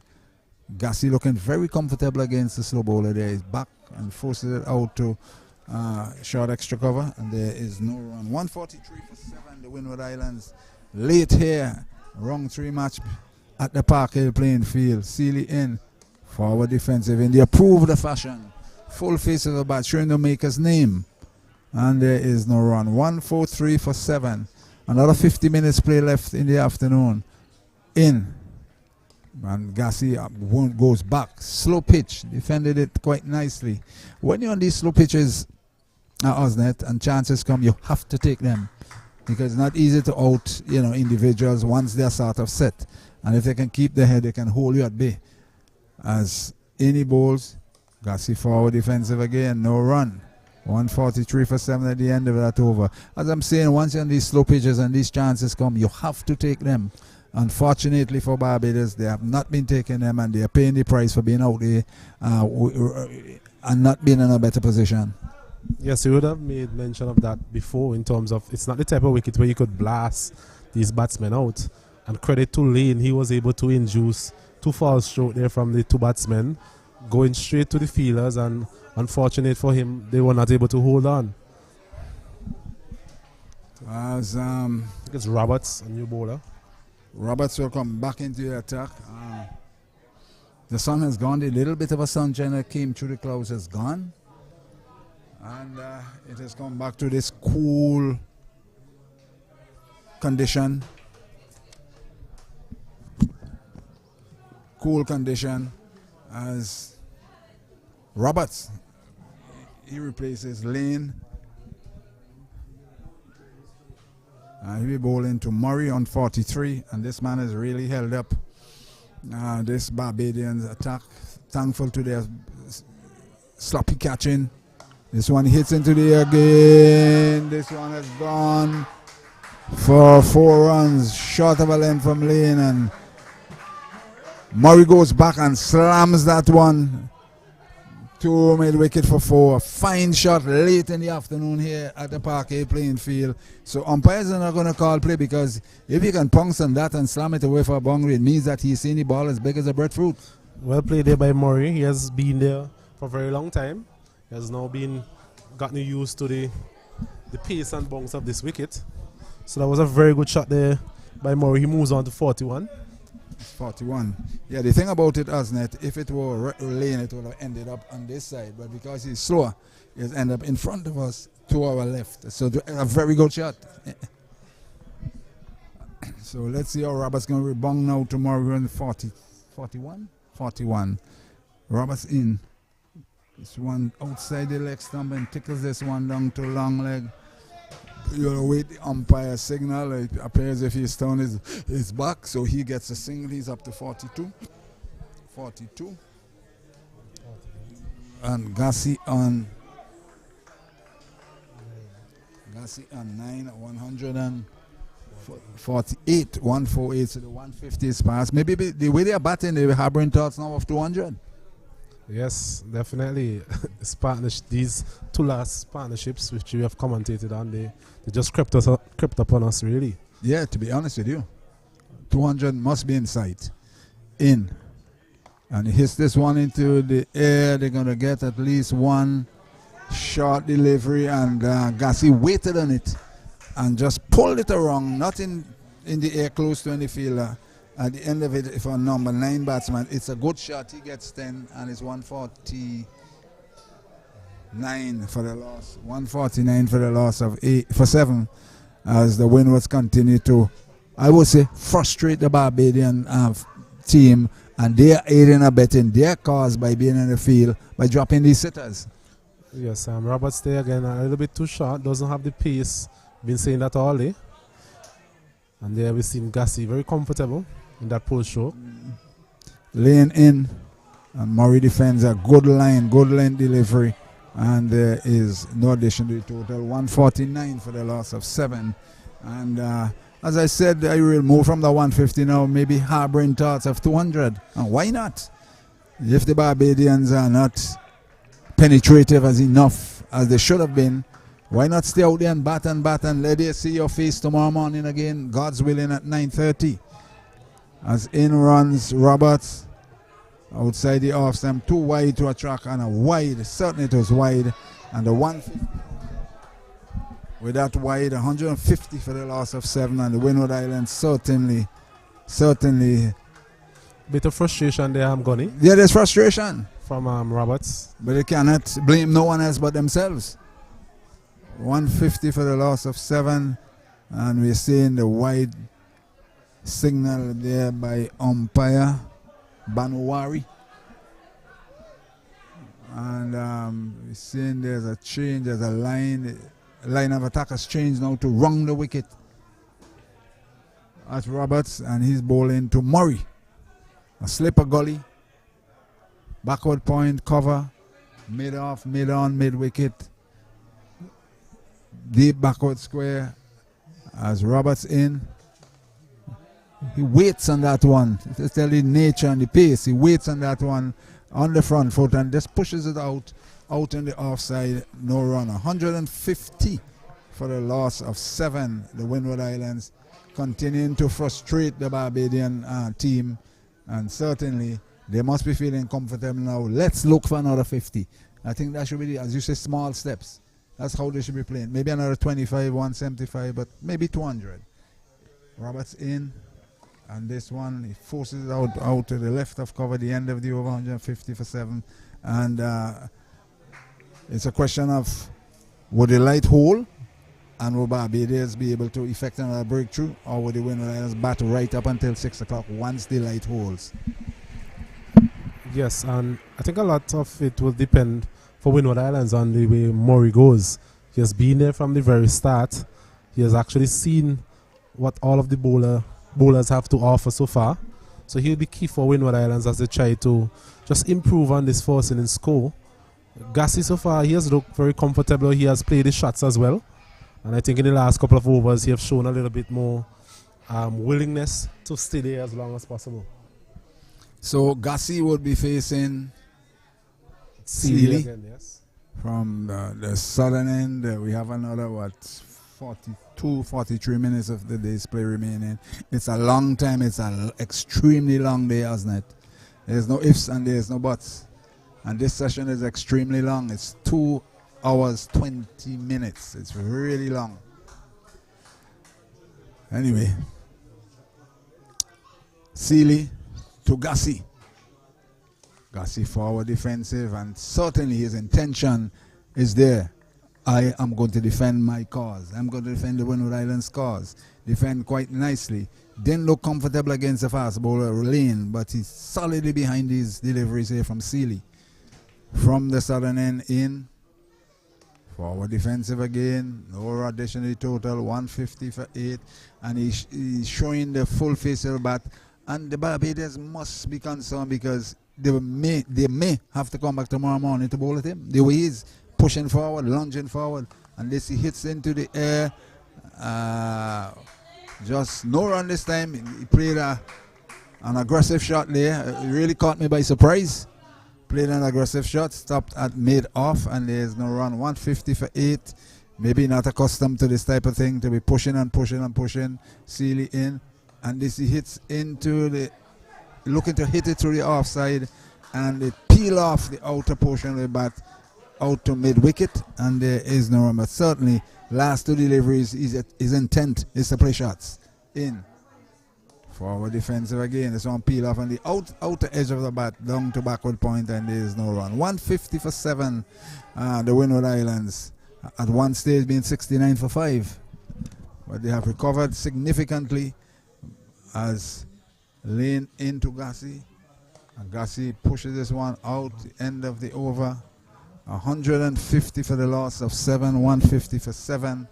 And certainly Gassi is not giving him any hope whatsoever of any easy wicket tonight. If you want my wicket, you'll have to get me out, as conditions have definitely been cool, not the brightest of lights, but good enough for play. Because we saw Murray a while ago spanking one from Roberts over the mid wicket. It tells me that he's seeing the ball as big as a proverbial breadfruit. And he got 4. Then Gassi has been playing some shots. He has been dropped twice, but be that as it may, he is out there battling for the Windward Islands here at the Park Hill playing field in this CWI Rising Star Under-19 match between Barbados and the Windward Islands. Roberts from the northern end to bowl to Murray. Murray forward defensive. Out in the offside, no run. 150 for 7. 150 for 7. We are going extremely late because of problems this morning with a wet area from overnight and morning showers. And then when we were to start, another shower came. We had a further delay. So the game actually started at 1 o'clock. A break for tea, 20 minutes, 3:20 to 3:40. Roberts in to Murray. Murray looking to swivel on that one and put it somewhere over the boundary, taken cleanly by the keeper. It did not go through with that shot, and the total remains 150 for 8. And Gassi has come down and have a short word with him. What is he saying to him? I'm not sure. As we see the umpire, Mr. Mokan, is going on the offside of the pitch. Maybe he's not seen as well as he really wanted to, but he's gone on the opposite side of the field. Slip, gully, backward point, cover, mid off, mid on, make wicket in. Looking to swing that one down the leg side, and again missed, taken cleanly by Bolden, and there is no run. 150 for 7. And he's looking probably to get his 50 tonight, and Gassi has come down again a second time in this over and has spoken to him. What will he be saying? Try and get your 50 tonight. No rush shots. Let's keep batting and even give the Barbados more pain. As Roberts in to Murray. Murray outside the off stump. Guide that one. Stop at first slip. The return came in, struck the stumps looking for a run out, and umpire Mokan answered in the negative. Third time we're seeing it's come down to him. That's Gassi, the number 9 speaking to the number 6. Interesting indeed, very interesting. As Roberts in fading light here at the Parquet playing field with some nearly 40 minutes play remaining, based on time given to us from the match referee. In he goes. This one outside the leg stump, a wide signal there by Roberts. I believe he's a bit tired. Outside the leg stump and wide, and taken cleanly by Bolden. 151 for the loss of 7. 151 for 7. Windward Islands Here at the Park Hill Fleeing Field in fading light against Barbados. Some dark clouds is hanging to the east, northeast of us, and hope they'll go in that general direction as Roberts in to Murray. Murray stabs this one out to Gully, and there is no run as he continues to battle and battle and battle for his country. As slip Gully, backward point, cover, mid off. Straightest mid wicket, mid off, yep. There's long leg, square leg, mid wicket. As Roberts into bowl to Murray. And Murray tickles this one out on the onside. They're coming for one, and he has farmed the bowling, so to speak. The return comes in. At the end of the over, Murray goes up now to 40. How many he has? 41. 42.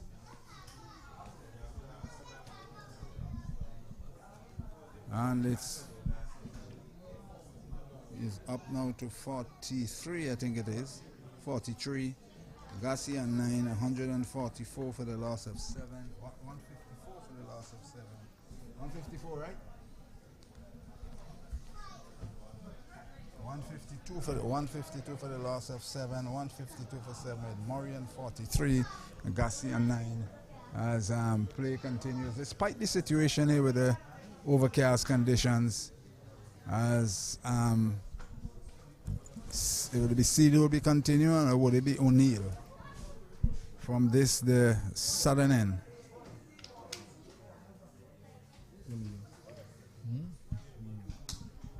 Well, the Barbadians captain is trying anything, so nothing wrong with it. He's trying to effect another wicket tonight, or even possibly end the innings. It's not going to be easy based on the approach taken by Murray and Gassi. 25 after 5, 35 minutes play, schedule time. You're not too sure if the light will really hold. But it's cool, it's overcast. Let's see what happens. The umpires are allowing play because, and quite rightly so. O'Neill in, forward defensive, pushes out to the man straightest cover, and there's no run. 152 for the loss of 7. Looking to sweep, there's an appeal for LBW, and he's out. Here is Murray looking to sweep that one. Finally, he has succumbed. LBW to O'Neill, and he got 43. And the Windward Islands 152 for the loss of 8. A wicket that the Barbadians, those frustrated, will be happy about late this afternoon. Yes, a shot really out of character there by Murray. He has played well so far. He has been there for 131 deliveries. So it was really a kind of disappointing end to what was a very good rear guard action there from Murray. Well played to him in the end for 43. He would have kept the innings together, the lower order together. Unfortunate for Windward Islands, he was not able to continue for as long as the perhaps would have liked.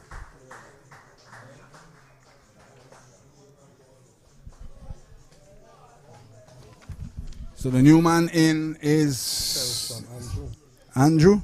Yes. Kelshan Andrew is the new man in at 152 for 8. 152 for 8. Andrew. 152 for 8.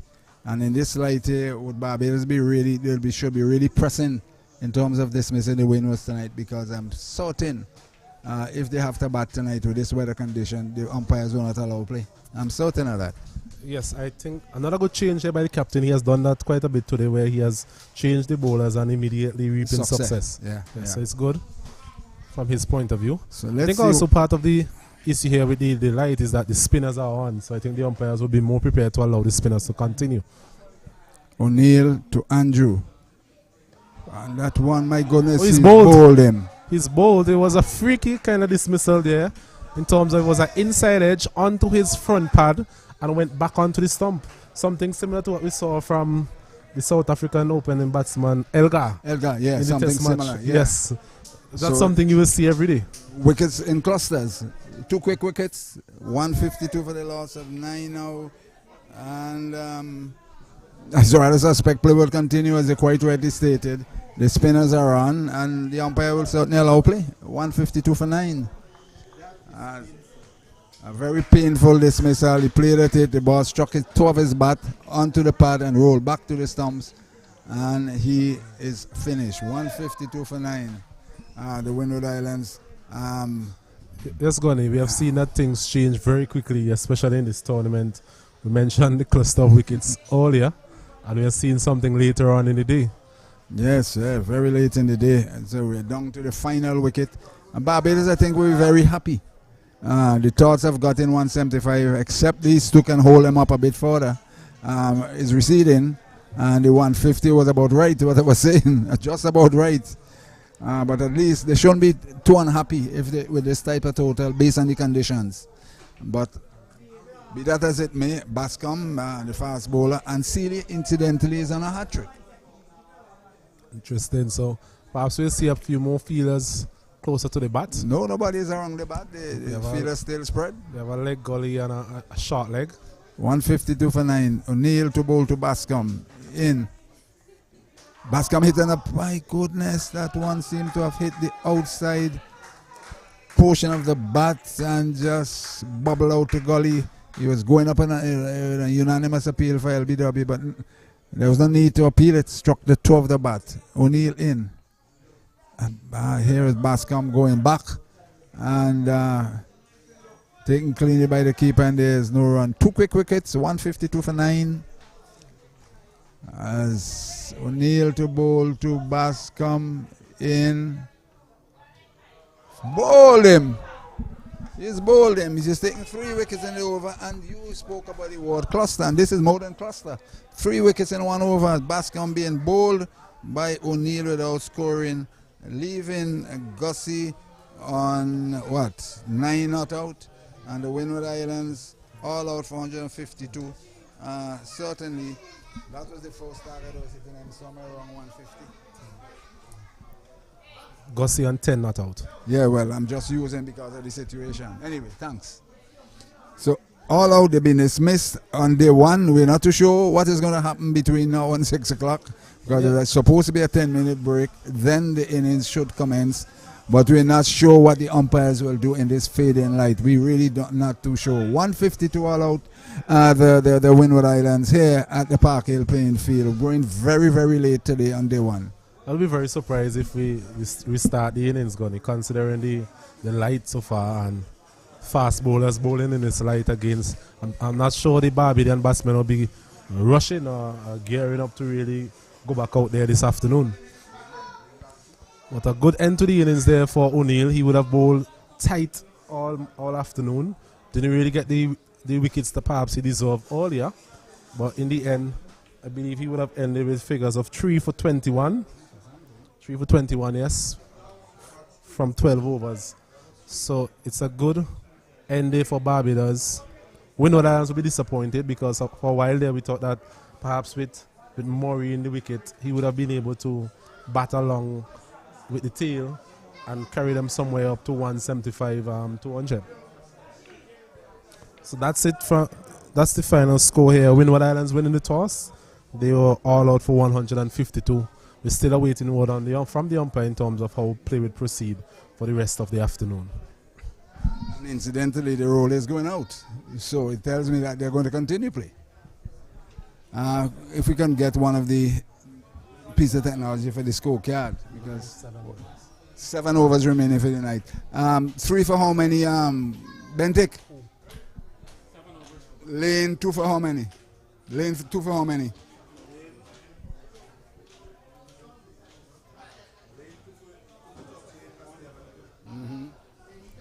Roberts.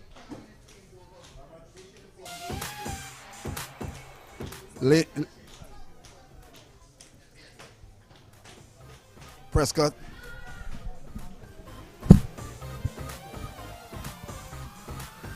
Roach didn't get any. Sealy.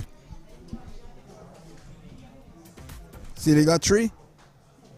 2 for 12 from 18. And O'Neill. Right, so the innings have ended, and we have the statistics here based on the technology that's come back up. Pascal Bowl Lane for 52. Gibson caught Lane Bowl Roberts 8. Jeremiah caught Bowl Lane Bowl Roberts a duck. Joseph caught Dawn Bowl Roberts a duck. Edward caught Brown Bowl Lane 4. Murray LBW O'Neill 43. Leo Bowl Sealy 21. Joseph LBW Sealy 1. Gassi Not out 10. Andrew Bowl O'Neill not. Bascom Bowl O'Neill not. 152. And the wicket takers 3 for 21. O'Neill the off spinner. Sealy the leg spinner 2 for 19. Roberts the fast bowler, medium fast bowler 3 for 42. And Lane, the really pick of the bowlers, the figures really don't justify. A couple of catches went off his bowling, 2 for 38 from 11. And those were the wicket takers for Barbados. Of course, we apologize for what transpired for about an hour thereabout. But at 152 all out in 61 overs, the Barbados team will have to face 7 overs, weather permitting, light permitting, here at Spark Hill as the game goes into its final stages on day 1. 152 the Windward Islands all out, with the top score being Pascal, a very polished 52. 43 from Murray, stubborn 43 from Murray, supporting role from Leo 21. Those are really the main scorers for the Windward Islands. The wicket takers, Roberts 3 for 42. O'Neill 3 for 21, wrapping up the tail. 2 for 12 Sealy, and Lane really bowl well, 11 overs, 2 for 38. So that's the situation as it is. So until we are about ready, we'll go back, and within the next 5 minutes we'll be back. Windward all out for 152.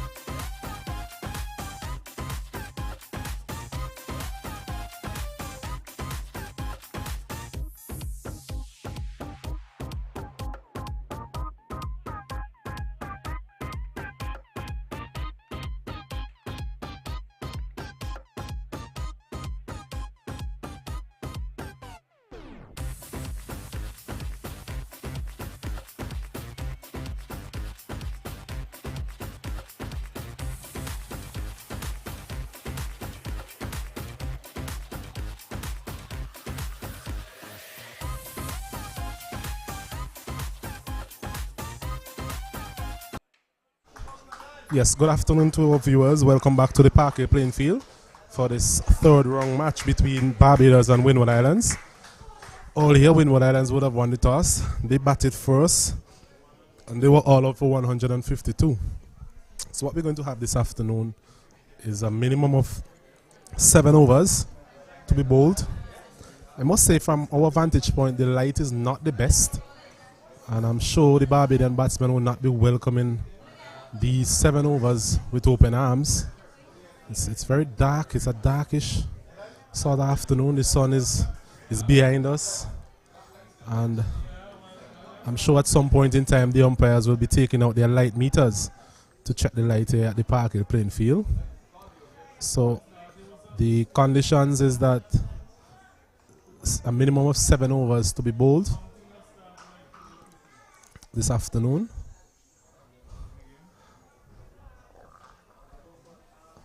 Barbados will be looking to get off to a good start, perhaps just not losing a wicket this afternoon, and I'm starting tomorrow from scratch and try and build a force in his lead over the Windward Islands.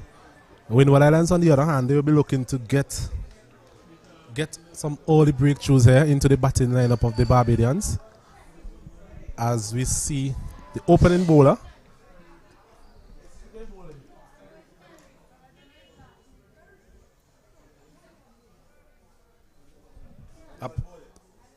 appears to be a spinner to open the bowling attack.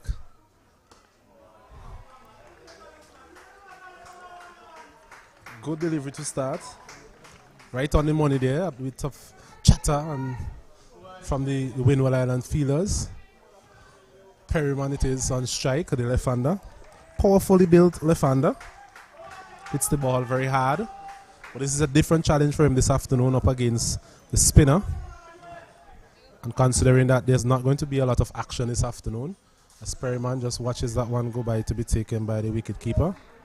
There's no run. So Barbados responding to Windward Islands 152.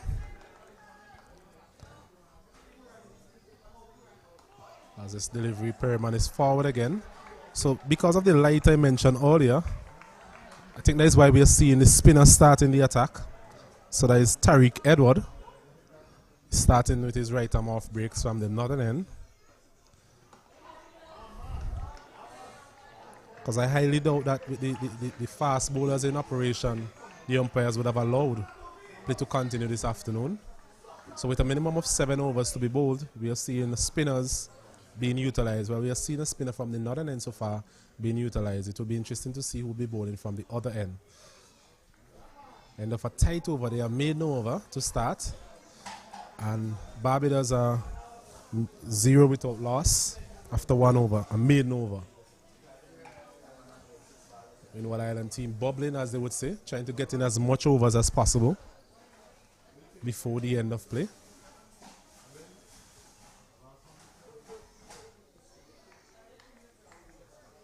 Barbadian batsmen just taking their time, rightfully, understandably,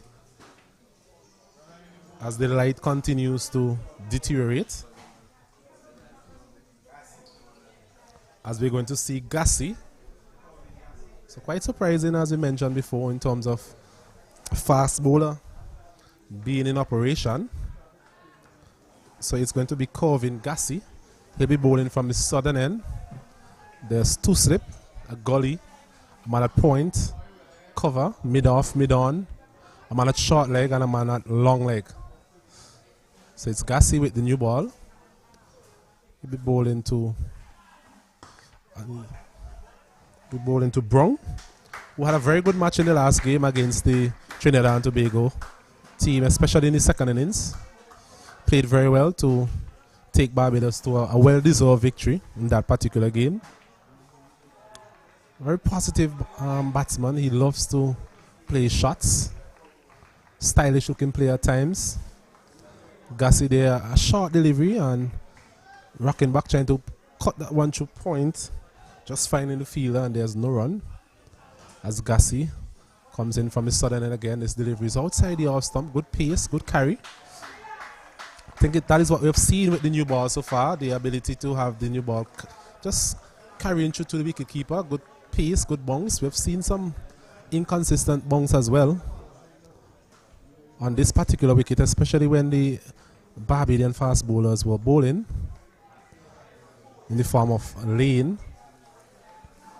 Gassi looking good so far in terms of a good length, especially that second delivery. Very jovial Windward Island team, as Gassi again just missing his run.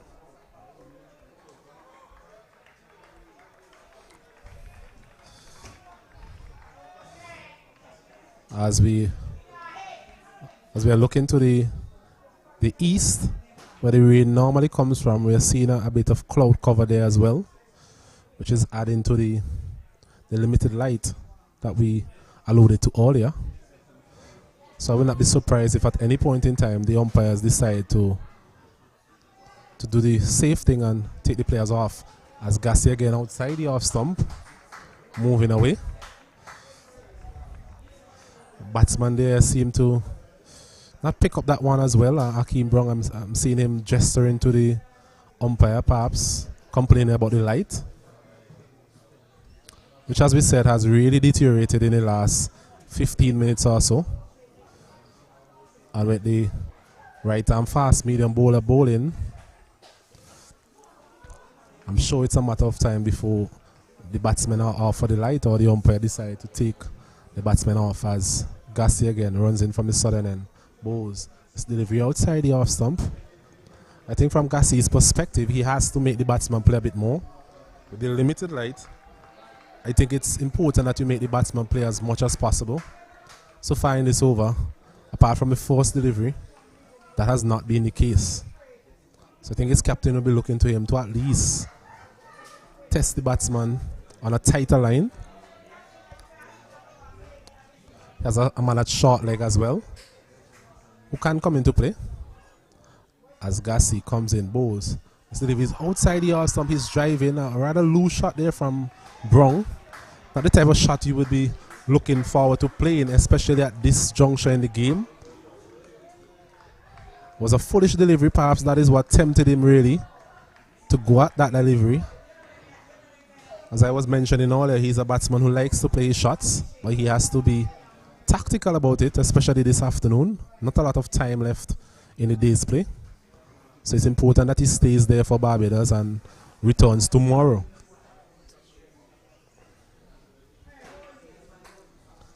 As we see Gassi, right arm fast medium runs in, bowls. Good delivery again outside the off stump.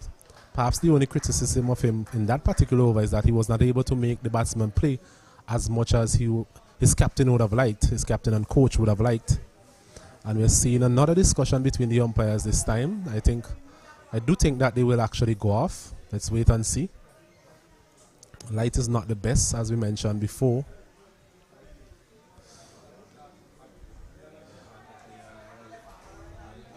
So they are in the middle of a discussion. Let's see what happens. I think perhaps the umpires might be saying that the use of a pacer from that end is not something they'll be willing to allow in the next over. But I think they're going to continue, yes. As we see Edward, the right arm off spinner, he'll be continuing from that end. Being a former batsman, I must say I would have been very reluctant to continue in this type of light. But at the end of the day, the umpires are in control of the game. They deem it fit to play at this point in time. So we're going to see Edward once again coming in to bowl to Perryman. This is a short delivery and Perryman is back and punches it up to mid-off. And there's no run. Umpires here, fielders, showing a lot of encouragement for the bowlers. As Edward again, bowl a good delivery. Bit of turn, a bit of bounce outside the off stump. Edward rushing back to his mark, trying to get in as much deliveries as possible. I think Perryman perhaps needs to just slow him down a bit. As Edward again, and what is dropped? It was a sharp chance there at slip. It was edged, it went down, And I think that would go down as a chance there. I think it's Gibson. I think the player there. Let me verify. Yes, I think that was Gibson there at second slip. Ball actually going down, so it was a difficult chance. But when you're in those positions, you have to stay low as long as possible. That is something perhaps Gibson didn't do on that particular occasion. As we see Edward, another flighty delivery outside the off stump. Just signaling to the wicketkeeper to get it back to him as quickly as possible. Barbados yet to get off the mark as Edward again bowls. His delivery is turning away. Well played by Perryman, just picking up the line early and allowing it to go by to be taken by the wicketkeeper. Once again having a chat with the umpire. Perhaps discussing the light, as we mentioned, which is not the best currently. Two batsmen converging as well, meeting halfway. Maybe just saying to each other, just try and stay there. Do whatever you can to ensure that you preserve your wicket this afternoon. I highly doubt we'll be able to get in that minimum 7 overs, considering the light currently. It's a flighty delivery and he's missing everything. I'm wondering if there was an edge. We'll have to wait on the umpire's signal. This one goes down to third man. And there's no signal, so it's another chance. Going a begging. 2 chances created in that over from Edward. Perryman gets off the mark. And at the end of the third over, it's 1 without loss. Yes, Osnet, as I, came from helping myself, boy.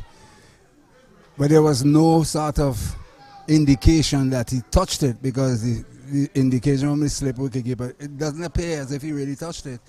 So you're wondering what happened, but had he been caught, he would have definitely been hearing an appeal. But be that as may, 1 without loss, the light is definitely bad. There's no 2 ways about it. And I know the umpires want to get in the overs, but sometimes at times you got to understand certain things. How many overs has gone? 4 or 5? 3.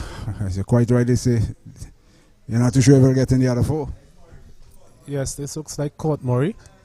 So as we spoke about in the last over, the umpire would have been reluctant to allow another pacer from this end. So what we are seeing now is the introduction of a spinner from this end. It's Murray, left arm slow bowler, short delivery, and Perryman is pulling it.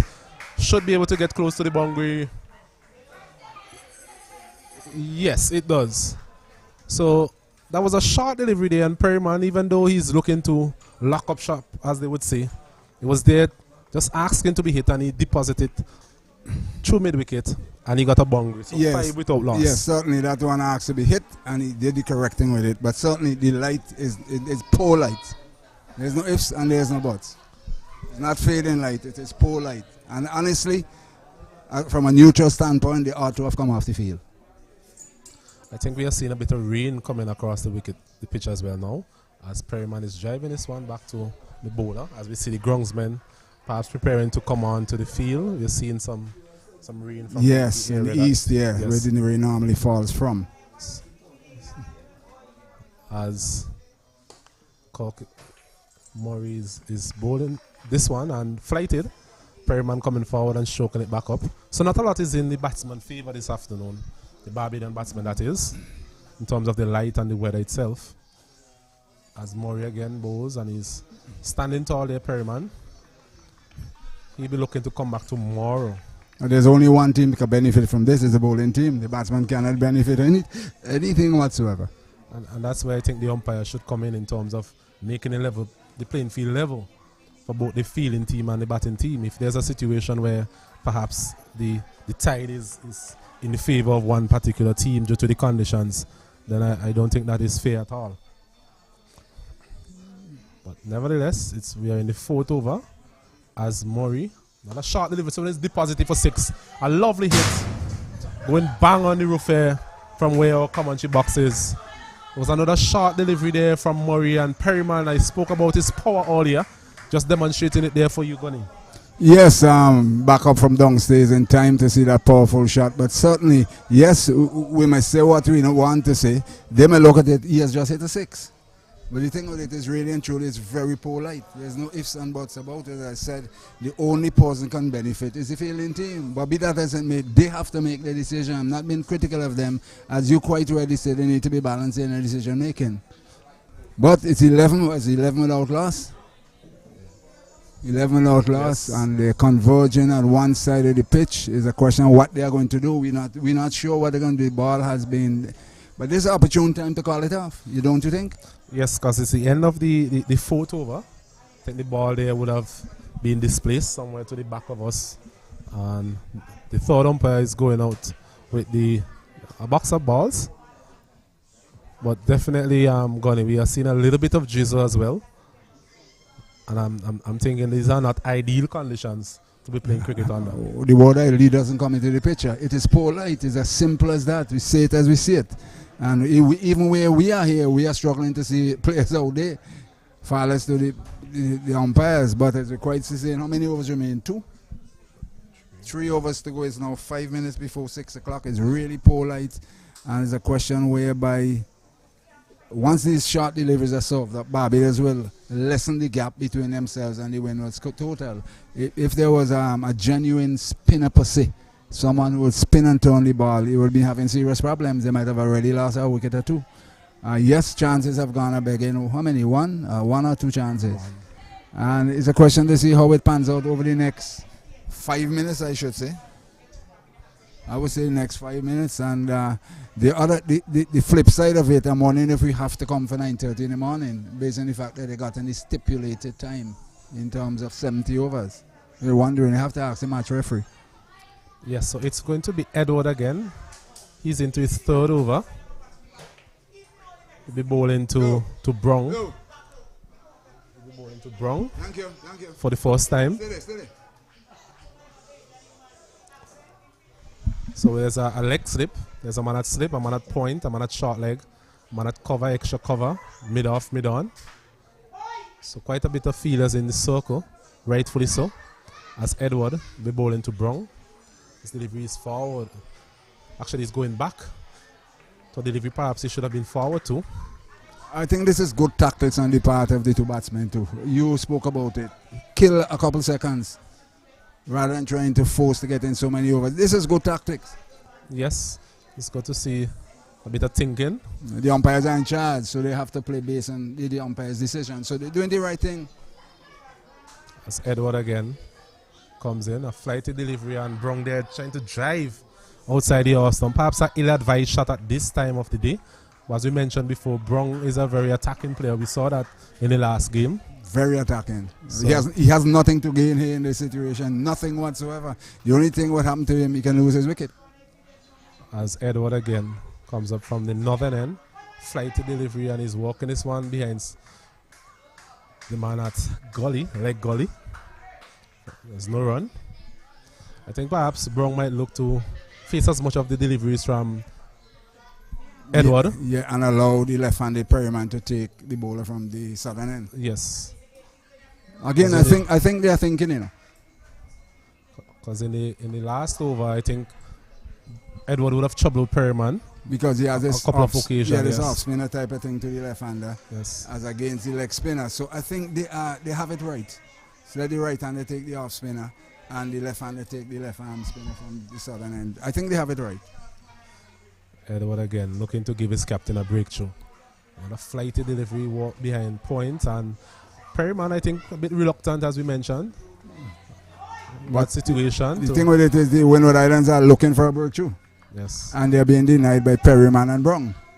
I like Perryman's style. He is coming down and holding up the ball a little bit. It says you operate within the law. As Edward with his last delivery comes up on a flighty delivery, and Brong is coming forward and pushing it back up to the bowler. Good bowling there by Edward, considering the conditions, and once again the umpires are going to meet again to discuss the light, I believe. At the end of the 5th over, it's 11 without loss. We can only say what we are seeing, and the thing about it is definitely not good light. It is poor light, but they are allowing play to continue. They have allowed 5 overs. According to the stipulation, there are 2 more overs to go. we'll see exactly what they will do. That's the most we can say. I don't want to be the devil's advocate here, Gonny, but all the play was delayed because of a small spot on the outfield. And here it is in this afternoon, because they didn't deem the field fit to play, right? And now this afternoon, where the conditions have deteriorated dramatically, we are seeing play continue. So it's really, as I said, I don't want to be the devil's advocate in any way. The point is, you are making a very good point, because even after with the rain, they still never allow play to continue until whenever. So it's not being the devil's advocate. I think you are saying it as it is being meted out. This is the 6th over. It's just about 6 o'clock. Let's see what happens after this over. I think the new bowler is Joseph, leg spinner. Good start. Perryman there just leaning forward. Bit of an inside edge. And goes out to cover, and there's no run. So we're into the 6th over. It appears that the umpire are going to continue and try and get in these 7 overs.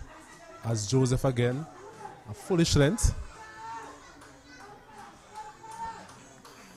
And Perryman playing it out to cover. As we mentioned, a lot of encouragement from the Windward Island fielders. Not a short delivery, oh my goodness, that hurt.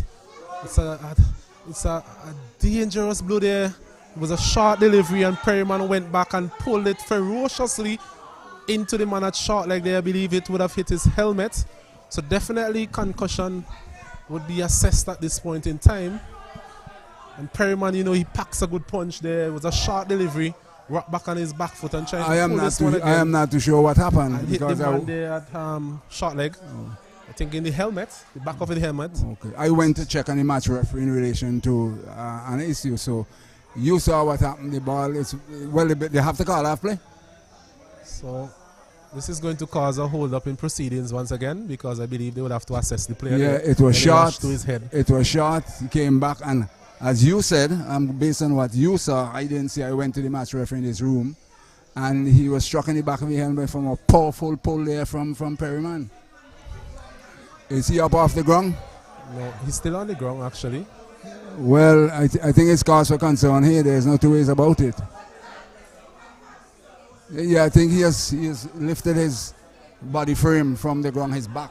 He has lifted up. Well, the thing with it is there's a stoppage in play as a result of a powerful strike from Perryman that struck. Can't even identify the player.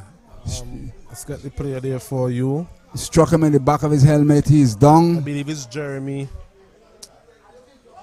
I believe that's the player who was hit there, number 2 on his back. And the players are there, the Windwards officials are there, the physio is there. And it's after 6, it's very dark here. And let's see what happens. So the Windward Islands are all out today for 152. Play started at 1 p.m. this afternoon. It's after 6 and we're still going. And Barbados in response here, 11 without loss. 11 without loss. And it's very, very, very poor light here. And it's not looking good, to be honest with you. It's really not looking good. I believe the umpire should really call play now. Regardless of how they think, they should call play.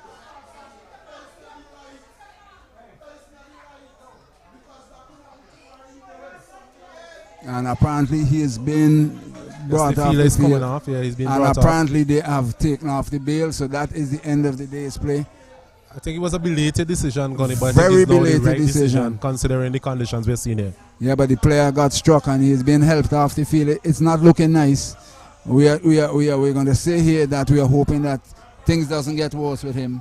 Hope that everything will turn out for the better for him, and he may have a restless night. We're not really too sure what is going to happen. We're just hoping and praying to Almighty God that nothing worse happens, because he really was struck hard from what you're saying. I did not see it. But you said he hit him in the back of the helmet. The physio is there. There's also some medical personnel down under the tent there.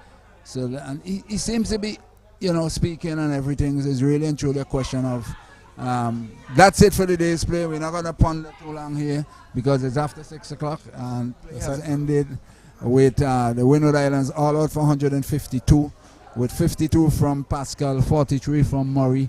Wickets apiece, 3 to Seeley, 3 to Roberts, 2 to Lane, and 2 to